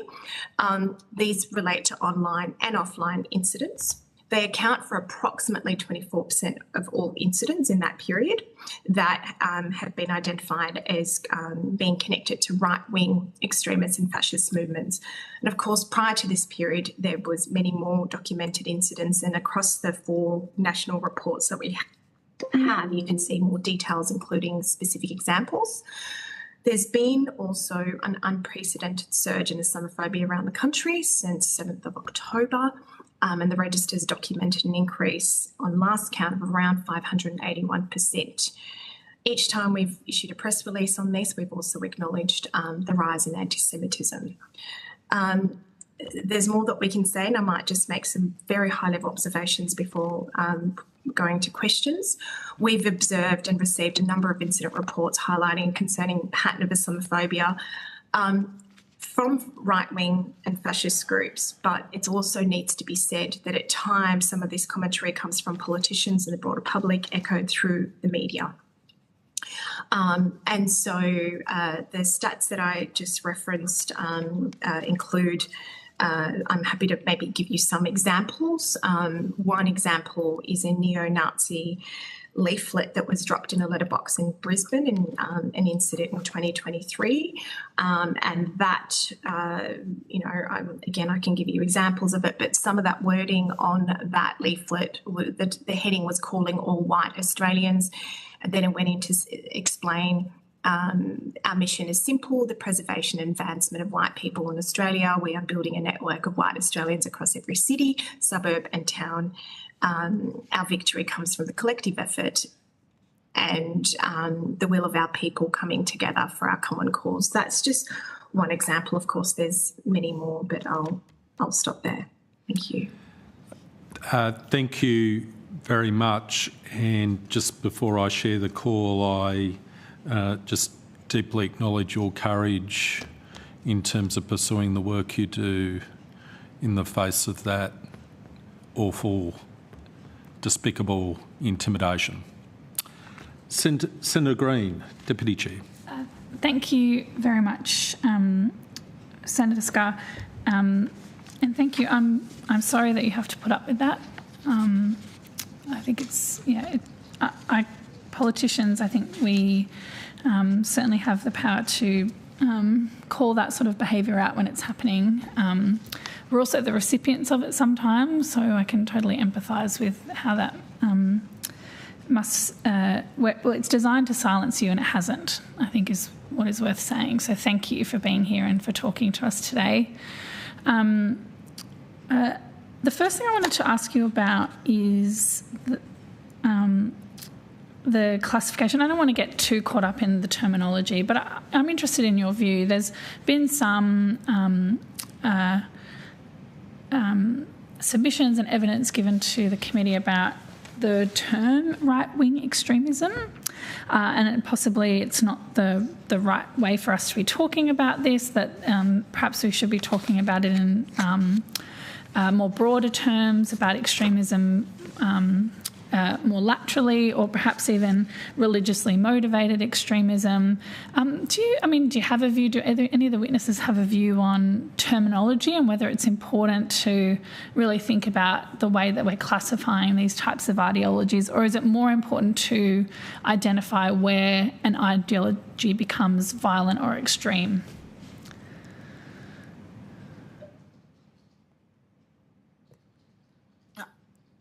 I'm happy to comment, Mariam. Do you want to? Yeah, I think please do. Thanks. Thank you, Senator Green. So I do think it's important to move away from ideology in the law. So to remove ideological and religious cause would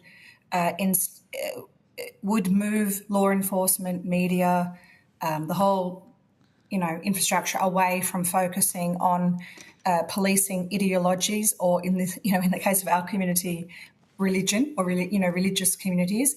The focus should be on the transition to violence and all the other elements of the criminal offence of terrorism, which includes causing serious injury, the threat of causing serious injury, and also the intention to coerce or compel or the government or intimidate the population, which is an inherently political action, which does give it a political flavour.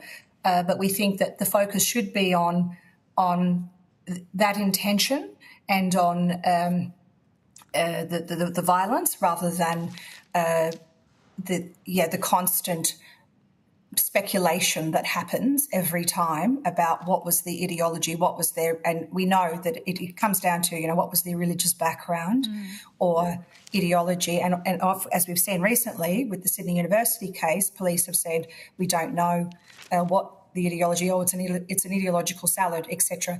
But the reality is that it's often an ideological salad. Ideology. Even counterterrorism researchers like Professor John Horgan from the States, who's a leading terrorism psychology researcher, says that, counterterrorism research sector has probably been barking up the wrong tree for the past 20 years and trying to discern how to work out ideology, because it's so different and is always influenced by social processes, factors, personal circumstances. It can change, it can be fluid. and that is also the case when the accused is Muslim. So it is probably useful from an academic point of view to be able to talk about political movements, to talk about the degree to which religious language is framing different political movements, or, for example, racist nationalism, white supremacy, to talk about these things from an academic perspective and from civil society community discussion perspective. But in terms of law enforcement, it is not helpful, and it's actually it hasn't made anyone safer. It's actually making community less safe. Thank you. That's incredibly helpful. I wonder whether I can ask, I've asked a lot of witnesses today about the trends that they're seeing, but it would be really helpful, I think, to understand what are the trends that the Muslim community is seeing in terms of Islamophobia.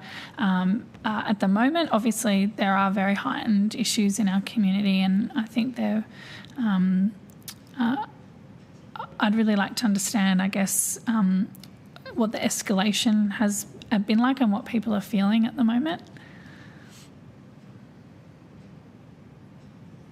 I'm happy to speak to that and then perhaps throw to Rita. Yeah. Lovely.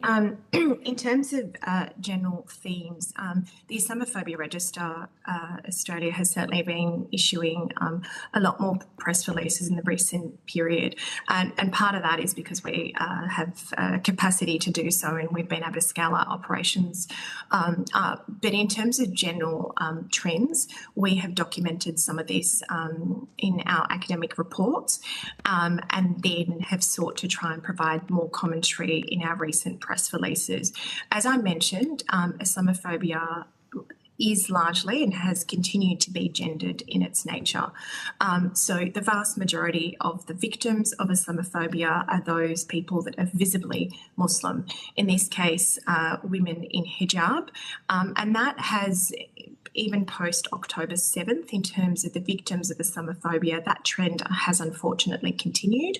And what we are also seeing, and has been reported in our previous academic reports, is the fact that often incidents do take place, an alarming number of them do take place in the case of physical incidents in the presence of young children.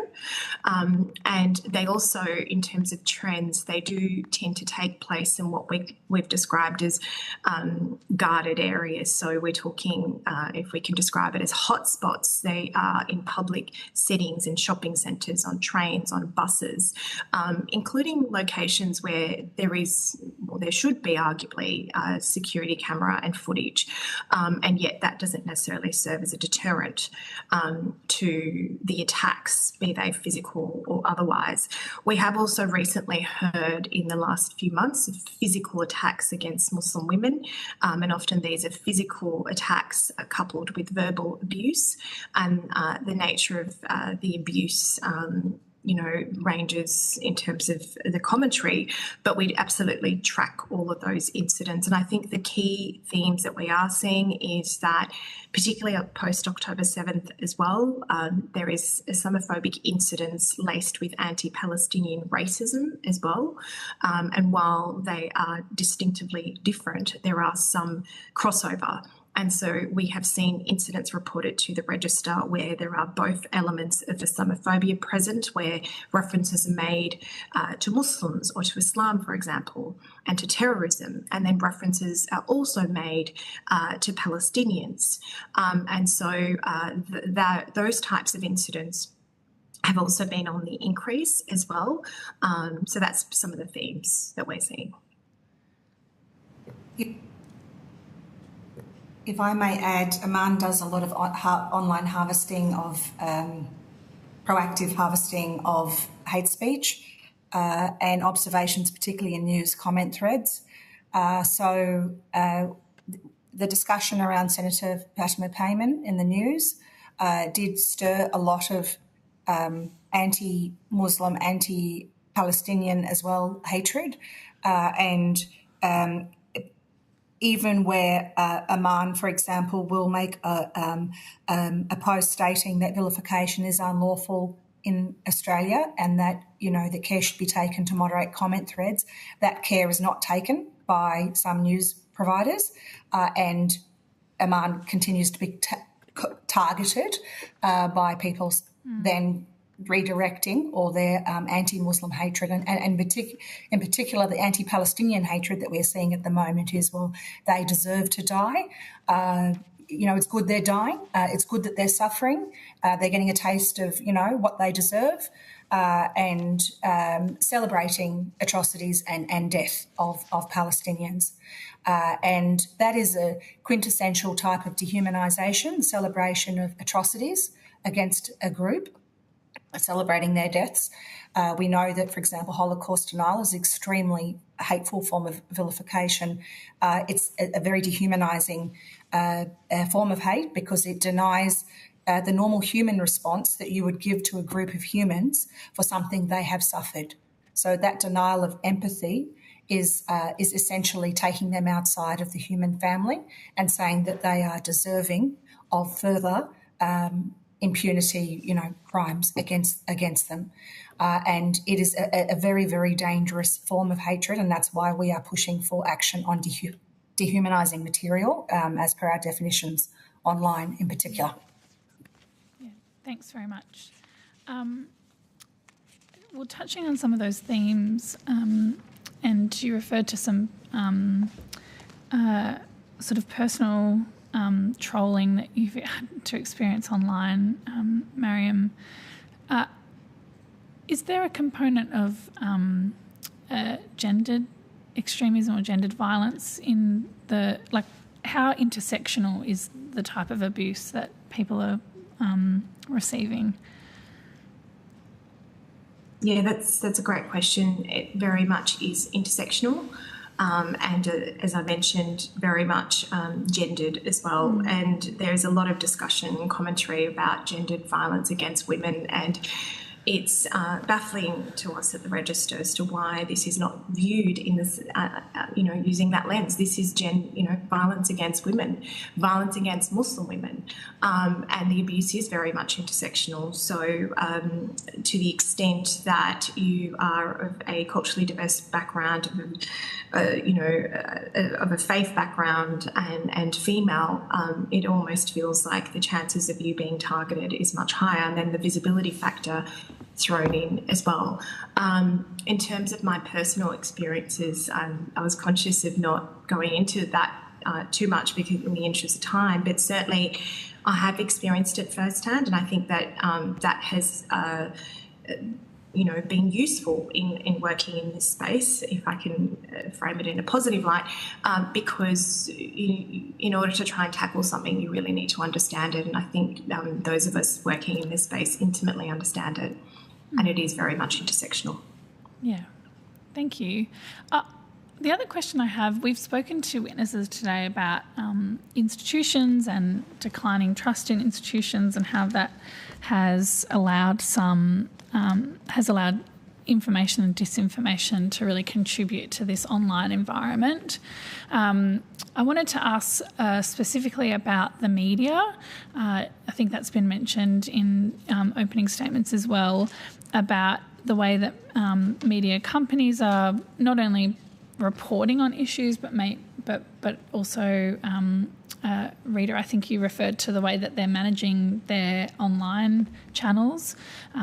So if they post something, they post an article which is factual and not abusive at all, but just a reporting of the day's events, but then not managing, I guess, what's underneath that that article. How are you dealing with media companies? Is there a reluctance to want to engage in this conversation, or is there a willingness to acknowledge that they have a role to play as well?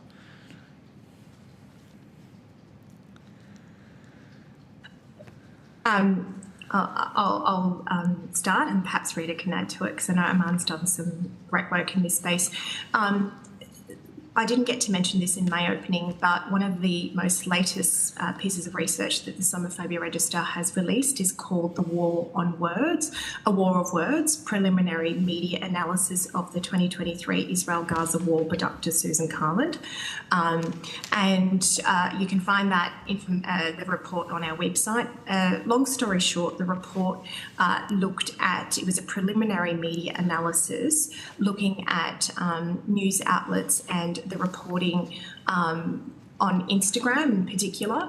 And the general conclusion of that piece of research was that there was what the researchers described as a dehumanisation of Palestinians in the media coverage. And that coverage was in the immediate aftermath of October 7th, so it tracked only 1 month worth of, data, and we hope and plan to extend that analysis in future, subject to funding. But certainly there are, and in previous reports that the Islamophobia Register has released, we do see what we call a direct correlation between narratives perpetuated in Australian legacy media and how that is used effectively as material to be disseminated online by right-wing and fascist groups. So media framing absolutely does play a role, and that report that is on our website really goes into quite a bit of detail as to why media framing is important. And this one thing I just want to mention is that journalism doesn't merely hold up a mirror to reality, no matter how much it likes to think it does. It actually composes versions of reality. And whether it's intentional or otherwise, every decision of what to include, every word, what image to use, can have broader implications. And that's from the opening of that report. So we think this is an area that needs further research and analysis, but certainly from the preliminary research that we've looked at and my personal observations watching this space very closely for the last 2 decades, is that there is a direct correlation, and we hope to be able to build an evidence base around that in terms of media framing and media diversity more broadly and the impacts that has on all forms of racism. If I may add, I think the past 9 to 10 months have been illustrative of the fact that the ABC has struggled to maintain the editorial independence and rigour that it should have in moments of this kind of reporting. The language that has been used that has sort of obfuscated the fact that Palestinian territories are occupied, that Israel is an occupier, occupying power, and that the ICJ has found an irreparable risk of the human rights of Palestinians under the Genocide Convention. Those matters have not been properly articulated in the media, and Palestinian voices have been systematically excluded, and that is causing a huge trauma in our communities. It is one thing to not have international law upheld and to witness atrocities being committed day in, day out, but then to not even be able to speak about it and to be told that it is somehow anti-Semitic or, to be criticising Israel or, putting double standards on Israel it is actually a form of violence on people that are already suffering and grieving. And our media codes actually have things in there about intentionally causing distress to grieving people and grieving communities. And I understand that that's usually in the case of, someone, a victim of a car accident or something, to not go banging on their door. But we have a situation where Palestinian communities are grieving and they have been systematically harassed by media. And the media has not been accountable. We only have self-regulatory, processes through the Press Council. ACMA has a very, very hands-off, unclear approach. They seem to lack a lot of guidance about what constitutes dehumanising material. and they also seem to think it's okay to promote hateful actors as well, and to enable them to recruit, which is very irresponsible. So there is there is so much that needs to be done with media, and the News Bargaining Code has a definition of professional news media, which the government seems to want to keep using that definition in relation to different pieces of legislation, but I think they need to lift the bar of what constitutes professional media if media wants to benefit from exclusions and accountability. Senator Green, I need to share the call. Sure. If we've got time at the end, I have one more question, but happy to share the call. Senator Faruqi, you have the call. Thank you, Chair, and Assalamu alaikum, Mrs. Vezadeh and Ms.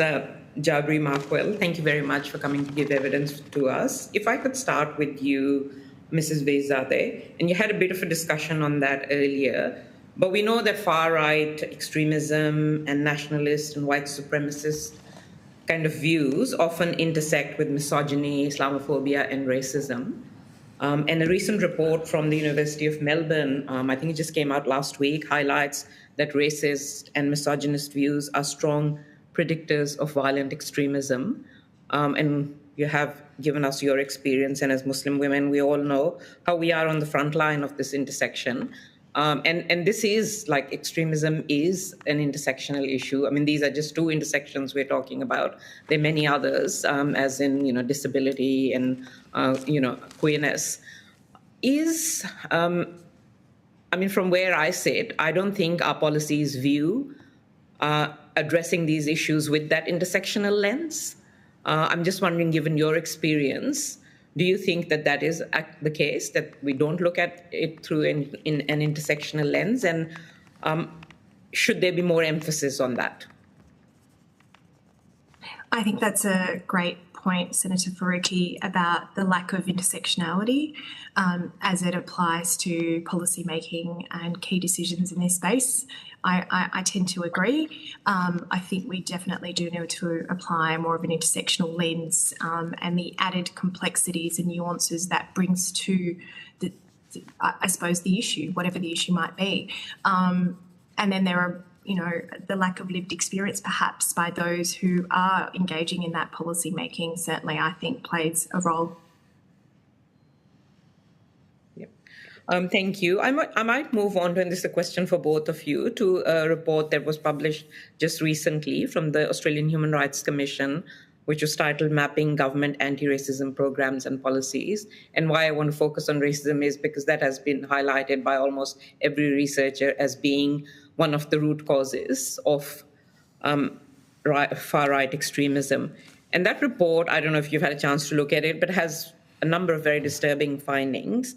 The first one I want to talk about is that the report says that there is a reluctance on the part of government to use the term racism. Government preference over the past decade for the use of social cohesion has weakened approaches on anti-racism work. Is that your experience, and how do you think that inhibits anti-racism work?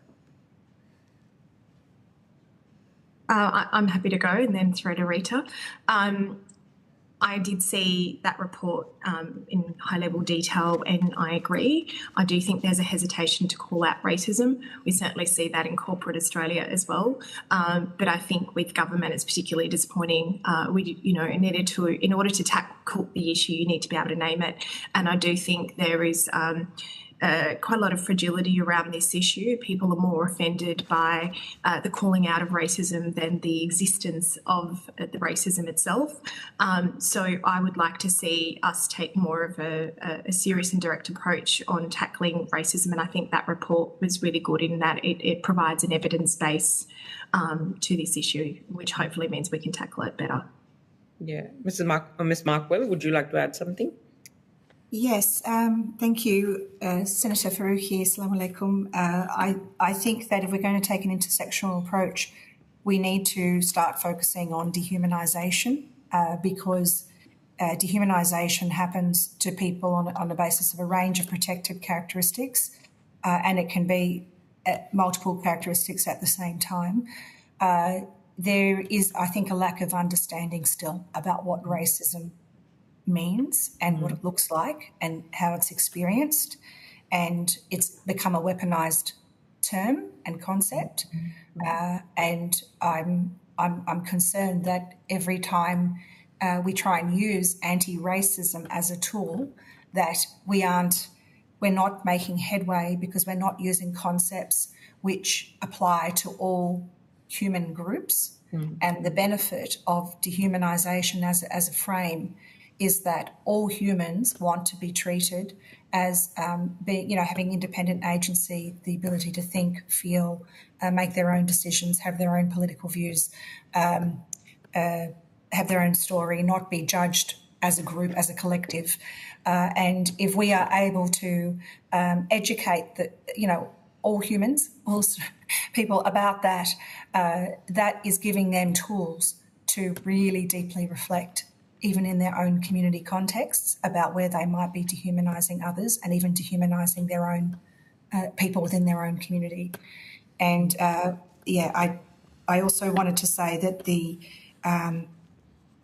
I'm not opposed to the idea of anti-racism and the racism as a concept. As an education tool, I think we need to start queering what we're doing. And the biggest issue for the Muslim community is that our anti-racism programs are not going to work, and that is because of that. We did refer to that into our submission, the Deakin University study, which there's persistence of terrorism concern and negative attitudes towards Muslims and Islam. As long as there is elevated terrorism concern, a cognitive barrier appears. People are unable to accept anti-racist or positive messages about Muslims, regardless of how much education they have about Islam or how many personal relationships they have with Muslims, which overturns previous research about, it's all just about how many relationships you have, etc. So we are really in a social prison when it comes to battling racism, and it's caused by the conflation of religion and terrorism, which is in our law. Another finding of this report that I referred to says that there remains a focus on victims and or those communities experiencing racism or racist behavior to fix the problem, with little or no focus on the broader community to address the issue.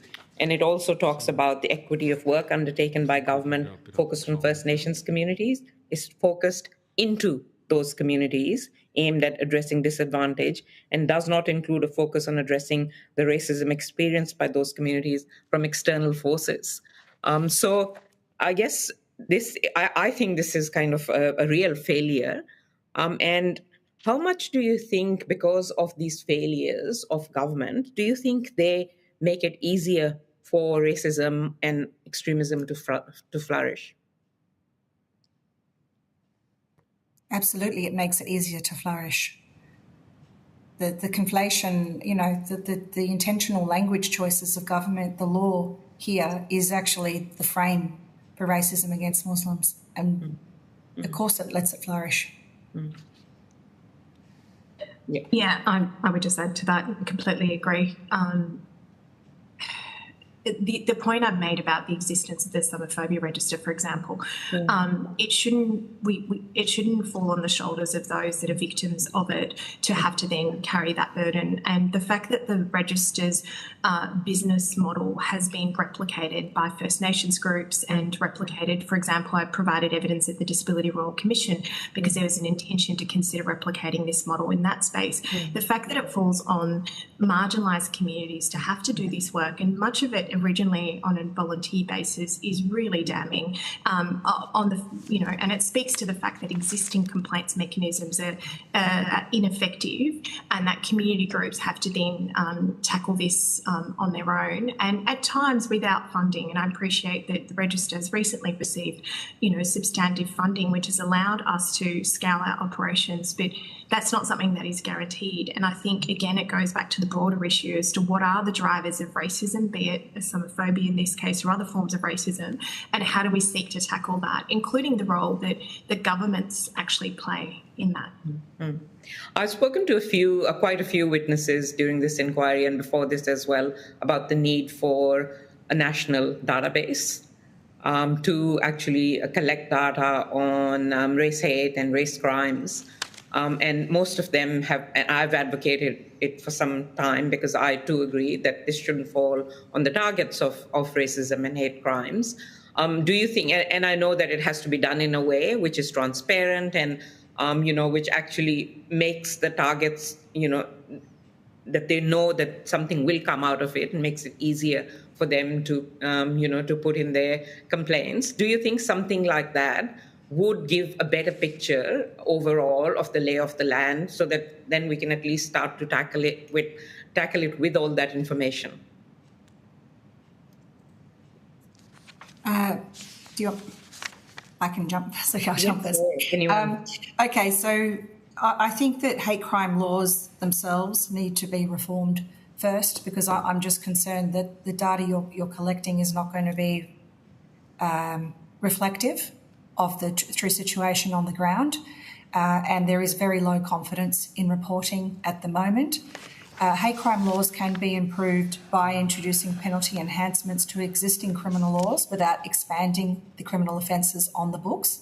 This is detailed at a Barnes submission. We were quite involved in reforms in Queensland. We think that hate crime scrutiny panels are also a very important element to improving the policing of hate crimes for all communities, rather than focusing on the loudest or squeakiest, the communities that have the resources and time to be prosecuting these things. We need structures like hate crime scrutiny panels, which are legislated in the UK. I think these kind of reforms are more important initially because that sets up the infrastructure for reporting, and then you can focus on data collection. A perfect example of why going the other way around is not effective is the US, which has focused on data reporting from all their agencies, etc., but not done the other stuff that I just talked about. Thank you. I just want to go to the Christchurch mosque massacre because we've talked about that a bit during this inquiry. As you both know, the Royal Commission of Inquiry into the terrorist attack on Christchurch Masjid confirmed that the attack was driven by an extreme right-wing Islamophobic ideology. The attacker who killed 51 Muslims was an Australian man. And one of the submissions that has come to us, which is from the New South Wales Council of Civil Liberties, says that the Australian government's response to the Christchurch massacre has not fully examined whether there were failures of intelligence, law enforcement and social or cultural factors that resulted in the individual's radicalization and violence. And we have heard this morning from other witnesses saying that we have not really reckoned with what happened in Christchurch. And, we have not kind of really done much on the Christchurch call or the recommendations of this Royal Commission. I'm just wondering if you have any kind of knowledge of what happened after that in terms of changing things for the better in Australia. Do you think much has changed? I'm happy to just make a few remarks on that and then throw to Rita. The Register put out a national report off the back of that where there was, from what I recall, a fourfold increase in incidents post those horrific terrorist attack in Christchurch. I'll have to double check that number, but I'm pretty sure from my memory that that's correct. And I think what was really particularly traumatising for us at the Islamophobia Register is how much we had tried to warn Australian authorities that we were speaking to about the risk of something like that happening, and how horrified we were that day that what we had thought would happen did. Has there been enough change in the aftermath of that? My personal view is that there hasn't, and that we're very concerned in this existing environment that we are operating in, where we're seeing, what we are observing today is not something I've observed in the 20 years that I've been following this, working in this space and following this. So we are very concerned that a Christchurch-like attack can happen again, and it can happen on our shores. And we are not doing enough to prevent that. If I could go, yes, sorry, one last question. Is that all right, Chair? No, absolutely, Senator Faruqi. Thank you. Thanks, Chair. Just this one's for Ms. Jabri Markwell. Your submission recommends that the e-Safety Commissioner should establish a compliance unit to proactively identify, assess, demonetize, and deplatform actors that use digital platforms to engage in dehumanization. What do you think? Do you have more of, view on what the consequences for these social media platform companies, tech companies should be? Because we know they monetize hate, and hate flourishes on their platforms. So if you could just elaborate a little bit on your proposal, that'd be excellent. Thank you. I actually think the submission calls for social media companies to have an obligation, particularly the bigger ones, to fund their own compliance units. But I do think it recommends that eSafety has clear guidelines about what they're looking for, because vilification laws are drafted more for a judicial officer rather than an administrative. So I think that something more practical and concrete, like the dehumanising material definitions, would be really useful for eSafety. And then I think they do need a notice, and they need to employ, there's a lot of good technology that now exists for being able to do sentiment analysis and identify those actors that are serially or systematically engaging in dehumanising information operations or dehumanising hatred. That will help surface the actors that they really need to focus on that are most dangerous. And then I think from there needs to be a notice and action takedown model where they, like they do with other unlawful content, they go to the platforms and they say, take this down. If the platform doesn't, then that penalties apply to the platform, and they need to be proportionate enough to make the platform take it into account with their business model.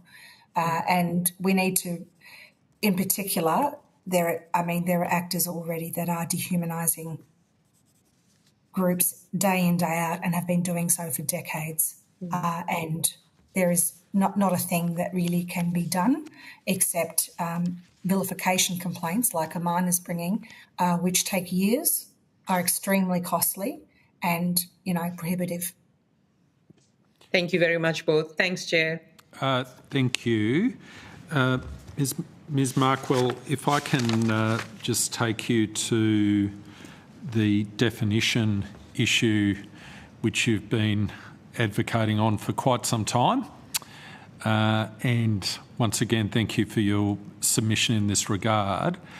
As I understand it, just to summarise your submission in that particular regard, at the moment, the definition of a terrorist act is one which meets a number of criteria.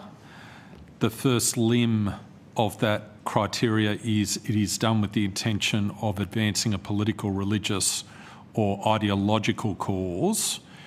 Your submission, Aman's submission, is that religious or ideological is not necessary for the purpose of that definition, and it would simply suffice to say it is done with the intention of advancing a political cause. Is that correct?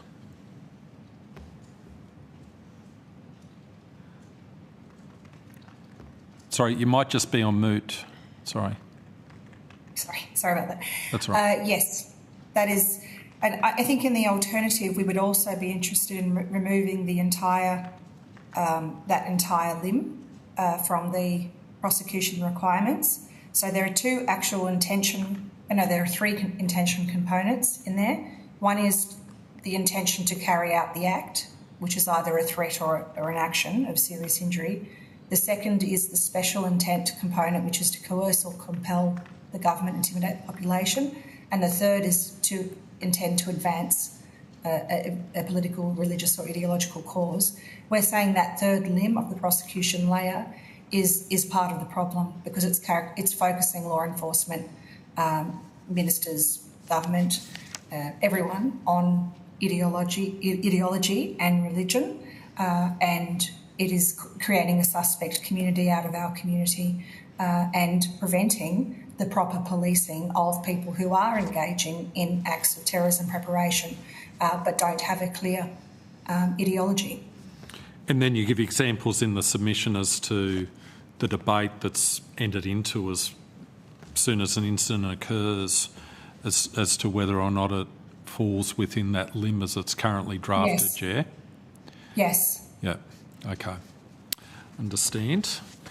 The second point I just wanted to tease out just a little bit more for the record is your definition of dehumanisation.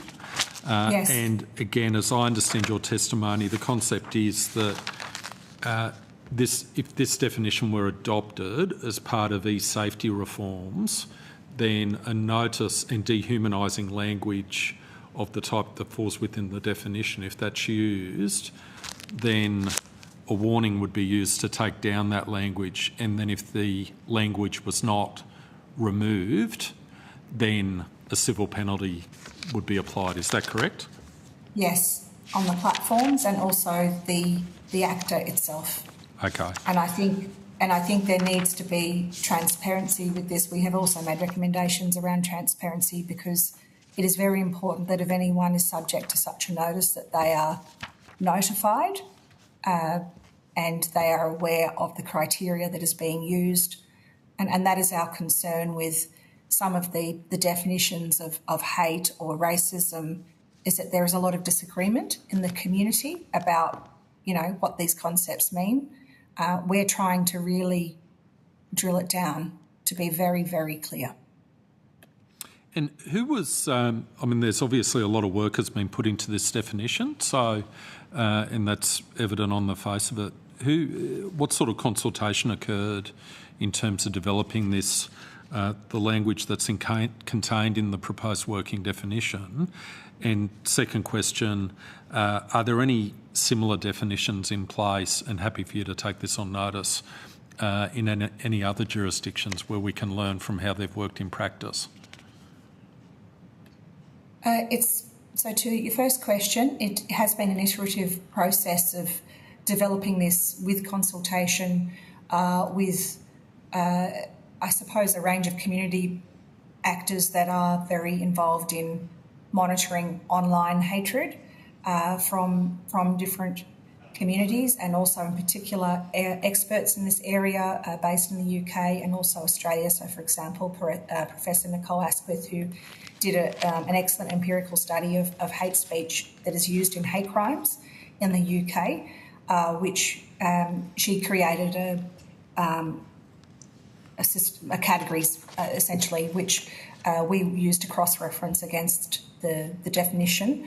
And we've also used Canadian case law, which there are some excellent authorities which summarise, vast amounts of hate speech law and say, okay, these are the main types of categories that we tend to see that we have agreed are hate speech. And then we've also done a lot of observational work online, particularly during the voice referendum, the dehumanising material that was shared in relation to First Nations peoples. From there, we tried to ensure it was within a coherent frame. And I think this is the difficulty for government is that, how wide do you go with hate, or, or what gets put in and out. And here we think that there is a lot of very strong research on dehumanisation in particular amongst genocide prevention studies, which defines it well in terms of, denying human qualities or denying responses to humans that you would normally give to human beings. So it is within a coherent conceptual frame that allows government to say, okay, we're focusing on a form of hatred that has often been a precursor or co-present with atrocities and genocides throughout history, and therefore warrants us taking particular attention to it. On the second question, we have also been on the lookout for good definitions over the past 4 or 5 years. We notice that the UK tried to deal with hateful material in their online safety bill, and it ended up being taken out of the bill at the last minute because of free speech concerns, because it was so general. And that's the problem, is that when you do go general, it is more likely to face a lot of community misinformation and contest, and sometimes that is legitimate contest as well. And it is important to give people assurances that you are focused on hatred that is committed against people based on protected attributes. It doesn't deal with hatred against governments or militaries or nation states, that anger against things like that and animosity towards things like that on the face of it are not covered by these dehumanising material definitions. But if you dehumanise a group based on their race, religion, their national origin, or whatever other characteristic, that is going to be within it, and anything else, where it is a bit more contestable, we do have vilification laws which act as that sort of safety net to pick up those more ambiguous or contestable, examples, and that's the benefit of that. But we really shouldn't be leaving vilification laws as the first stop. Public racism is a public harm, and our regulators should be taking the bulk of the heavy lifting and work in guarding against the most obvious examples against every community. So from your perspective, it's better to go down the path of the particularity which you've got in your proposed definition, as opposed to having a more general definition which is open to interpretation. Better to be particular and specific rather than to be general, yes, and have a contested definition. Is that the view? Yeah. Yes. Okay. I think it will get broad support, community support. It's very hard to look at any of those elements of the definition and say, no, that should be okay. That should be okay to say that about any group based on a protected characteristic. Yep. I think it'd be very hard. No, I understand. Okay, thank you. Thank you very much for that. Our time has elapsed, unfortunately, so thank you very much, both of you, for the advocacy you undertake, for all the work that you do, especially under extraordinarily difficult circumstances, which we've touched upon earlier today. So thank you very much. Thank you. Thank you, committee. I now welcome via video conference representatives from the New South Wales Council for Civil Liberties. Thank you for taking the time to speak with the committee today. Information on parliamentary privilege and the protection of witnesses and evidence has been provided to you and is available from the Secretariat. I urge senators and witnesses to reflect on the terms of reference for the inquiry and ensure that discussion today is relevant to those terms of reference. Witnesses are reminded that if they give evidence that reflects adversely on another party, the committee is generally required to give that party reasonable access to the evidence and an opportunity to respond. For the Hansard record, could I ask each of you to please state your full name and the capacity in which you appear? Lydia Shelley, President of the New South Wales Council for Civil Liberties. Thank you. Stephen Blanks, Committee Member of the New South Wales Council for Civil Liberties. Excellent, thank you, and good to see you again. And thank you for your continual engagement with this committee. It's greatly appreciated in a number of different contexts, including this one. Do you have an opening statement to make? We don't have a formal opening statement. We'd just be submitting that when it comes to right-wing extremism, the Council is of a particular view with respect to the need for holistic approaches to mitigating any risks of right-wing extremism in Australia. That's outside what would currently be a law enforcement response. Okay, thank you very much. Senator Green, do you have some questions? I do. Thank you, Chair. And thank you for taking me to your submission. It's very helpful. I just wanted to ask you, you say in your submission that the public spread of right-wing extremism is on the rise. Can you talk to us about those trends that you're seeing and your views around maybe some of the circumstances which are contributing to that rise in extremism? I think in terms of the rise of right-wing extremism unfortunately has always had a home in Australia. What we're seeing though post 9/11 is a much more public face of right-wing extremism that I think is in many ways much more noticeable to the public. But in terms of the relationship between right-wing extremists in this country and overseas and other aspects of civil society within Australia and overseas, I think it's quite a porous relationship. It's not as strictly defined as one would consider it to be or would like it to be. In terms of watershed moments, unfortunately, post-2021, we've seen an increase and I think more of a public violence aspect of right-wing extremism be more apparent in Australia.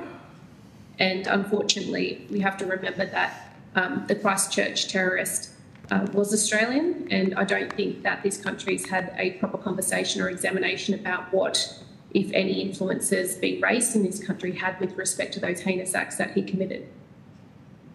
If I can just add to that answer, of particular concern has been since October last year a more visible presence on the streets of particularly Melbourne, Sydney, of neo-Nazi groups. And in Sydney on Australia Day this year, there was an attempt by a neo-Nazi group to disrupt Australia Day celebrations in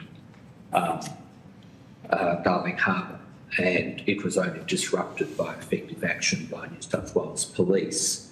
That is a highly visible example, but underpinning that has been a general concern by New South Wales Police that neo-Nazis will attempt to disrupt peaceful protests, particularly protests organised in support of Palestinians. And the concern has been raised with organisers of protests in Sydney that the possibility of neo-Nazi disruption should be taken into account as a reason for not holding protest assemblies. And that is very serious. Thank you. I think, Michelle, you said just then that these forms of extremism have received since 9/11 more, have become more public. I wondered whether you could elaborate on that. Are they being legitimised, or are they sort of being, I understand it's a complicated area, but I'd really like to get your views on that. I think certainly post 9/11, there's certainly been a overwhelming focus on migrant, particularly so those from the Muslim community in Australia, those who belong to that community. And I think that the right-wing extremists have had fertile ground to exploit social divides, social fissures, and were able, unfortunately, to pick up on segments of civil society, our own governments, both state and federal, and media. They've been able to pick up on certain narratives that were being put out there for political purposes, perhaps, or for ratings for media. And I think that unfortunately, has helped create quite a fertile and quite a public breeding ground in terms of both racism, Islamophobia, and a disproportionate focus on Muslim communities, and this idea that they are a threat to democracy, and it feeds into a whole range of different narratives that right-wing extremists run with in terms of recruiting and for propaganda purposes. Thank you. We've talked a lot in these hearings about the impact of the online environment, and you speak to that in your submission. Thank you. In your view, what are the sort of key elements of how an online environment is feeding into or allowing these types of movements to get legitimacy? One of the two issues that immediately come to mind we've touched on in our submission is the capacity for people to recruit within movements, the capacity for them to firm up or strengthen and develop relationships with other far-right extremists overseas, as well as, for example, using online platforms to raise funds for whatever purposes they're advertising those funds to be collected for. And it's really the fertile ground and the main platform where they can get their essential propaganda out in terms of recruiting purposes. There's also a concern in relation to just how that online space is policed. I think you could probably talk to that a little bit more.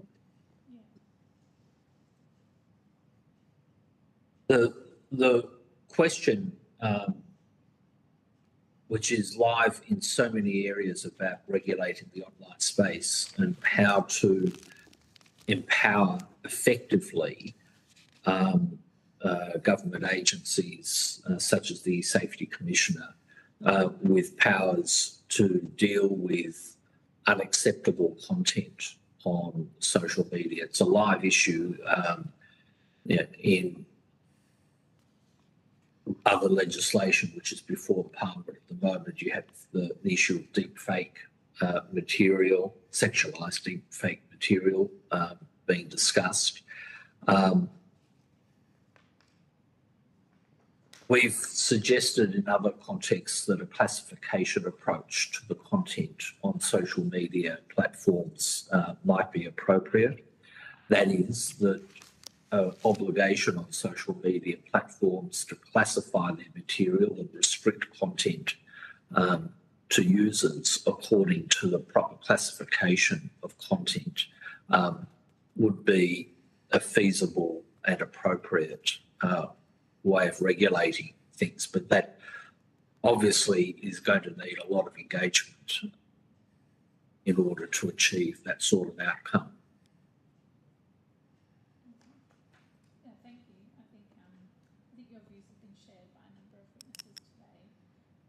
Sorry, we can't hear. I'm not sure why that is. Can you hear me now? Yes. Okay, fantastic. I may have not been speaking up enough. The other question I have for you is around countering violent extremism. You speak to that in your submission at length and acknowledge some of the programs that are funded by the Department of Home Affairs in terms of countering violent extremism, but this notion that there needs to be law enforcement and criminalisation, but also that needs to work in conjunction with a holistic approach, I think you said at the start, Ms. Shelley. Can you explain what you mean by that? And I thought your observations about the criticisms of the Countering Violent Extremism program were interesting in that they were focused on a particular part of our community. I wonder if you could speak to that. In terms of a holistic approach that we're advocating, we recognise that the CVE is still in its infancy, I think would be fair to say. There's issues with respect to how the effectiveness of those who participate in those programs are evaluated. There's issues around standards and training, and that's even looking at those issues that are raised are even before we start looking at the social and cultural and institutional issues where those CVE policies or programs may sit in, if that makes sense. So when we're talking about a holistic response, we recognise that at the moment one of the primary ways that the risk is mitigated by way of CVE and DRAD is through these programs. The issue for us is that we think that it needs to go a step further. So really, when people are being involved in those programs, they're already very close to the pointy end of the stick in terms of risk. So the issue for us would be we need to stop people, particularly young people, from getting to that point in the first place, which is why things like civic engagement, civic participation and civic education for us is so important. And we would be hoping that that type of education process and involvement, particularly amongst young people, would be starting even in the primary and high school age. And I just want to note that the council believes that young people should be participants in the political process. They should have a lot of social tools at their disposal to affect social change. And it's interesting, and I just want to note that unfortunately they've copped a lot of criticism this year in terms of their capacity to exercise their right to protest, for example. Yeah, and sorry, can I just squeeze on one more question, Chair? Thank you, that's really helpful. The other area that I thought it might be helpful for you to comment on is sometimes what I hear when we call out or we criticise language, particularly in the political sphere, which is seeking to legitimise or support some of these extremist views, we're told, well, it's just free speech. And, you know, people should be able to say what they want to say. You know, you might not agree with everyone, but where is the line? And what, I'm interested from a civil liberties point of view. Like, obviously, free speech is incredibly important, and getting an opportunity to hear different views is important. But we've also got laws, and we've introduced laws as recently as this year about criminalising hate speech, and particularly hate symbols.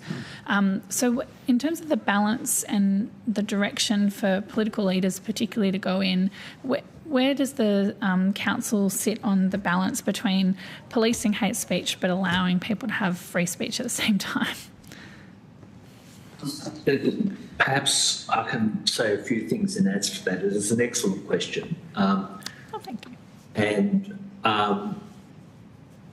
one has to bear in mind that there are lots of different kinds of institutional responses to problems. One doesn't have to criminalise everything you disagree with. And criminalising hate speech, we would say, goes too far, though we have supported criminalising, in a qualified way, criminalising hate symbols. So that, we did, in a qualified way, support the legislation dealing with hate symbols earlier. But that, just to be clear, that didn't criminalise hate speech, that legislation, and we would not support necessarily criminalising hate speech. That's not to say that the government is without the ability to have institutional responses to hate speech, and the Human Rights Commission and the procedures within the Human Rights Commission where people can make complaints, where there has been vilification in breach of their human rights, and the Commission has the ability to bring people together for conciliation, and where that doesn't work, to make determinations and findings, is a very, very powerful mechanism and important mechanism. So that it's not black and white. One has to be able to discuss difficult material. One has to be able to discuss and respond to hate speech. Banning it, criminalising it is not the answer. You don't fight threats to freedom by reducing freedoms. But that's not to say that there aren't mechanisms which are available, which should be utilised. I think that also raises again, the importance of why we should be focusing on racial and civic education and participation, because often this idea about hate speech, really you need to look at and examine who is the recipient of that speech and who is the person actually uttering the remarks. Thanks very much, Chair. Senator Faruqi, you have the call. Thank you, Chair. Good afternoon, both. Thank you so much for being here with us. I just want to start by putting two areas that have been talked about in this inquiry, one especially today, which has been a focus on responses to far-right extremism, which are kind of classified as, violent terror or kind of physical violence. But obviously, before it comes to physical violence, there is a lot of harm perpetrated as well by far-right extremism, for instance, for marginalized communities, people of color, LGBTQIA+ community, Muslim women in particular. So that's one thing. The other thing is that many submissions and witnesses have raised concerns, and I think you have as well, about the crackdown on right-wing extremism, looking at it just through the lens of the criminal justice system, without actually addressing the root causes of, right-wing extremism. So I just want to get your view, and I know you've highlighted it in various places in your submission, of what you understand as the root causes, and what, in your view, is kind of are the best ways of getting to those root causes.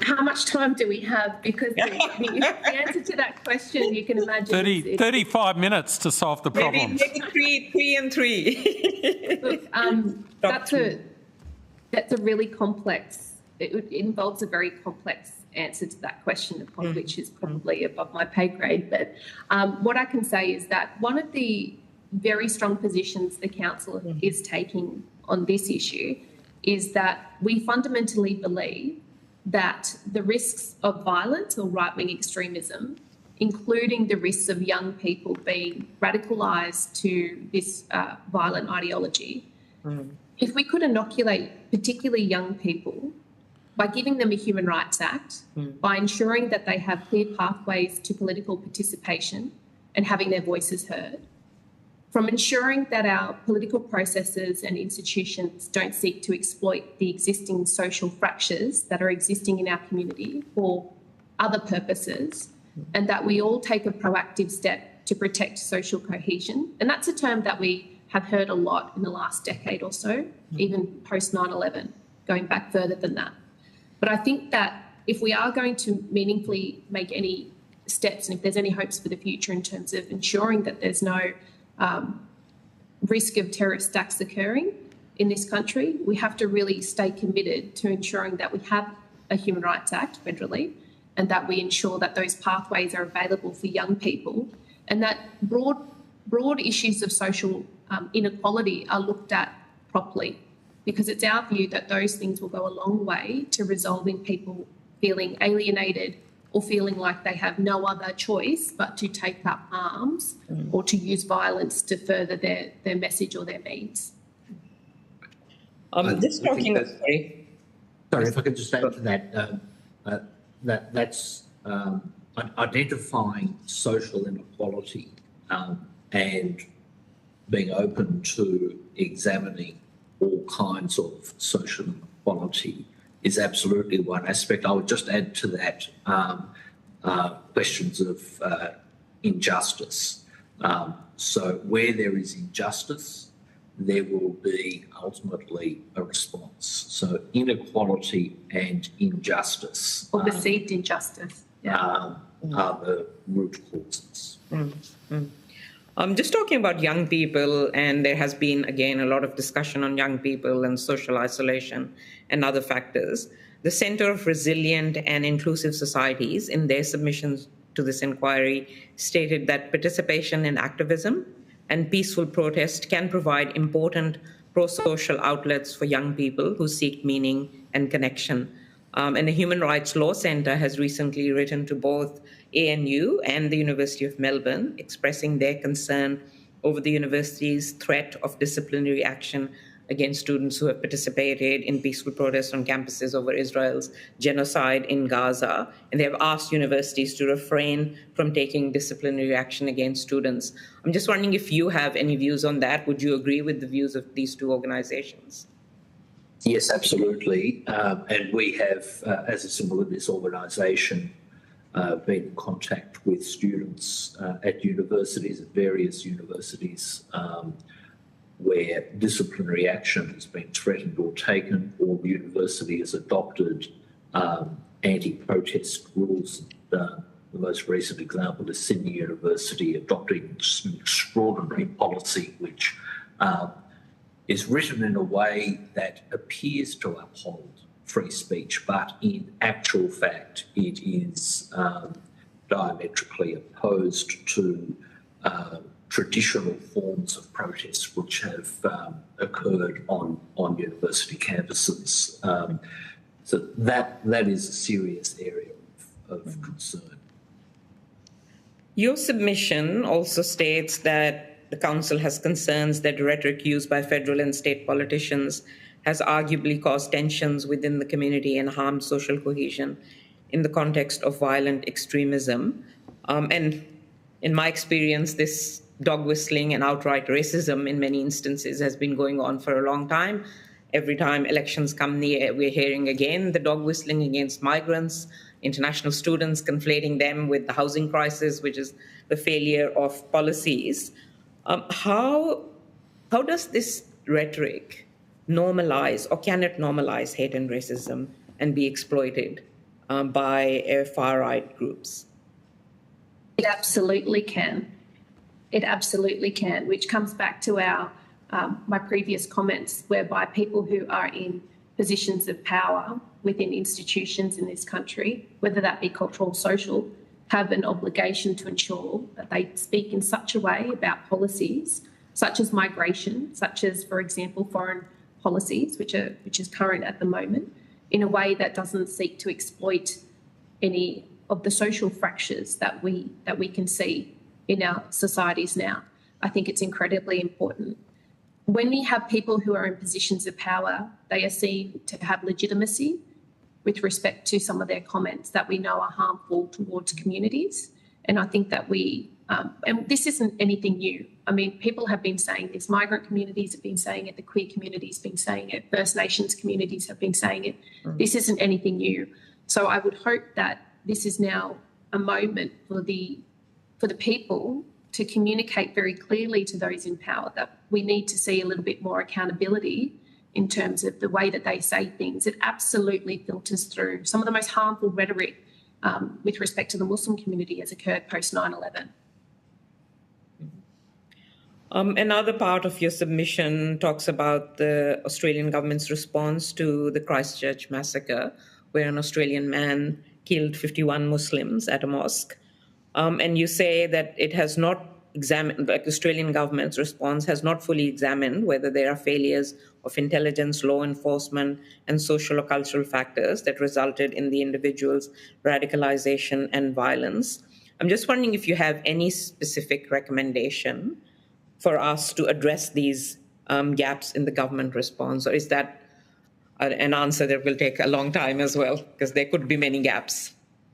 I think one of the most telling gaps for me was the fact that many members of the Muslim community and law enforcement were screaming into the void that it seemed like the situation we saw in Christchurch was inevitable, but we thought it was going to happen here first. So we have a long history in civil society and communities who are disproportionately impacted by acts of violence, of being consulted with by both state and federal government. But I think that there needs to be a very genuine relationship, because I don't think sometimes that relationship necessarily translates into action or recommendations that are being appropriately heard. There's also an issue. Sorry, keep going. There's also this issue about who you actually consult with, and I understand that's a very difficult and sometimes controversial issue for governments as well. But I would hope that the governments are very varied in terms of ensuring that certainly that there's a difference and diversity in who they consult within any particular community. For example, in the Muslim community, it's communities, as well as civic engagement and civil engagement as well. Chair, if I have time for one more question. You do indeed. Yeah, thank you. You also referred in your submission to All Together Now's Community Action for Preventing Extremism as a successful evidence-based and grassroots approach to countering violent extremism. I'm just wondering if you could give one example of how it has been successful and whether there's a potential for this program to be rolled out more broadly. I'd have to take that on notice. I think in terms of success, what we were saying is that the success of any CVE program is going to be dependent on community buy-in and community ownership and community-led initiatives, more so than the involvement of a top-heavy involvement of law enforcement and the securitisation of those programs. And this is a really tricky one because when it comes to violent extremism, when the risks of violence in a very public way are so great, it's very difficult, I think, to have the space for CVE programs to be initiated by grassroots communities who know what they're doing, who understand the language and the frameworks that government and law enforcement also use. So I think there's often a gap between knowledge, experiencing and the scaffolding in community-led programs as well. Thank you very much. Thanks, Chair. Thank you, Senator Faruqi. Have you had an opportunity to read the submission by ASIO?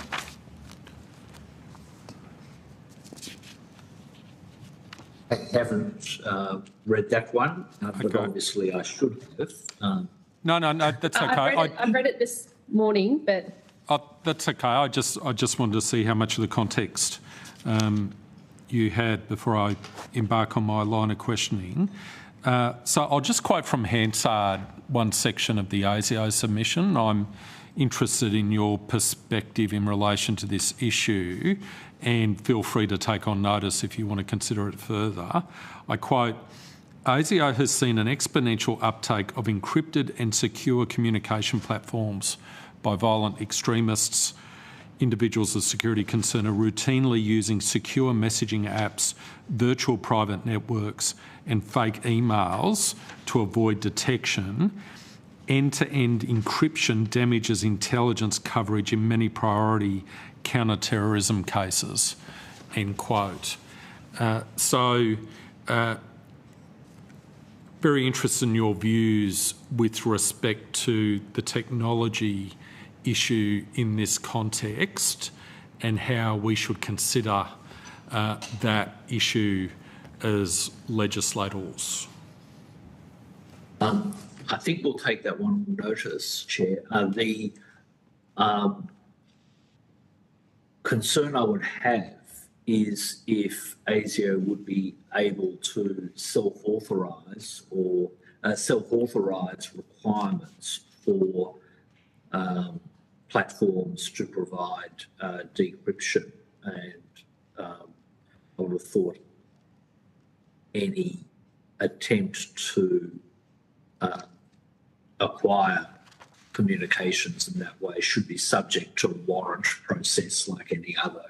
Search warrant is an absolute minimum, but the reason I want to just reserve the possibility of adding to that answer is that there are special considerations due to the technological issues and whether the platforms would in practice be able to respond to a demand for de-encrypted communications, because as I understand it, is the way some of the platforms are configured, the platforms would not be able to provide the de-encryption key. Right. Okay. Understood. So let me just consider that further. I just want to make sure that's correct. No, if you could, I'm happy you could provide an immediate response where you just flag those issues, but very happy for you to take it on notice and give it some more considered thought, because it does, the submission by ASIO does to some extent beg the question as to as to whether or not they're going to seek some additional powers, perhaps, to deal with that issue, because they raise it in the submission. Obviously, it's causing them concern in terms of keeping track of threats in the course of conducting There's an underlying assumption there that they should have access to every communication.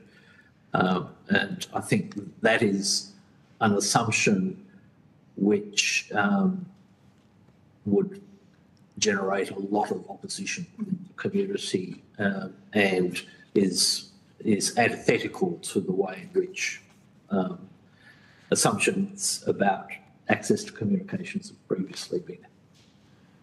And I absolutely agree in that regard. So that's one of the reasons why I raised the issue, to give you an opportunity, or your organisation an opportunity, to raise the sorts of issues which we need to consider in that context. And obviously processes to obtain warrants is one of them, presumably from judicial officers with appropriate experience. Is one of the factors. Another area I'd like to take you to, and I'm not sure, Mr. Blanks, I did see your image come up on the screen somewhat early, so I'm not sure to what extent you were listening to our previous witnesses and the testimony you were giving, they were giving. But in Aman's submission, the Australian Muslim Advocacy Network submission, they raised the concept of a introduction of a new definition of dehumanising material. So one of the concerns that they've raised from their context is there's this class of material which dehumanises cohorts of people, classes of people, and deprives them of of their human characteristics, and they've put some thought into a definition which they believe captures the nature of those sorts of that sort of material. And the concept is, if something falls within that category of material in circumstances where a reasonable person would conclude the material was intended to portray a class of persons as not deserving to be treated equally to other people, or with a view to inciting hatred or serious contempt of a group of people, then that definition should operate to give the regulator a power to require material to be removed, in particular from the internet. I'm very interested in your perspectives as an organisation with respect to that proposition. But first I might just ask you, are you aware of their concept in that regard in terms of the development of a definition of dehumanising material and the consequences that could potentially flow from such material being published with the relevant intention? Yes, we did listen to that evidence, and that generated some interesting discussion between us here. I wish that discussion were on the record. What we'll do is we'll take the question on notice so that we can put a version of the discussion on the record. Our initial impression is that having regard to free speech considerations is not quite the right place to set the bar. And we have reservations about setting the bar at that level, but I think it's a serious submission. It raises a very interesting issue. And I think we would take an opportunity to just think carefully about a response to that. Yes, and don't, to the extent you can give us the unexpurgated version, which gives us a window into the discussions you had, that would be very useful, because it's a difficult issue, and clearly a lot of thought has been put into it, and there are competing interests. But going through limbs of the definition, I immediately had come up in my mind examples of uses of terms which have been used almost as precursors to acts of genocide. So you can see the resonance of what the concern is there in terms of. Yes, no, absolutely. Yeah. Okay. I don't have any other questions. Did you have any supplementary questions, Senator Green? No, thanks, Senator Chair. Did you have any additional questions, Senator Faruqi? No, I'm all good, Chair. Thanks. Okay. Well, thank you. Thank you very much to our witnesses, and thank you to the New South Wales Council for Civil Liberties for always engaging in our processes with such rigour. And we really do appreciate it, and I, for one, certainly pay close heed to your submissions and representation. So thank you very much for appearing today. Thanks for the opportunity. Thanks. Thanks. And we will now adjourn. Oh, sorry, we won't adjourn. We're suspending for afternoon tea until 4:15 p.m.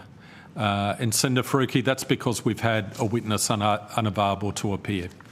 So, thank you. Okay, thank you. Thank you, everyone.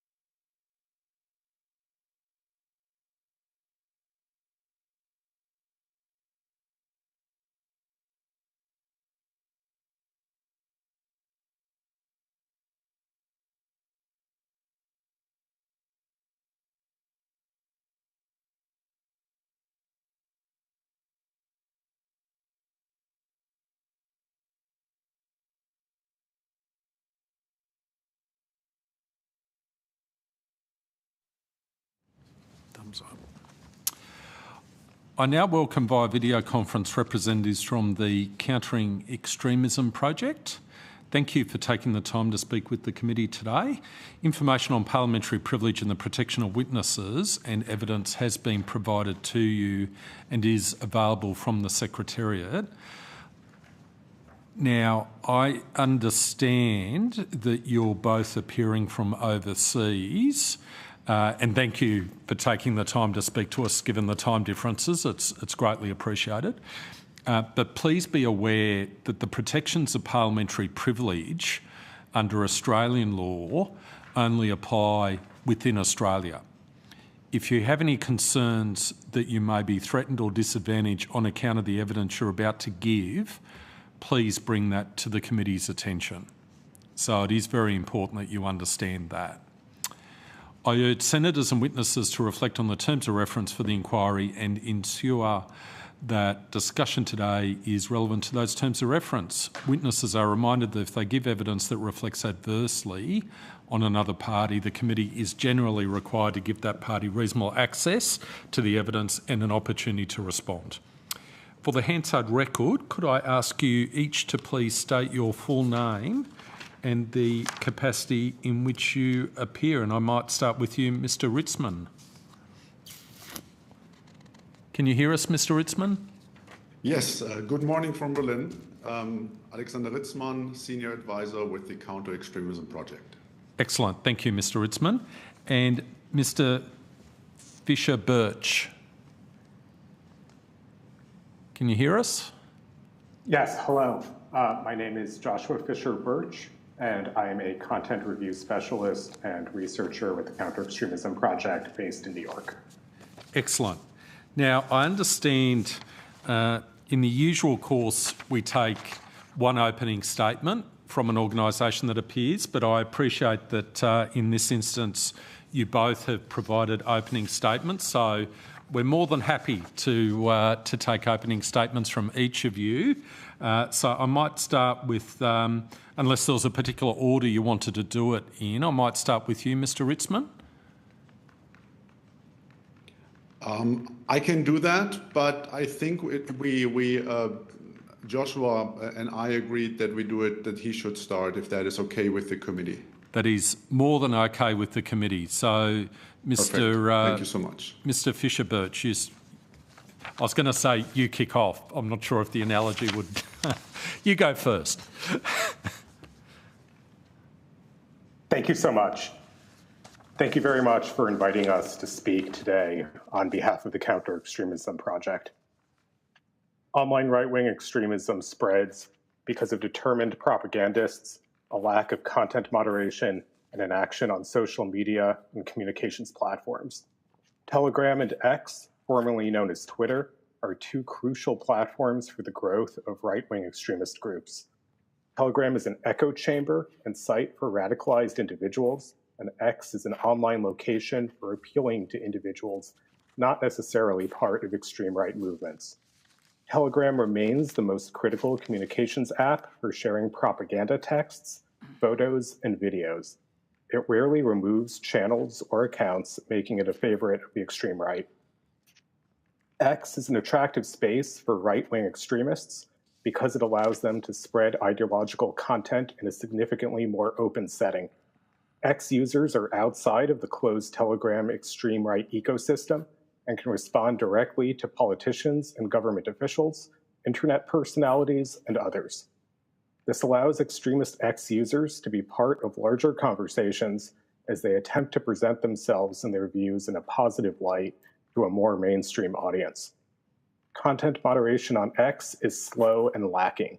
Extremist individuals may also appear on podcasts or internet video shows, extending their reach and making their removal from the platform significantly more difficult. The only way to prevent the spread of extremist groups and movements online is to combine real-world, on-the-ground efforts to make extremist ideologies less appealing, such as de-radicalization programs, counter-messaging, and appropriate criminal punishments, with ongoing processes of monitoring, cataloging, and reporting online content.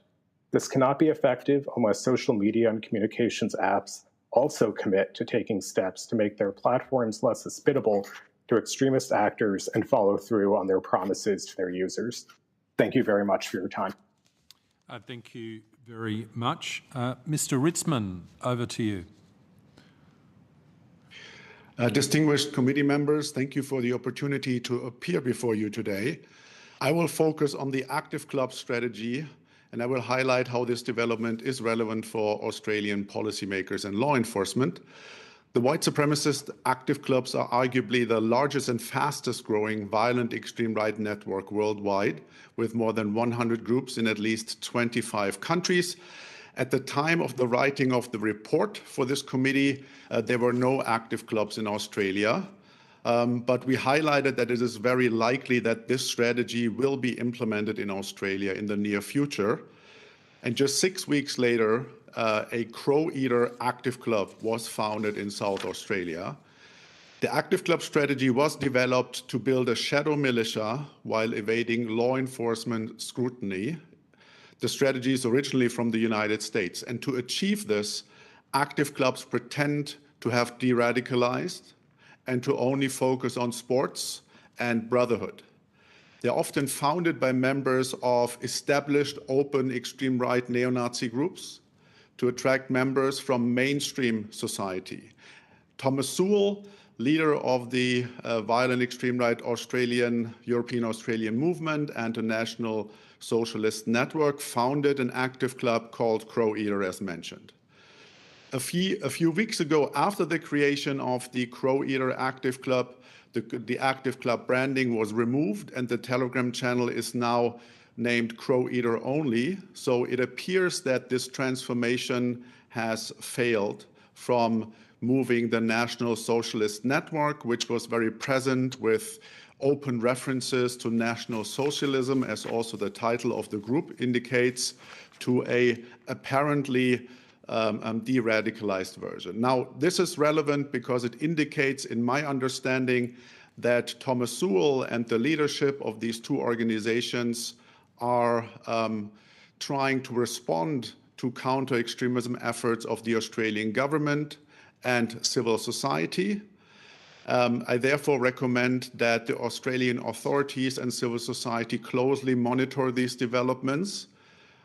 Even if this one approach has failed so far, I would assume that there will be others. The key point is here that these actors will try to, they pretend to have self-de-radicalized, they pretend to be not as violent as they were before, to recruit from the mainstream part of society. And of course, last point on my end, the active club strategy, because it tries to evade law enforcement monitoring and intervention, will, if violence is conducted by its members, not come with a manifesto claiming ownership. It is much more likely that violence committed by active clubs will appear to be random or not associated with the organization. And it is therefore also recommended to talk to governments, and I mentioned a couple in my opening statement, that are currently already dealing with this phenomenon. Thank you for your time. Thank you very much. I might ask just a few opening questions myself, if I can. And thank you for bringing to the committee's attention, and indeed to the attention of the Australian public through this public hearing, this phenomenon of the active clubs, which you describe as a strategy to fool law enforcement. This committee has previously received evidence in various forums about how far-right-wing extremist groups may change their names, their titles, but the individuals involved in them coalesce under new titles, under new banners, under new organisational names. And in the Australian context, one of the issues for these sorts of organisations is, in the past at least, I think 3 far right-wing extremist movement groups have been designated as terrorist organisations in the Australian context. So that obviously causes issues for the members from a law enforcement perspective. Do you see this these clubs, these so-called active clubs, as a manifestation of this, another manifestation of this phenomenon of the individual members of these far right-wing extremist movements recoalescing under a new banner in order to attempt to protect themselves from law enforcement agencies? So thank you for this question. In general, the active club strategy is born out of lessons learned by key leaders of violent extremist groups that often have faced SWAT team raids at 4 o'clock in the morning, have been prosecuted because they were too openly violent. So the active club strategy at its core is designed to pretend to the public that they have de-radicalized and are less relevant for law enforcement. The idea is that law enforcement will look at apparently more outrageously violent groups, for example, the Atomwaffen Division.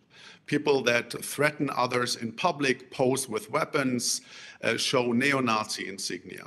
Now, Thomas Sewell has tried to adapt the appearance of one of the organizations he appears to be in charge in, the National Socialist Network. And so in this context, I would say this connects to what you have been asking, that he is a very seasoned extreme right-wing leader, that he has faced a lot of repercussions from the government and from society for his extreme right activities, also violent activities. This is a worldwide strategy, right? So this is happening since 2 years, and it is by concept something of an open franchise model.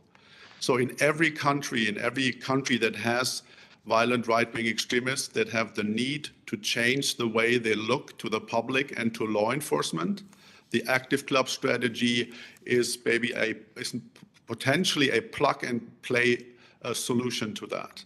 But of course, they would also have to change. And Thomas Sewell was not able, the National Socialist Network so far was not able to change their appearances, their propaganda, and their activities. And I guess that is the reason why they dropped off that strategy for now. They were only claiming to be an active club for a few weeks. And I have no insights why they stopped claiming to be an active club. But it was clear to me that it was very likely that this strategy will also come to Australia like it has been coming to 24, 25 other countries. So you describe it, Mr. Ritzman, as an open franchise model. So to what extent is there actual communication between the organisers of the model or those who are implementing the model in jurisdictions which you've listed here, which include Canada, Finland, France, Norway, Sweden, the United States? To what extent are there connections between the organisers of the model or implementation, people who are setting up so-called active clubs under this open franchise model? To what extent are there connections, interactions between those members in overseas jurisdictions and to members in Australia? Do you have any information in that respect that you can share? I have. Thank you for this question. So they are highly communicative and highly network focused, but they are operationally independent. The idea is similar to the leaderless resistance strategy, but not the same. Leaderless resistance would require that the groups also don't really know of each other. So if government interventions lead to arrests in one group, the other groups could operate independently. This is not what they're doing. They're saying we are highly networked, highly connected, but we're operationally independent. So if one of the more than 100 active clubs gets taken down with a ban order, with an investigation, with arrests, this is supposed to have no effect to other active clubs in the same country, and of course no effect to the overall strategy. Okay, I understand that. You say in your opening statement, the active club strategy was developed in the US to build a shadow militia while evading law enforcement scrutiny. So what is the purpose of the shadow militia?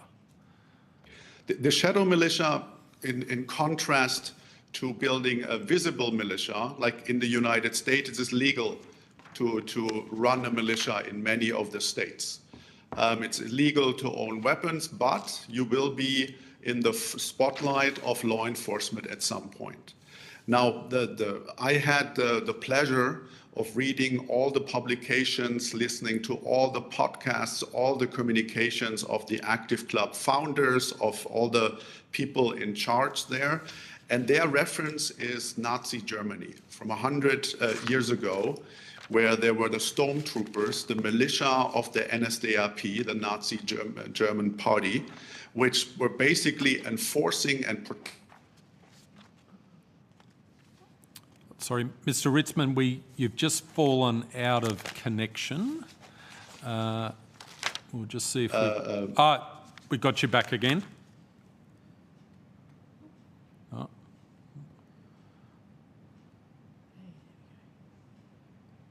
Okay, we can see you.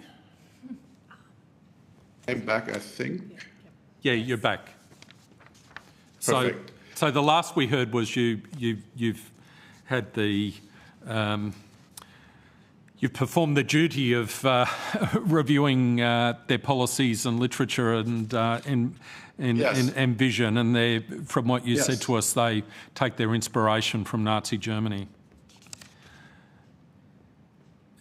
and in particular the militia operating in that context. Yep.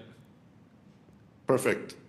And the relevance for today is that the founders of the Active Club network in the United States were.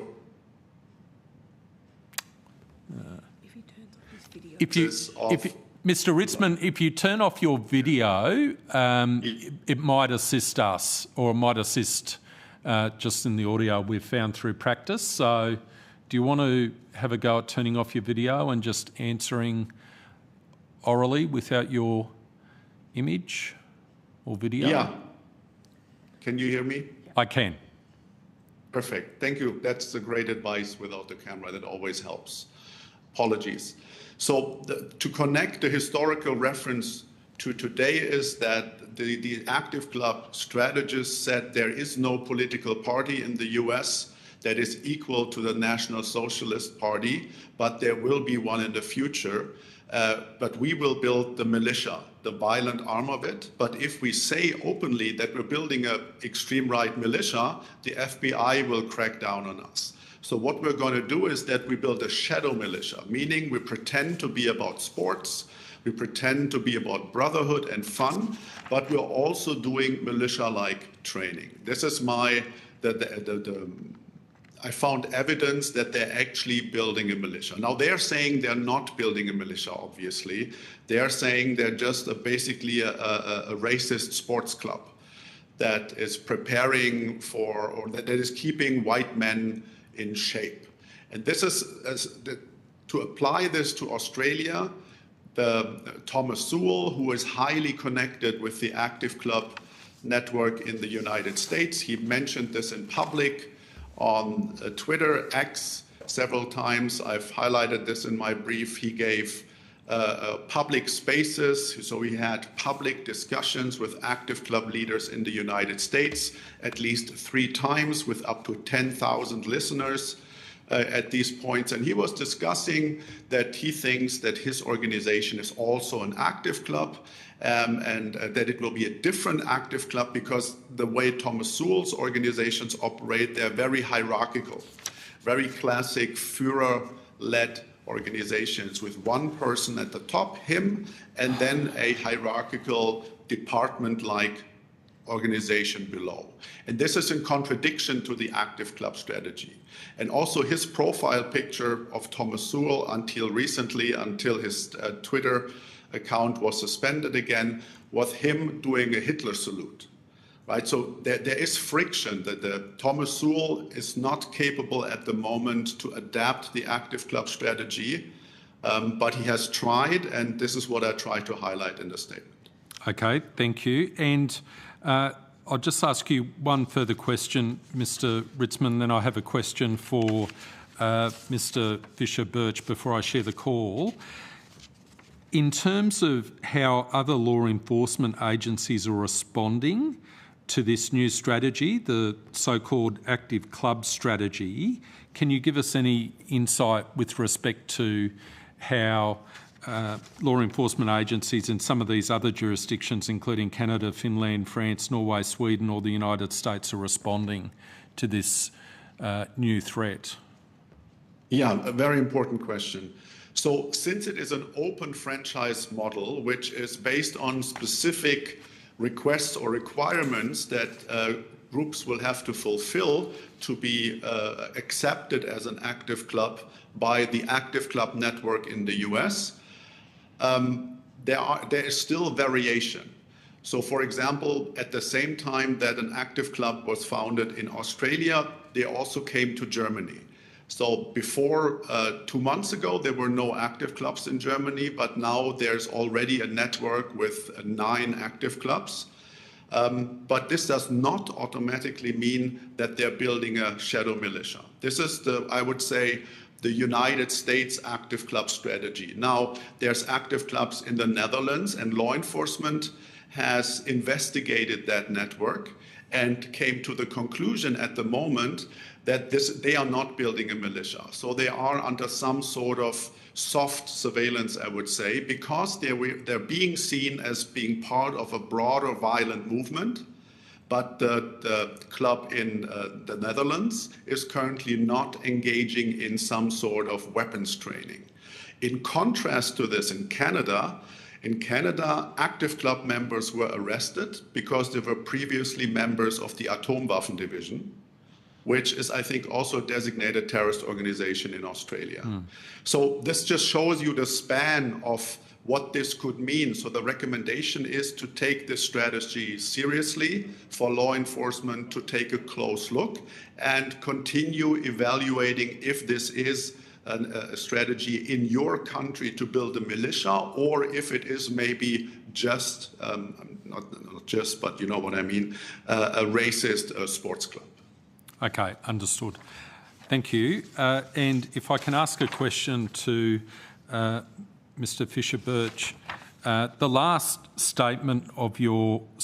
paragraph of your opening statement, which was very useful, you make 2 points. I'd like to ask you a question about the first point, and that is the need to prevent the spread of extremist groups and movements online must be paired with real-world, on-the-ground efforts to make these ideologies less enticing. This includes efforts at counter-messaging and de-radicalisation, as well as appropriate criminal punishments for offences committed in the name of violent ideologies. Feel free to take this on notice, but I'm very interested, and this committee is very interested, to hear about programs or initiatives in the realm of counter-messaging and de-radicalisation, which have had some success in other jurisdictions, so that we may potentially learn the lessons from those experiences in an Australian context. Do you have anything you could offer us in terms of what has been successful in terms of de-radicalisation? So potentially a young man who's fallen in thrall of some of the individuals we've discussed, how should we engage with that young person to attempt to de-radicalise them and assist them? Thank you for your question. I would point to the exit programs in Germany that have had a level of success with de-radicalization. And I would also, what I'd really like to point out is the importance of, when designing and implementing de-radicalization programs, to have some level of project management and standardization in these programs, whether that is on the federal or state or provincial level, in order to make sure that these programs are operating within established principles. But there are multiple de-radicalization programs around the world that have had varying levels of success. Germany, Sweden, there are programs as well as in the United States and the United Kingdom. And there are a number of good organizations that have done work on this. In many cases, they've used and implemented programs from former extremists who can speak to people when they're at this point in their life and can speak from their own experience, which is incredibly important. Okay, thank you very much. Could you perhaps just take on notice? I'm very interested if you've got any connections in that space or any people you could or organisations you could refer us to, who we could potentially receive additional evidence from in relation to the nature of their programs, the success, what methodologies have had some success, etc. It would be good if we could have the benefit of the learnings that they've generated from implementation of their programs in other jurisdictions. Is that something you could do? Yes, I can make some suggestions for organizations. I don't have connections specifically to these organizations. That's fine. If you could maybe just exchange with our wonderful secretariat the names of some of those organisations you're aware of, that would be very useful. Absolutely, I would be happy to. Thank you very much, and thank you for appearing today. I'm going to share the call. Senator Green. Thank you, Chair, and thank you to both of our witnesses for joining us at what I hear might be ungodly hours where you are, so thank you very much for joining us. I wanted to ask, your submission is really interesting, and particularly the time you've taken to talk to us about the online environment. But I just wanted to get some basics clear, particularly in an international context and how they might be applied in Australia. We've had a discussion today with some of our witnesses about the terminology right-wing extremism, and whether we should just be talking about violent extremism, whether there is a better way to describe the different types of ideology. I don't have a settled view, but I just wondered how the terminology is spoken about in both of the international contexts that you're working in.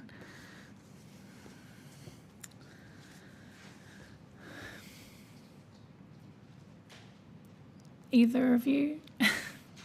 Mr. Ritzman, do you have anything you could add in relation to that? Absolutely. I can completely understand the need to consider and reconsider terminologies that also might evolve over time. The Counter-Extremism Project, by design, focuses on violent extremism and terrorism. But if we see violent extremism and terrorism as the tip of the spear, we also need to understand the stick, the rest of it. So we also look into legalist, non-violent extremism to the degree that it is associated with violent extremism. So we're seeing this as a broader phenomenon. The focus on violence is definitely helpful in narrowing down analysis, recommendations, and possibly impact, but only to limit yourself in terms of understanding how the process of the mobilization to violence works to violent actors, I think would be not helpful from our perspective. This is why we are looking into key actors, long-standing organizations and groups that have been involved, for example, in propaganda that justifies violence, that legitimizes violence, not necessarily to prosecute them, because this might be legal in the specific context, but to understand the transfer from mobilizing, from calling for violence, from legitimizing violence, for example, as an act of self-defense against alleged white genocide or great replacement. So we need to understand the whole spear, to stay in that analogy maybe. We cannot just focus on the tip of it. And this is why I think it is helpful to start with the violent extremism for us as an organization, and then look into the connection to non-violent extremism that is relevant for recruitment, for the apocalyptic threat narratives and all. So we are trying to look at both, but with a focus on the violent part. Thank you. And I think that that's important, because I guess what we've heard today is the capacity for these ideas or movements to turn violent or to incite violence is a really important key point. It starts from somewhere. So you just mentioned the Great Replacement movement or conspiracy theory, it's referred to in your submission. Is that another term that's been used to describe the Great Replacement conspiracy theory is around I understand it sort of emerged during the pandemic in relation to the World Economic Forum's Great Reset initiative. Can you tell us a bit about what that movement is arguing, what they're basing it on, or essentially how it's being proliferated through right-wing extremism movements? Yeah, absolutely, I can try to do this. So the Great Replacement, the recent version, comes from France by an author, a right-wing author who published a book 15 years ago or so, which reignited a narrative that is, again, 100 years old. In Germany in the 1920s, in the mobilization, in context of anti-Semitism, for example, was the narrative of the Volkstod, the death of the people. And the death of the people means that the white people at the time. And this was then at some point renamed into white genocide, again referring to a conspiracy theory, conspiracy narrative that there's a Jewish elite that is bringing in migrants, for example, into Europe with the objective to replace and actually murder as well the existing population. The mainstreaming of this white genocide narrative is then the Great Replacement, which doesn't sound that threatening, but has the key essence, the same functionality. There's a Jewish minority in charge of the world or of a country, and they are trying to kill the white population by pushing migration into the country, for example. So what you then also mentioned, if I understood correctly, is the Great Reset, which if I can clarify for you, Mr. Ritzman, the reason I raise that is I've seen a number of conspiracies related to COVID-19 around the movement to cashless societies, the movement to more digital identification, and misinformation about the World Economic Forum or even the pandemic treaty. And I was just wondering about how the Great Reset links to the Great Replacement conspiracy theory. I have to say that I've not seen a direct connection between the two narratives, apart from the overall connecting alleged actor, which again is a Jewish conspiracy. So in my understanding, also the Great Reset, if you think it through, this will be then about big finance, about big pharma. And if you look historically, who is being associated with running, for example, the banks or big pharma, again, there's anti-Semitic stereotypes or sometimes even very specific anti-Semitic narratives. So this is where I see the connection here. But I don't, the extreme right, for example, in Europe during COVID was also sympathetic with the Great Reset narrative, but their main narrative was the Great Replacement, and the connection, again, I think, is the underlying anti-Semitism in both of them.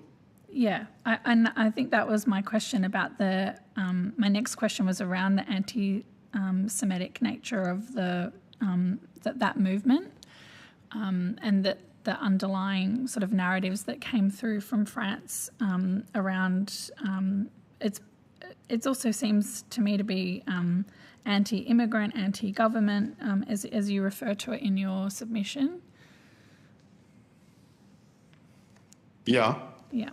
How do these narratives escalate to violence? Well, the core narrative of the Great Replacement, especially if we take away this title that is somewhat neutral, and look at the actual title or the actual description of what people mean from the extreme right when they talk about this, which is white genocide, is an apocalyptic threat narrative that says people are being brought into the country that are killing white Germans, they are raping white German women, and in a broader context, again, as part of an alleged conspiracy, white children are being made into trans people.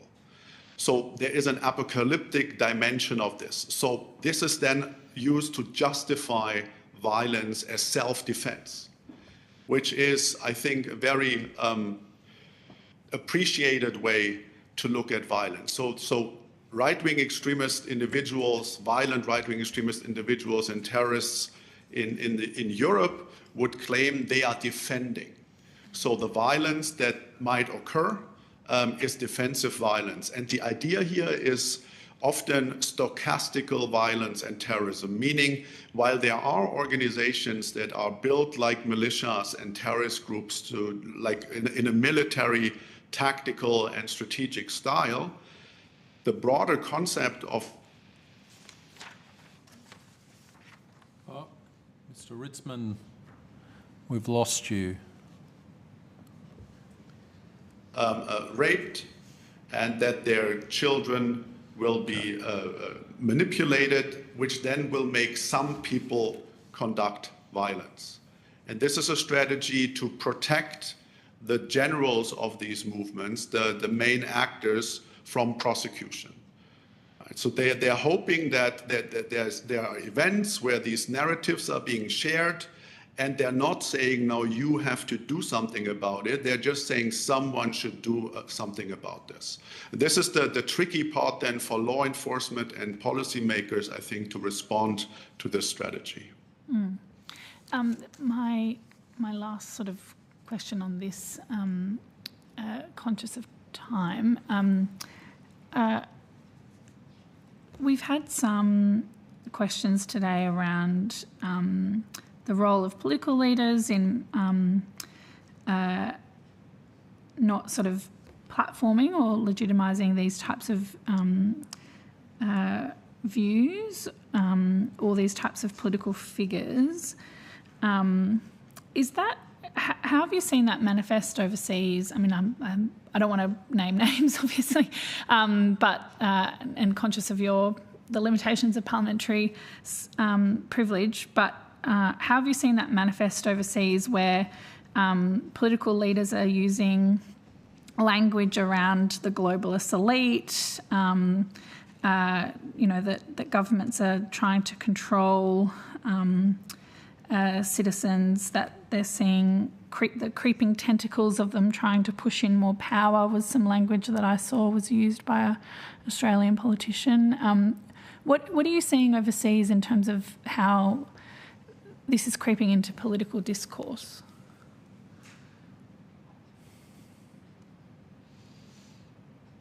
I'll take this also, but quickly, so Joshua can also maybe respond to this. Thank you for the question.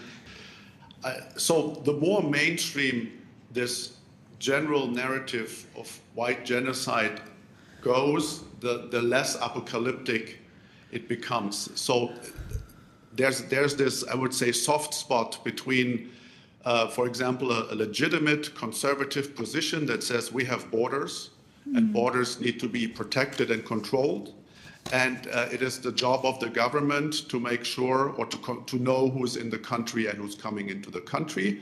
And then a few steps to the right, it is about the great replacement, that the fact that so many people are coming to a country is not really based on civil wars or other problems or economic issues. And if so, behind these issues, again, are evil actors.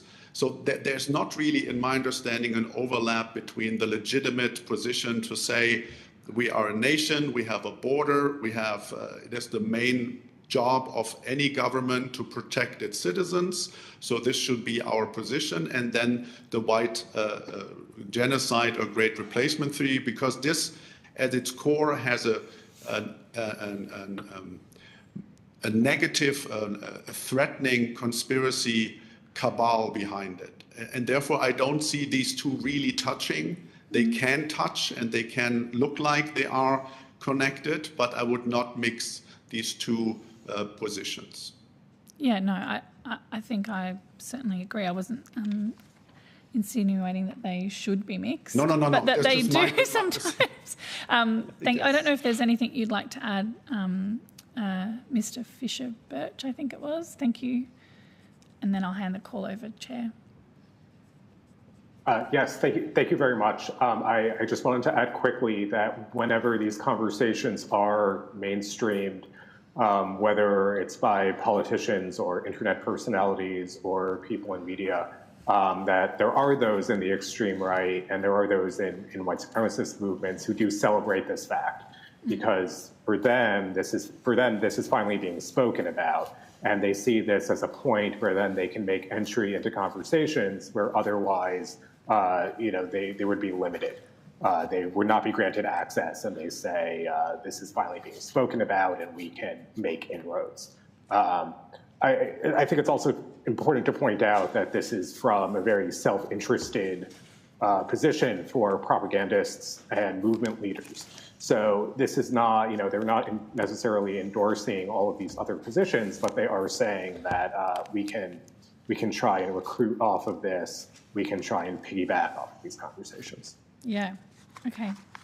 Thank you, Chair. I'll leave it there. Senator Faruqi. Thank you, Chair, and thank you both for appearing to give evidence to us. If I could start with you, Mr. Fisher-Birch. In your submission, you've noted that the lack of effective moderation on mainstream digital platforms such as X has given right-wing extremists a wide audience, and you mentioned that in your opening statement as well. Like, should these social media companies take more responsibility for proactively identifying, assessing, demonetizing, and deplatforming these actors that engage in these far-right extremist views and hate speech on their platforms? And if you think that they should take more responsibility, how do we get them to do this? Absolutely. Thank you for your question. I think it's important to point out that in the vast majority of cases, that these individuals are violating the terms of service of these platforms. Yeah. And I think that really the most important point here is that they're participating in behaviors that these social media and communications platforms have already identified as being harmful. And it's harmful to the communities that are using these platforms.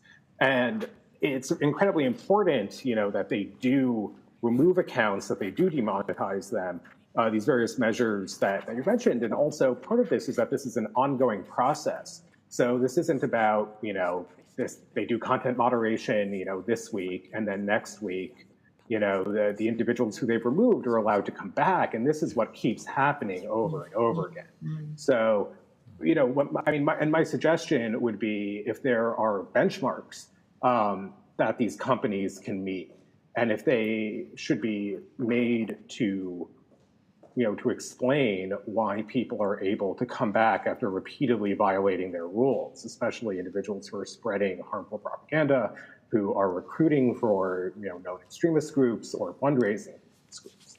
So, in terms of how to compel these companies to do that, this is a very good question. And certainly there is government regulation that in some cases that has been implemented. In other cases, individuals, leaders from these companies have been called to testify. There have been, financial penalties. And I think that these are all things that, that should be investigated because these companies are often failing in their duties to really enforce their own rules that they've set out. Yeah, thank you for that. So basically, governments should be looking at how they are complying with their own rules and probably regulating them a bit more as well in that sense. Absolutely. Great. And I have a question for you as well, Mr. Ritzman. And you were talking earlier about violent far-right extremism being kind of the tip of the iceberg. And there's a lot under that. And obviously, non-violent acts of extremism are harming communities as well. Every day, I hear from people from marginalized communities like people of color or members of the LGBTQIA community, Muslim women in particular, or Jewish people, and the increased level of fear that these marginalized communities have. Just even talking about online hate and racism. So I'm just wondering how much effort should be put into actually addressing some of the root causes of far-right extremism, to be able to then look at what the tip of the iceberg is and to address what's under that as well. Thank you very much for the question. It's, I think, the $1 million question, maybe. The root causes, if we look into psychology and anthropology, for any kind of extremism seem to be the need for self-empowerment. So people that join extremist organizations, no matter the ideology, are unhappy with their life. They get promised to be a hero, a warrior, a lion, a mother of the next generation of heroes. And this is why they commit to such an ideology and such a movement. And some of them leave voluntarily after some time because they realize these ideologies, these groups do not deliver on their promises. So it's very difficult, I think, as an outside actor, if I am trying to join a white supremacist organization because I'm very unhappy with my life and they promise me that I can be a hero and I join them, then a government intervention that says, well, you should go back to where you were. Because then the person will say, well, I was very unhappy before. So this is why what was mentioned before, exit programs, there's a lot of experience that the Radicalization Awareness Network of the European Union, for example, I've been working with them for 8 years as an advisor as well. We have lots of publication, research, practitioners-oriented information on what could work and what couldn't. But in general, this is very local. Right, what we would recommend to have a hyper-local approach. It's very difficult to find something on a national level that works for everyone. But one point would be to empower the good guys, good individuals. In any community, there are people that speak out against extremism. Often they don't have the funding, they don't have the infrastructure, they don't have the microphone. While as soon as you become an extremist, you get the microphone. And if you're smart on social media, you will also get a big stage. Right? So there are a couple of things I think that can be done to manage that phenomenon of extremism. But we also should be aware, I think, that this is part of any society. And especially in liberal democracies, there's some space for extremist views. And this is why we, as the Counter-Extremism Project, focus on the violent part, but we also need to understand the non-violent part to see how the transfer happens from one to the other. Senator Faruqi, our time's expired, unfortunately. Is it possible, if you've got any further questions, to put them on notice? Yeah, sure, Chair. Thank you, Senator Faruqi. Thanks, both. We're just going to quickly suspend for a few minutes as we transition to our next panel.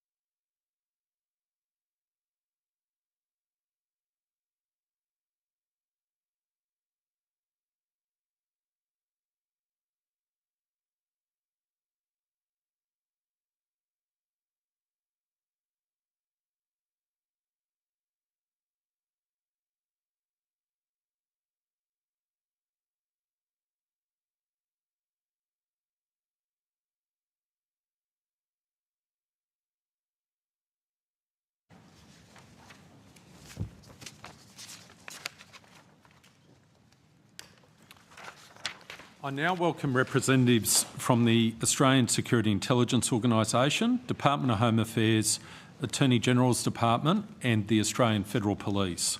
Thank you for taking the time to speak with the committee today. Information on parliamentary privilege and the protection of witnesses and evidence has been provided to you and is available from the Secretariat. I remind senators and witnesses that the Senate has resolved that an officer of a department of the Commonwealth or of a state shall not be asked to give opinions on matters of policy and shall be given reasonable opportunity to refer questions asked of the officer to a superior officer or to a minister. This resolution prohibits only questions asking for opinions on matters of policy and does not preclude questions asking for explanations of policies or factual questions about when and how policies were adopted.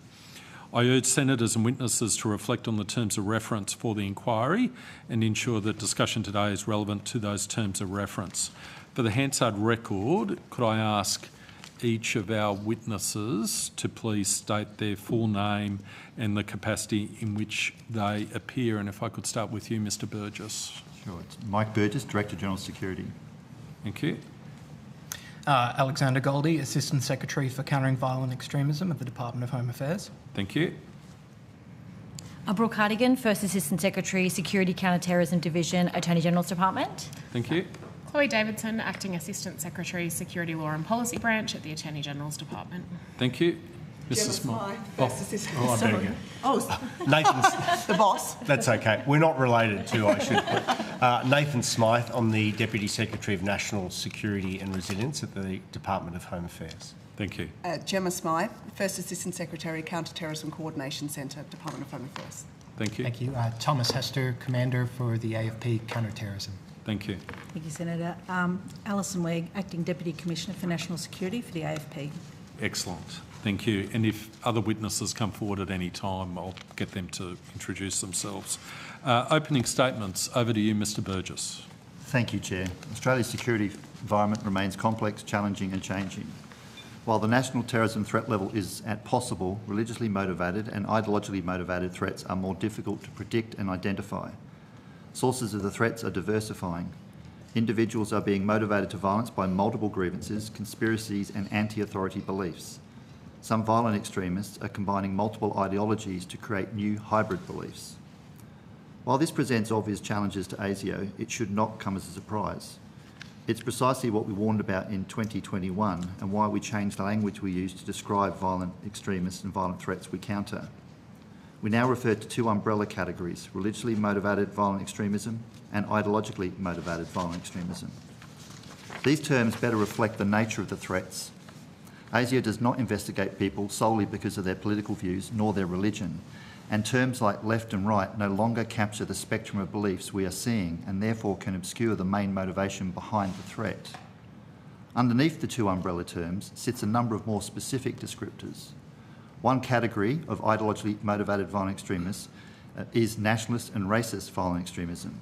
This category encompasses the neo-Nazi or the right-wing extremism your committee is examining. Nationalist and racist extremism remains a persistent threat in Australia. While we assess white nationalist groups are primarily focused on recruitment and radicalisation rather than attack planning, in recent months there have been several disturbing incidents involving minors who may adhere to nationalist and racist violent ideologies. These cases remain under investigation, and it's too early to determine whether the individuals were actually motivated by violent extremist beliefs. Because of that, I will not comment on the cases in any detail, other than noting they appear to underscore the two challenges we are confronting.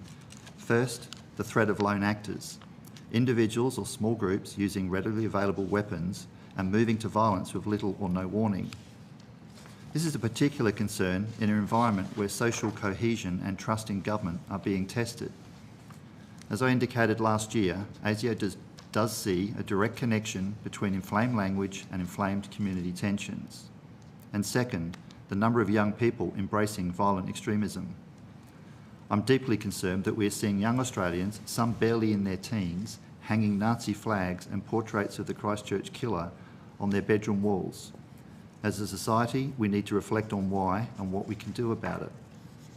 And while these things are a concern across our entire CT caseload, we should not overstate the nationalist and racist extremist threat. As I said a moment ago, most of the cohort are primarily focused on recruitment and radicalisation. They have a keen understanding of what is legal and what is illegal, and many actions can be described as awful but lawful.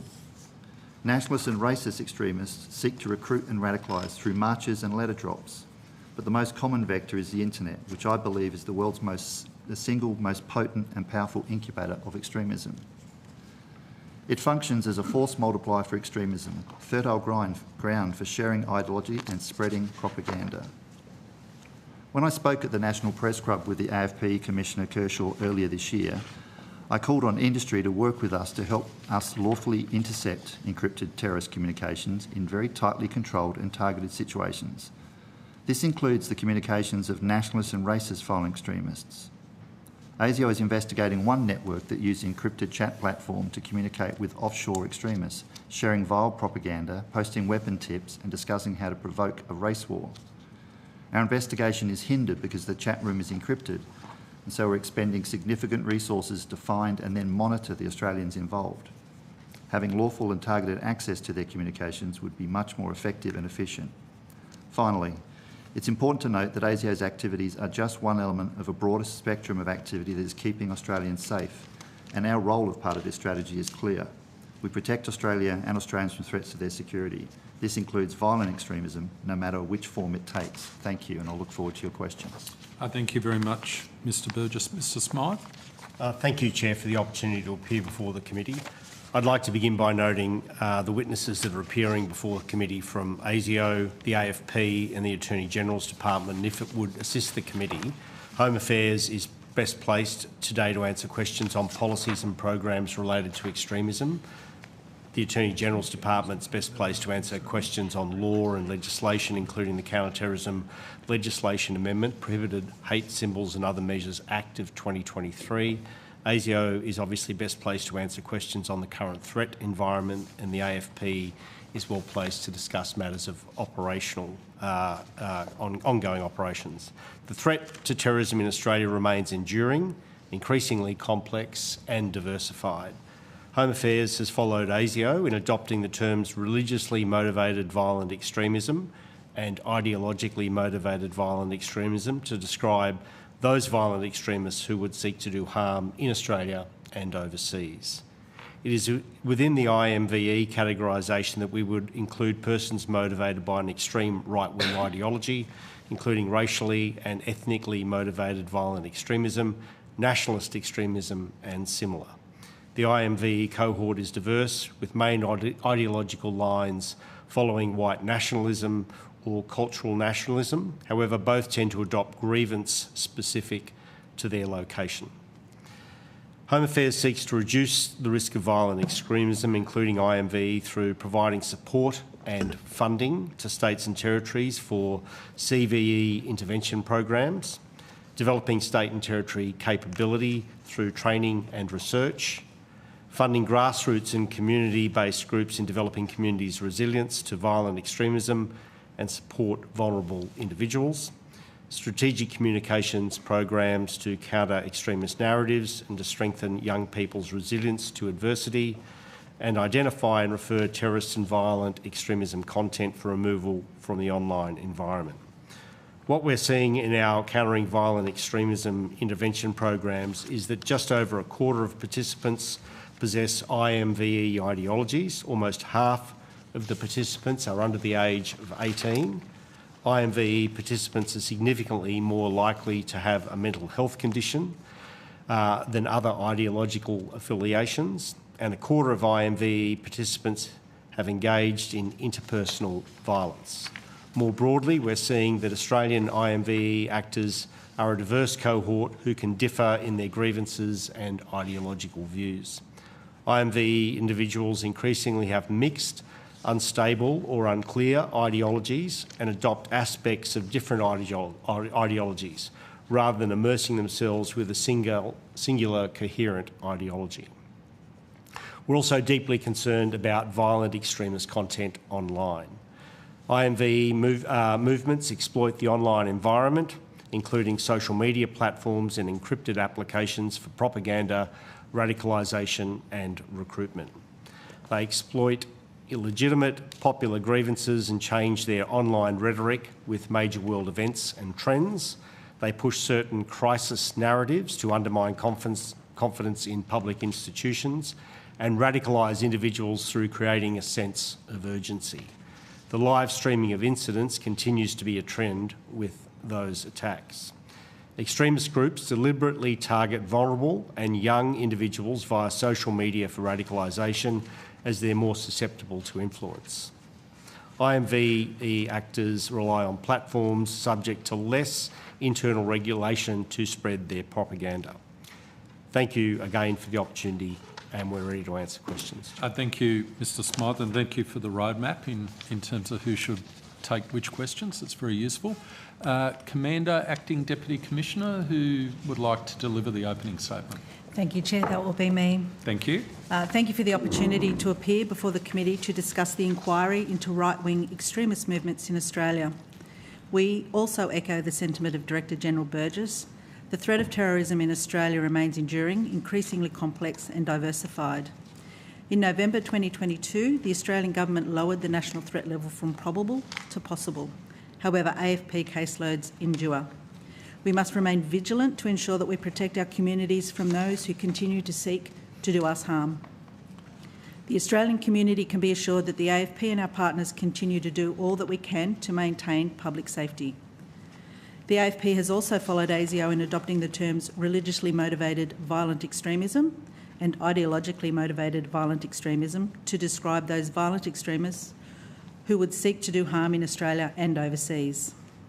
To date, Australia's experience of terrorism has been substantially focused on the ongoing threat of religiously motivated violent extremism. In 2024, to date, 11 individuals have been charged as a result of 6 counter-terrorism operations. 8 of these individuals were all inspired by religiously motivated violent extremism ideology. 2 are inspired by ideologically motivated violent extremism ideology, and 1 had an unclear or mixed ideology. However, the threat of ideologically motivated violent extremism is real and remains a consistent part of our caseload. One of the primary threat drivers for our current ideologically motivated violent extremism counter-terrorism caseload is a nationalist and racist violent extremism. There remains a broad spectrum of persons with anti-government sentiment and specific issue grievances who may also radicalise to violence. Currently, ideologically motivated violent extremism, which includes the subset of national racist violent extremism, makes up approximately 20% of the AFP's caseload. IMVE, propaganda with extremist narratives, can influence a broad audience through spreading disinformation, misinformation, conspiracy theories, and in some cases inciting violence. IMVE is often targeted towards perceived ideological opponents and may extend to political or public figures. The AFP seeks to act at the earliest stage possible through the joint counter-terrorism teams to disrupt and prevent potentially catastrophic acts of terrorism. The recently passed counter-terrorism legislation amendment, Prohibited Hate Symbols and Other Measures Act of 2023, provides new powers and offences designed to enable AFP and our state and territory police partners to intervene early. The growth of social media has resulted in the ability to communicate and spread online messaging to an extent not previously possible. The AFP caseload reflects the ramifications of the online environment, where we are seeing a concerning number of young people being radicalised online, including through self-radicalisation and accessing and sharing propaganda. The increase in anonymising technology and end-to-end encryption of mainstream communication platforms enables people to avoid detection by those platforms and by police under warrant. Extremist groups are deliberately targeting vulnerable and young individuals via social media for radicalisation, as they are more susceptible to influence.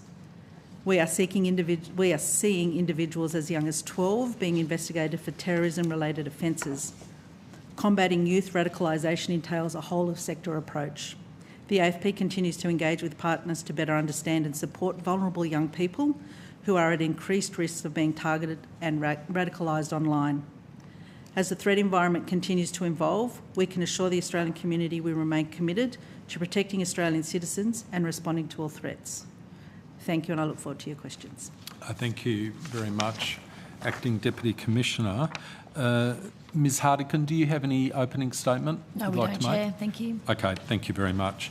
I'm going to start with some questions, if I could. If I could turn to you first, Mr Burgess. Prior to the hearing today, I went back and read your speech to the National Press Club, and you made a number of points in relation to the issue of encryption in that speech. You said in 2021, I revealed that encryption damages intelligence coverage in 97% of our priority counter-terrorism cases.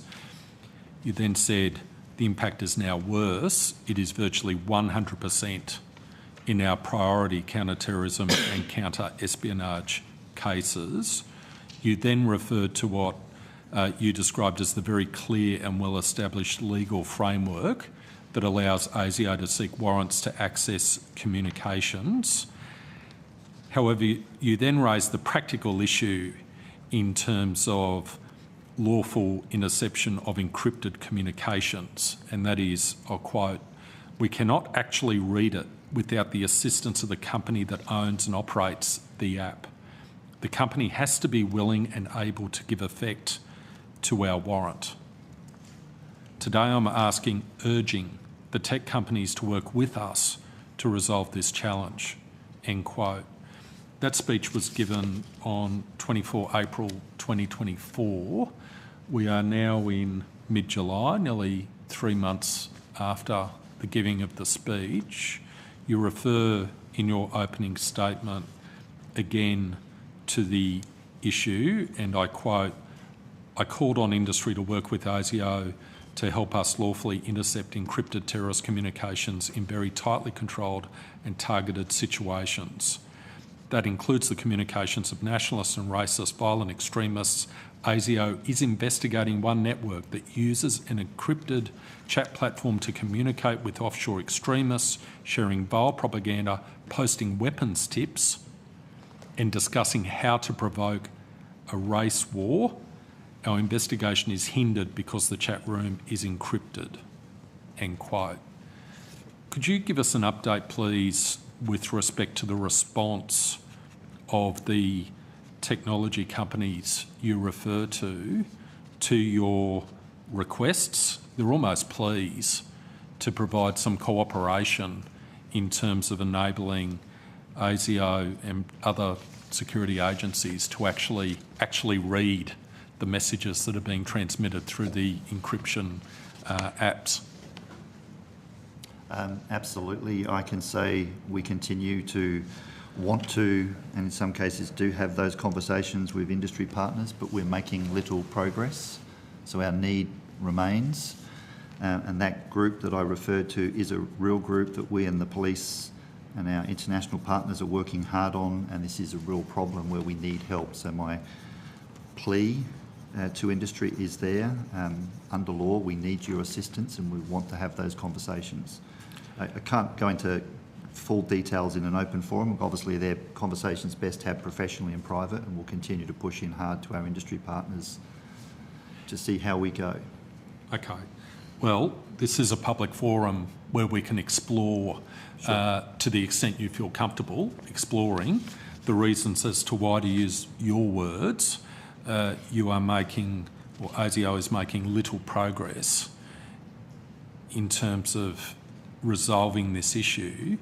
Are the reasons for that lack of progress technology issues, legal issues, ethical issues?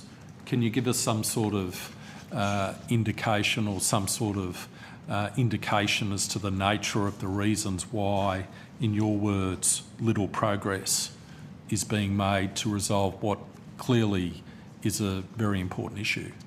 Yeah, I don't want to oversimplify this, but obviously they're individuals and it is their right for them to believe this, that encryption above everything else. And obviously in this country, so let me put it in this context. In Australia today, to provide a carriage service under licence, you have to provide interception capability, and the carriers do that. If you're a messaging app provider and you're building some new app that provides privacy, and I acknowledge privacy is a good thing for people not breaking the law, but if you're a message app provider that sits on top of those carried service providers, you are not subject to the same requirement to provide an interception service directly, and they're choosing to implement encryption in a way that actually means they can't help us. Effectively, they're putting those communications beyond the rule of law. My ask is simple. If I have a warrant where I've demonstrated to the Attorney-General that I have grounds to seek that level of breaking their privacy, we would like them to help us do that. Also be very clear here, we're not asking to peer inside the internet and look at everyone's conversations. We have to have, it's a limited set of circumstances, and I have to justify why I need to do that. In the case of people we have identified through other means who are part of that group I talked about, we do have legal grounds to justify getting access to that too, because what we know of some of them are sharing, these are violent extremists who one day, one of them will likely kill someone, and come the coroner inquiry or the police investigation, we will discover we were unable to get in there and get that intelligence that allows the police to save lives. That is going to be a hard day. I don't think that day is too far away. So we're asking for help. Obviously, I don't want to have an argument with technical companies. It was a plea for help, but there's conversations we're having in private, and we'll continue to press in hard. If we don't get the help we need, then of course that's something I would take back to the government of the day, presenting my case for further action and have that be considered. From my perspective, it's deeply concerning that we're having this conversation in mid-July after you made your initial plea for assistance to the technology companies in, you might have made it earlier, presumably, than the speech you gave at the National Press Club, but that was April 2024. You've underlined the urgency of the situation. You described the current state of affairs as one where to quote your words, the communication is beyond the rule of law, end quote, and presumably by that you mean notwithstanding the fact that you either A, have a warrant or you have the grounds to get warrants, you still face this technological challenge that unless you have the cooperation of the tech company, you can't actually read the communication, and that is prejudicing the investigation. It's prejudicing your role, your function to keep us safe as a community. How much longer should it be a case of you engaging in discussions with the tech companies as opposed to having to elevate it so if the legislation needs to be amended, the legislation's amended? Yeah, thank you. So your summary of the seriousness, the problem we're facing, this is a real problem. We've been in conversation with tech companies and not just my agency for a good period of time now. There have been legislative amendments that enable us to have this assistance from industry. So the Parliament has given us those laws. We're asking for help. We will keep pressing in hard. As for what else we need to do, again, Chair, I would take that back to the government with my colleagues at the right time for them to consider that course of action. Okay, noted, and I think members of the committee would trust you to do that at the time which you consider to be appropriate. Is it possible for you to tell us which tech companies you're engaging with, or would that take you into realms where you do not wish to go? I'd prefer not to, on the basis of I'm not wanting a public spat with the companies that we're seeking here. And to be clear, we're not asking for a change in law, we're asking for cooperation under law. And that's a matter of debate with the people, so we do get help from some companies, but the same company sometimes can cause us issues from a lawful access to encrypted messaging.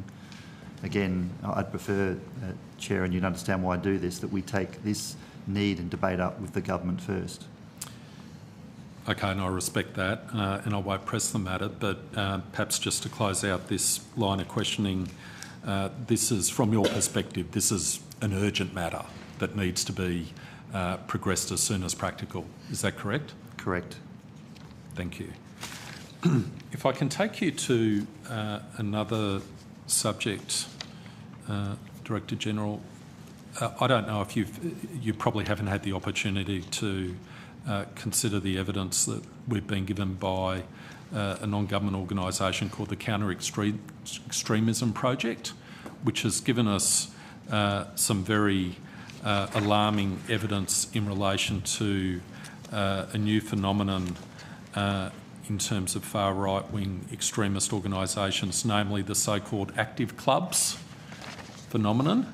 Mm-hmm. And I must say, when we were receiving this evidence earlier today, it brought to my memory comments you've made in the past in different forums, including in estimates, how individuals in some of these far right-wing extremist movements tend to recoalesce under different names and in different organisations and forms. So they're highly educated with respect to the impact of relevant laws and how they can perhaps tiptoe around those laws in a way that enables them to pursue their agenda. Are you aware of this phenomenon of so-called active clubs, which, just to quote from some of the evidence we received, are seeking to build a shadow militia while hiding in plain sight, end quote? That's how they're described in the US. So, apologies, Chair, I wasn't listening to the early evidence. I know my staff were. I'm not familiar with the terminology active clubs, but I'm very familiar with white supremacists, accelerationists, neo-Nazis, people of that ideological belief who do shape and reshape, very smart, staying on the right side of the law.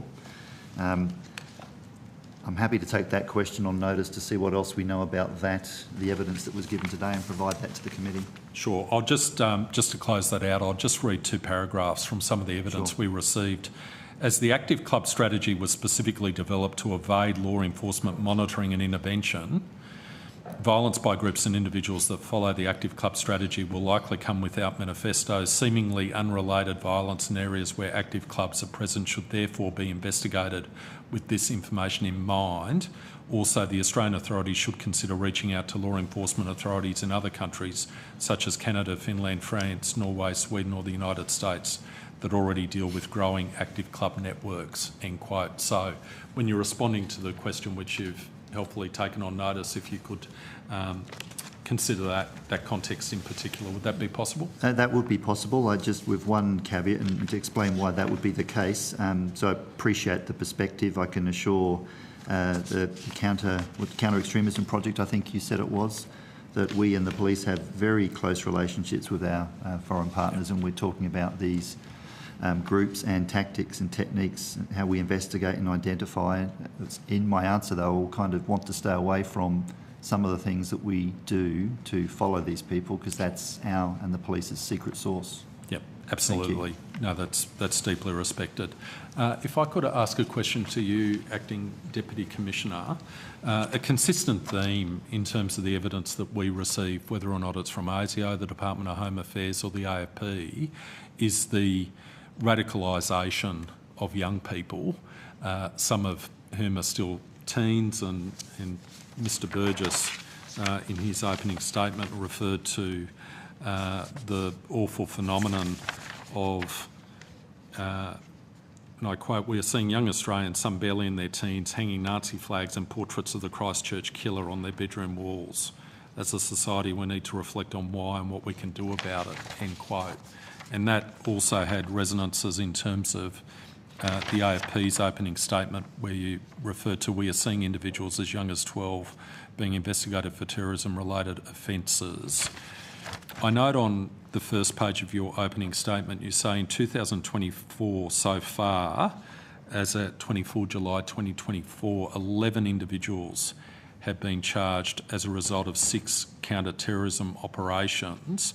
Do you have the ages of those individuals and any general guide you can provide? Are they all in their teens? Are most of them in their teens? What perspective can you give with respect to the age of those 11 individuals who've been so far charged in the 6 counter-terrorism operations? Thank you, Chair. What I can say, as at the 22nd of July, with the data that we have, and since July 2021, we've conducted operational activity against 27 individuals that were 17 years old or younger, and the youngest of them being 12 years old. Over these, 60% were charged with either Commonwealth or state-based offences, including but not limited to advocating terrorism, possessing, distributing extremist material, acts in preparation for a terrorist offence, committing a terrorist act, membership of a terrorist organisation, and including drug-related offences, firearm offences, possession of child abuse material, and possess, supply or making of explosive and others. In relation to the 11 individuals in 2024, can you give us any indication with respect to their age? Commander? Yeah. Chair, if I may, the majority of those were teenagers, as young as 13 years of age. So the bulk majority of what the JCTTs across the country have investigated so far in 2024 have mostly been youths under 17 years old. Okay, so the majority are youth males under 17? Yes. Yes, okay. And presumably, when you give us those figures, Acting Deputy Commissioner, in terms of the 27 individuals 17 or younger, from what year was it, 2021, I think? July 2021, that's correct. July 2021, presumably there'd be a number of other individuals who have come to your attention where you haven't taken the actual step of laying charges, but you've sought to take some sort of other action when matters have been brought to your attention. Is that a fair comment? Absolutely, Chair. The AFP prioritises early intervention in these cases and disruption strategies for young people ahead of prosecution, particularly where there is no threat to the community. And it's appropriate to do so given the circumstances, but prevention and intervention is always our preferred course of action. So what sort of numbers are we talking in that regard? Even a general, like, would it be 5 individuals for every individual that's charged? Can you give us any? I think you can take it on notice if you want. I think we will take that question on notice for you, Chair, just to give you a proper number count on what we're seeing in that respect for the intervention. I think it would be very useful, especially in relation to that younger cohort, to give us a bit more of an indication as to the number of young people you're actually dealing with in that cohort. The other question I would have, and I'm alive to issues relating to privacy and otherwise, and the care that's needed given the individuals have been charged at this point in time and there's a process that needs to be gone through. But I'd also be interested in relation to any information you could provide us with respect to whether or not any of those 11 individuals, or even in the larger category of the 27 individuals from July 2021 who've been charged, had been the subject of any early intervention prior to their being charged for some subsequent act. I think that would also be useful information. Is that something you could provide on notice? Certainly, Chair. We'll take that question on notice for you. Thank you. Thank you very much. Deputy Chair, have you got some questions? I do. Thank you, Chair, and thank you to all of the agencies who are here today. If I can start with you, Mr. Burgess. I note the definitions you've provided us in relation to ideologically motivated violent extremism and religiously motivated violent extremism. My questions are about the fragmentation of these ideologies and the trends that you're seeing with the manifestation of this extremism. I note that the terminologies you have used include the word violent, and you are specifically tasked with looking at, the risk and the potential for these movements to become violent. But there's obviously a point where that transpires, and I'm keen to understand what you're seeing in terms of the trends that are coming forward.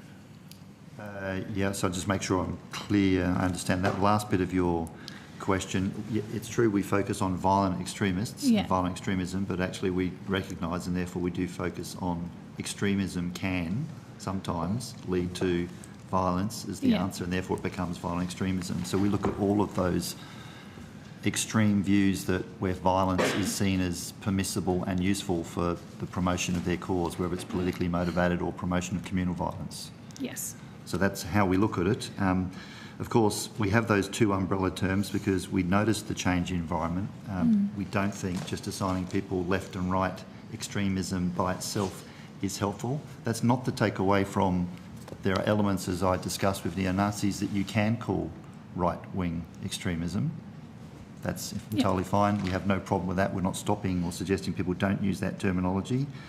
The other thing we're seeing, and this is mainly in minors, but actually I won't say it's just limited to minors, we're seeing individuals who are picking elements of ideology which supports their need and they think violence is the answer, and it's mixed, and actually for the professionals involved in this over a long period of time, it kind of defies logic in terms of what we're seeing, but probably suggests to us we all need to try and understand what is drawing that person to violence, and they're picking up elements of violent ideology primarily because they see it online. That incubates hatred and violence. That's just odd. So the kind of landscape is evolving. We're seeing more people with anti-authority behaviours and conspiracy theories and grievances as their motivation for violence being acceptable and to promote their cause. So the environment is getting more complex on us. And of course, with individuals going to violence with little or no warning, for us and the police, it's getting harder to detect them and stop them. Yep. Thank you. And that complexity is what I was asking about, I think, is how these movements, or if you can even call them movements, because I understand a lot of the threats are really from lone actors who pick up pieces of different movements, but they are being, I guess, radicalised by a lot of online material, and you referred to that in your opening statement.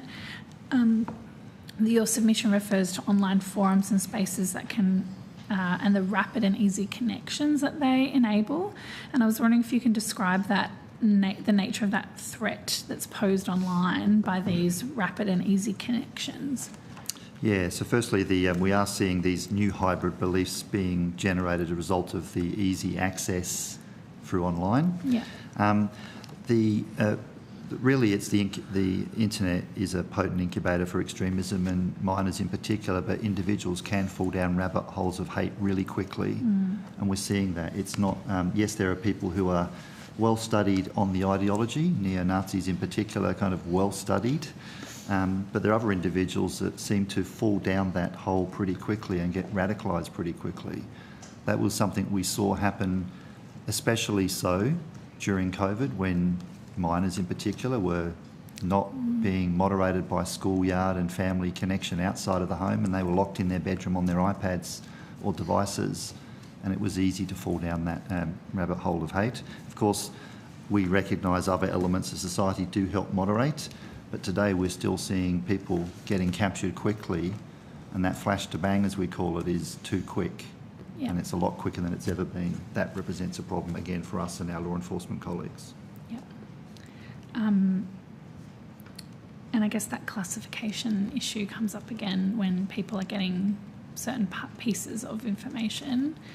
I asked a few questions to the previous witnesses about a form of extremism which I would sort of characterise as a conspiracy theory, but it's essentially related to the Great Replacement theory and or referred to now in its post-COVID era as the Great Reset.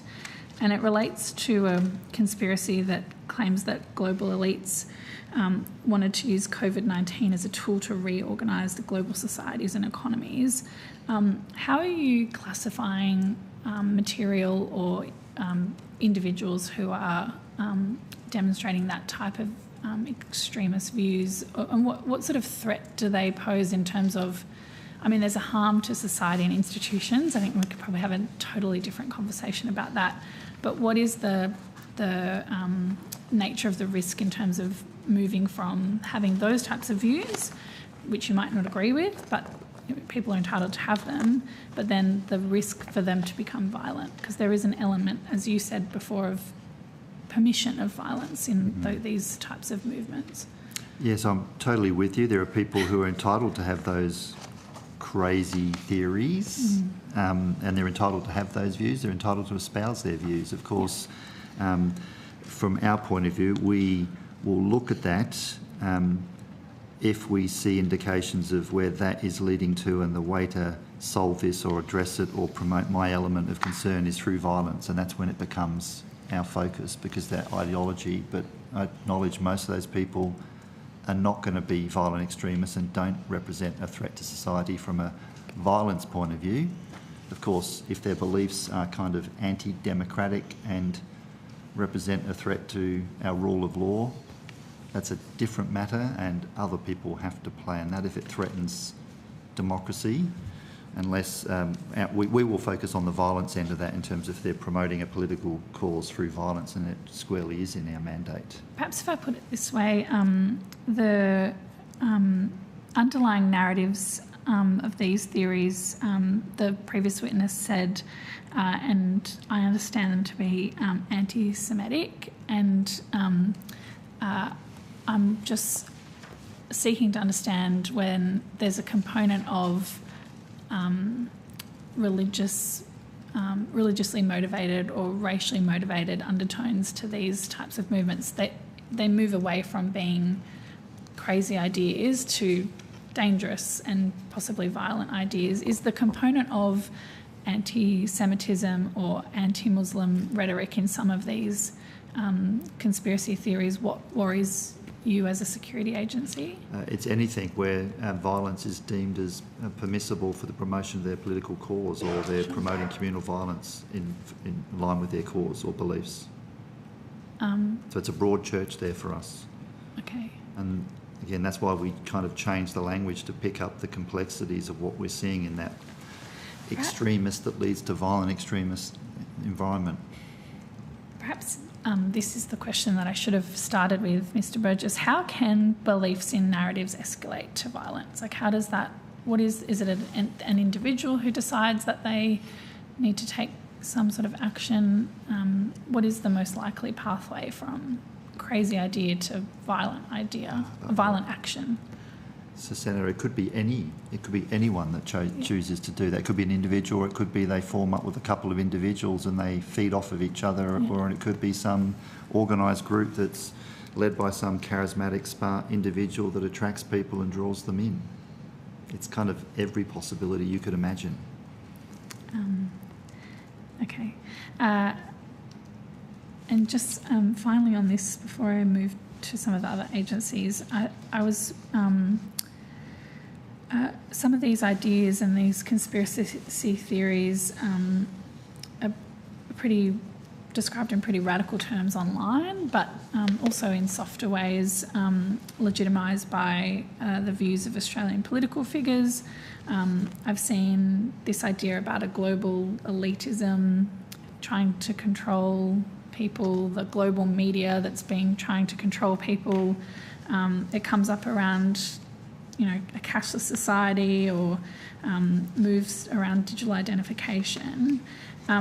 What's your... how does, when political leaders start espousing these types of views, does it legitimise the extremism movements that are underlying them? I mean, they might... the benefit of the doubt I'll give to some of these politicians. They might not see the link as much, but I'm not going to espouse a motive against other senators, but I can see how it's different if it's a individual online with, at user 1234, but when it's said in the Senate chamber, it's a different type of legitimacy. I absolutely agree that it has the potential to amplify in the wrong direction, even if that's not their intent, whether or not members of this great House are deliberately doing that or not.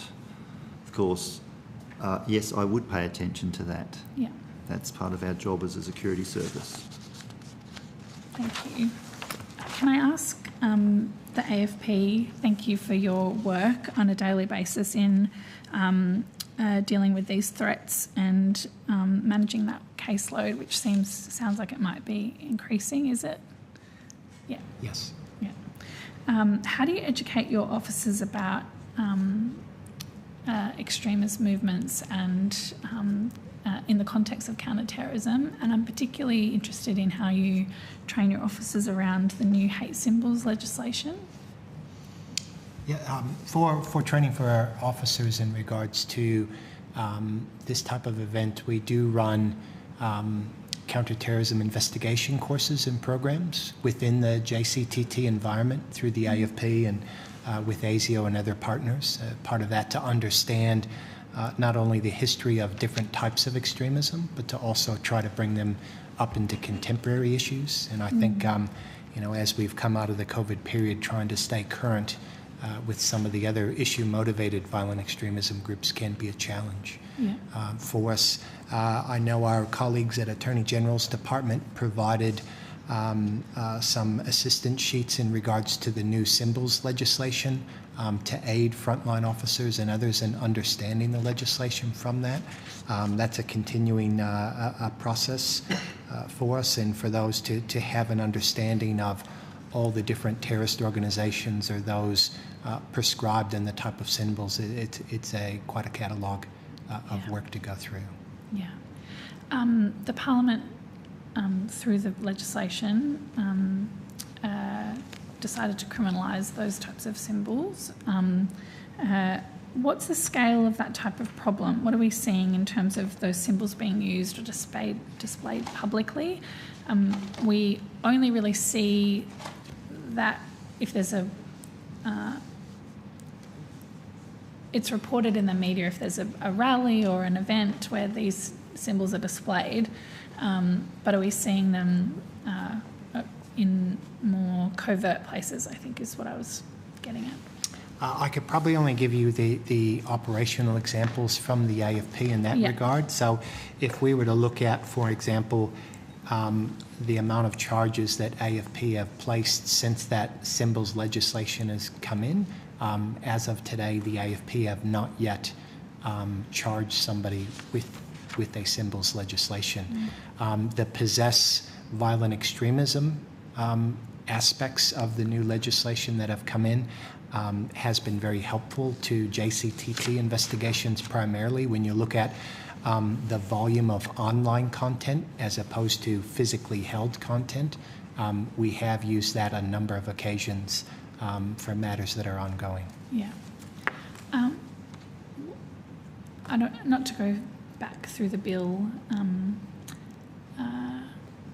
because I've now forgotten a few elements of the criminal offence, but how does it operate in terms of when people are using those symbols online, whether they're sending them to each other or posting them like on Twitter, for example, or, you know, sending them to certain senators underneath posts asking for a friend?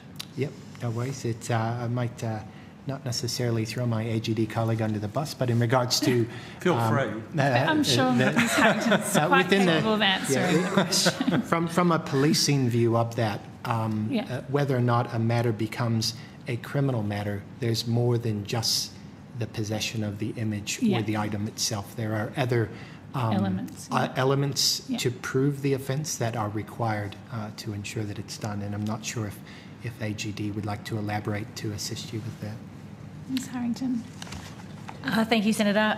If we're talking about the prohibited symbols legislation, yes, if we're talking about an online space that is public, the intention is that that is caught. So the public display of a prohibited symbol online would be captured by the offence. Okay. All right. Sorry, can I given you have very quickly, you had a lot of time. Yeah, Go ahead. I just had a follow-up question on that, Senator Green. Just public display, does that mean someone other than the person looking at the screen sees it? It doesn't have to be seen by someone, but it needs to be capable of being seen. Okay, thanks. Sorry, Senator. That's okay. Thank you very much. Just on the legislation around symbols. We had a hearing yesterday about another piece of law dealing with Commonwealth criminal offences, and so I'm aware of the limitations of Commonwealth criminal laws and how they have to fit into constitutional powers.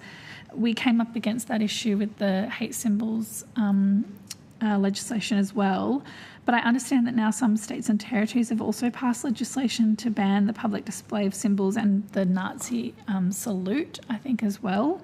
I just wanted to understand how the state and territory Commonwealth offences are working together, and often that's sort of how it works in our wonderful federation, that, you know, the Commonwealth moves on an issue and we get the states and territories to also pass similar laws so that our policing friends have cross-jurisdictional powers. Yeah, thanks, Senator. I mean, put simply, the idea is that they're complementary. Yeah. So they don't work against each other, they work sort of in synergy. Yep. And I understand you're doing further work on strengthening criminal laws relating to hate speech. Yes, that is correct. The Attorney-General has given a commitment and asked us to have a look at, what can be done in the hate speech realm. Yep. Mm-hmm. That work's underway. That work's underway. Any more you can tell the committee? I'd have to say the timing for any Okay. legislation is a matter for government, but yes, significant work has been done. Okay. And finally, maybe a question for Home Affairs. I know Senator Faruqi's probably got questions to ask you as well, so I'll be respectful of that. But I wanted to ask Home Affairs in relation to countering violent extremism. I think that you're the appropriate agency to ask. Your submission mentions the important role of education in countering violent extremism, particularly with youth. We had some really fantastic young people who gave evidence today. We also had representatives from University Australia talking about how difficult it is for young people at the moment on an online environment, and that education really is key. So what more can be done by educational institutions, and how is the government working with them and supporting them to, make sure that young people are getting the right type of information about this? We have and I'm doing it too, an engagement program with my colleagues across the education portfolios, social services portfolios, as well as talking to our state and territory colleagues. We work through the Australia-New Zealand Counter-Terrorism Committee, and through that we have researchers that are able to assist us in the youth area, particularly around youth mental health issues and education and materials that are available online. We have a number of programs that we fund, Living Safe Together program, intervention program. We also fund other programs like Fearlessly Australian that seek to counter some of those extremist narratives and the like. But we're currently reviewing all of our CVE programs to determine whether or not they are fit for purpose in the current environment. As the Director-General talked about, the landscape is changing. Yeah. That online environment is not where it was even 2 years ago, and we need to review our programs to determine whether or not people are able to access the right information at the right time, and whether or not our programs are actually fit for purpose in the current circumstances. So we are currently reviewing that, as we're currently reviewing our counter-terrorism strategy, and there will be further announcements around that in the months ahead. Okay. That's good to know, because I think one of the things we did receive in the evidence today was that that question about fit for purpose of the programs that we have, particularly around the need for peer-to-peer education. Do we have any programs that are seeking to develop peer-to-peer educational models for young people? Is that something that will be looked at when these programs get reviewed? I'd suggest that most of that is probably in the state and territory remit. Right. Yes. Okay. Not a problem. Last question for you, Mr. Burgess. Can I ask, this is a very broad-ranging question, I accept that, but I didn't really ask what you're doing to combat these types of extremism, and I think that might be helpful to get on the record. Yeah, thank you, Senator. So obviously, countering politically motivated violence and promotion of criminal violence are two of ASIO's heads of security, so it's subject matter that we're heavily engaged with, and like our AFP and State and Territory Police colleagues, despite the national terrorism threat level being lowered in November 2022, our counter-terrorism teams are busier than they've ever been trying to understand whether these people with the ideologies that we come on do represent threats to security insofar as are they going to advocate or undertake acts of terrorism. So that's a well-established process in my organisation. We continue to work hard and the teams do brilliant work. It's hard work. We have some constraints. Encryption is one of them. We're not all seeing or all knowing. We don't want to be all seeing or all knowing, and the greatest source of information that we get to do our job comes from everyday Australians who call the National Security Hotline or phone the police and express their concern. That is greatly appreciated, so it is very much a team effort. And when we work on identifying these problems, we do that very much hand in hand with State and Territory Police and the Australian Federal Police through the joint counter-terrorism teams in every state and territory in this country, and those teams do great work every day and we're proud to be part of that.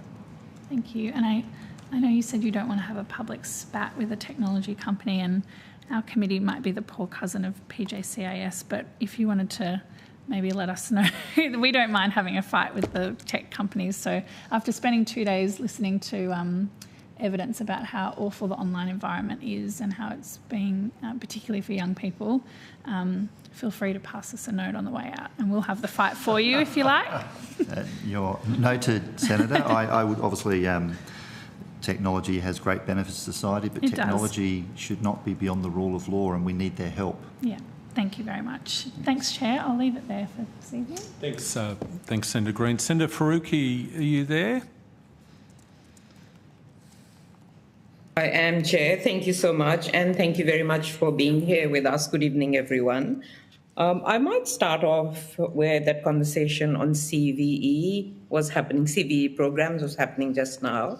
And as Senator Green said, we have heard from groups, some who gave evidence to this inquiry, who have raised concerns about CVE programs, and some have said that they have tended to focus on over-criminalisation of young marginalised groups, which is further sowing distrust with these communities. And in a submission from the New South Wales Council of Civil Liberties, they say the council also acknowledges that the current countering violent extremism programs have been heavily criticised and the capacity to assess their effectiveness is limited. The vast majority of countering violent extremism initiatives have disproportionately viewed members of the Muslim community in recent years through a security lens, which has also resulted in criticisms that CVE programs are still primarily a means for intelligence and law enforcement to obtain information that may assist them in their investigations and or prosecutions. And you said earlier that you were actually reviewing those programs now. I'm just wondering if there has been any evaluation of those programs to date, and if there has been, what was the result of these evaluations? Yeah, sure. Senator, thank you for the question. So, as I assume you're aware, the Department of Home Affairs administers the national coordination of the CVE programs with each jurisdiction, tailoring the specific CVE programs to their own jurisdictional circumstances. As a result, each jurisdiction, depending on the development of their program, evaluates their own program. We receive advice at the points in time that each jurisdiction evaluate the program on the outcomes of some of those evaluations. But what we are looking at, as Mr. Smythe said, in future programs, building in some ideas to have some national consistency to evaluations so that we can actually ensure we're assessing nationally that there's consistency in the application of the programs, but also consistency in the consideration of what success looks like for the programs. And how long have these been programs going on? Have been gone on for? So there are a variety of different programs, but our Living Safe Together intervention program, for example, has been around for about 9 years. And so for 9 years, these programs have been conducted, but you're saying there has been no consistent kind of national evaluation framework for these? Not in recent years, Senator, unless my colleague Mr. Goldie is aware of a national evaluation. of the programs, but I think each jurisdiction manages themselves. That's right. Okay, and are you fed that information about each jurisdiction and how they have been evaluated? I'm just wondering if any of that information is in a form that we could see. We are provided with elements of that information, Senator. I can take it on notice as to what we can provide the committee as to the outcomes of the evaluations, which obviously take place at different points in time, depending on where the jurisdiction's up to. Yeah, that'll be really wonderful if you could do that.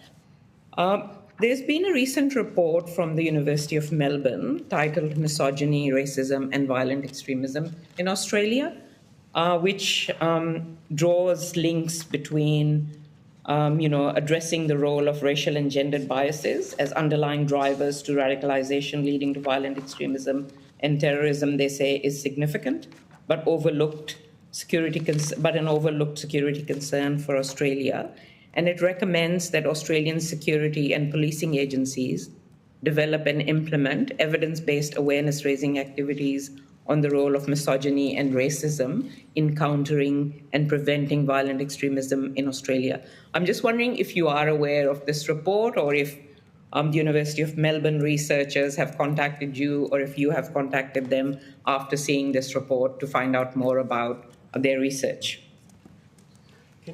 Senator, did you have the name of the researcher who was conducting? I don't have the name of the researcher in front of me and send it to you. I think it's Josh Roos. No, he's Deakin. So unless it was by one of the Avert network individuals, I'm not aware that I've seen the report itself. But Director Burgess is... Yeah, ASIO is aware of the research. Obviously, I won't comment on the recommendations, but I can assure the committee that, of course,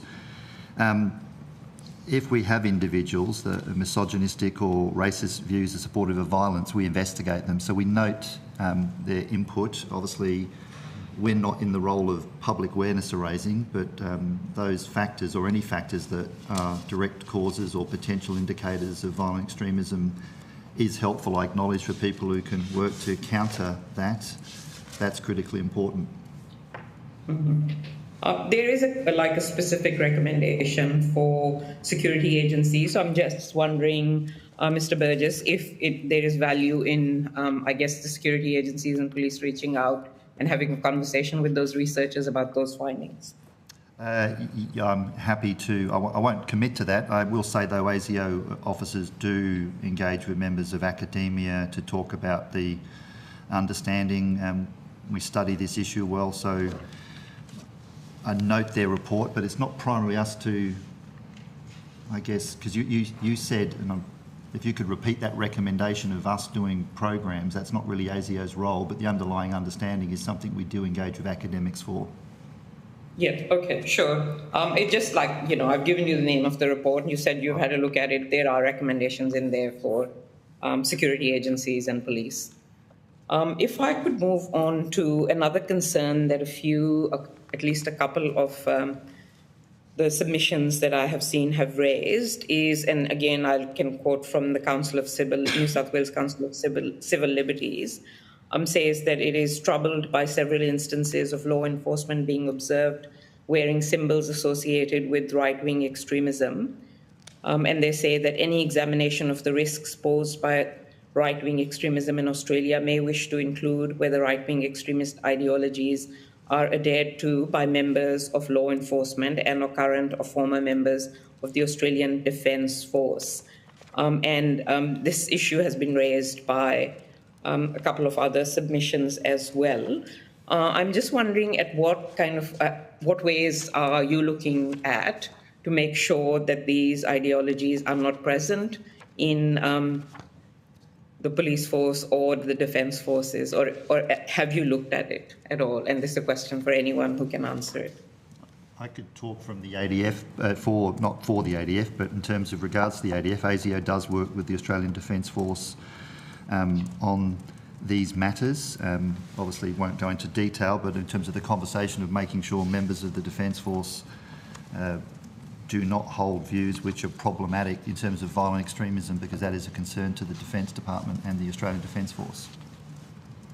Yep. There has been a lot of discussion about institutions and people within those institutions, having broad-based racial literacy. This is a Australian Human Rights Commission. I guess one of their recommendations is that the Commission recommends building broad-based racial literacy and developing deeper understanding about race and racism in Australia as a part of any counter-extremism response. And there have been various others who have recommended anti-racism training in institutions. I know that universities, for instance, one of them said that they do have that training. Is that training part of your organisations? I will speak for ASIO. We don't run staff through anti-racist training because I don't believe my organisation is racist, but I understand the concern that we all have to reflect. We see elements of that society, and obviously we do represent the society we protect, so we have to be sure of that. But in terms of the values of which we operate and the training we do more broadly on inclusion and diversity and more broader than that is, I suggest, the way we handle that. I haven't seen the need to do that at this stage, but we're conscious of those behaviours, and obviously if we see it, we deal with them through standard performance processes and security vetting processes. Yeah, Mr. Burgess, though, inclusivity and diversity training is very different from anti-racism training. I have done anti-racism training, and I can assure you I'm not a racist. It's just about raising racial literacy and developing a deeper understanding of race and racism in Australia. That's what it's about, and it was recommended by a parliamentary joint committee that developed behaviour standards for parliamentary workplaces, that parliamentarians and parliamentary staff also undertake that training. No, I Yes, sorry. No, all good. I understand your point, Senator. Yeah, thank you. I just want to go to the Counterterrorism Legislation Amendment, Prohibited Hate Symbols and Other Measures Bill 2023.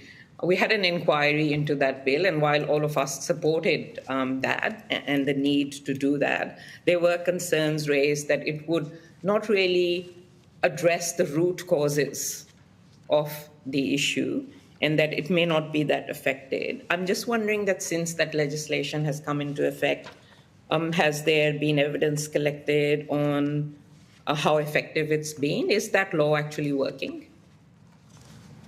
Senator, I might look to my AFP colleagues to speak to that if possible. I mean, I think Commander Hester mentioned before that the violent extremist material offence had a charge, but not the prohibited symbols offences. Was that correct? That's correct. Thank you. And thank you, Senator. What we find, I think, across extremism large, a big issue, as indicated by the Director General earlier, is the online environment. The proliferation of extremist material online and the damage that does to young people is of great concern to us. The ability to look at having a criminal charge for more than just receiving the information, but actively using it, cataloguing it, and making value of that extremist material. For us, that has been very good and very helpful legislation for some of the matters that we are investigating since the legislation came into place. Okay, great. So sorry, could I just clarify? You said that there has been one charge on the carriage service violent extremism material side of the legislation, right? I'm sorry, Senator. There are currently 3 charges in place at this stage. Also difficult to say that all 3 are against youth offenders. Okay, but those are under the new offence that was created using a carriage service for violent extremist material, right? Yes, the 474.45C. Yeah, okay. Thank you. And my last question is, I think one of you or a couple of you talked about nationalist and racist violent extremism, and that was 20% of the caseload at the moment. Could someone correct me if I'm wrong in that? From ASIO's perspective, we've, I think in a submission, we said it was 25%. It's currently 20% of our priority counter-terrorism caseload. It goes up. It goes up and down. Okay, and Mr. Bergier, could you give us a bit of an idea, and you can take this on notice, how it's gone up and down, let's say, in the last few years? I can give you a quick summary now. So 2017, 18, it was lower. It started to rise through 19, 20, 21. At one point, it got to 50% of our counter-terrorism priority caseload. It's dropped down again to 20%. Part of that rise was as we come off the ending of the caliphate and where our investigative resources goes, we found potential issues we need to investigate. They're in our caseload, but this is where we've landed on. Most of them have awful ideology, but they are not going to do acts of terror.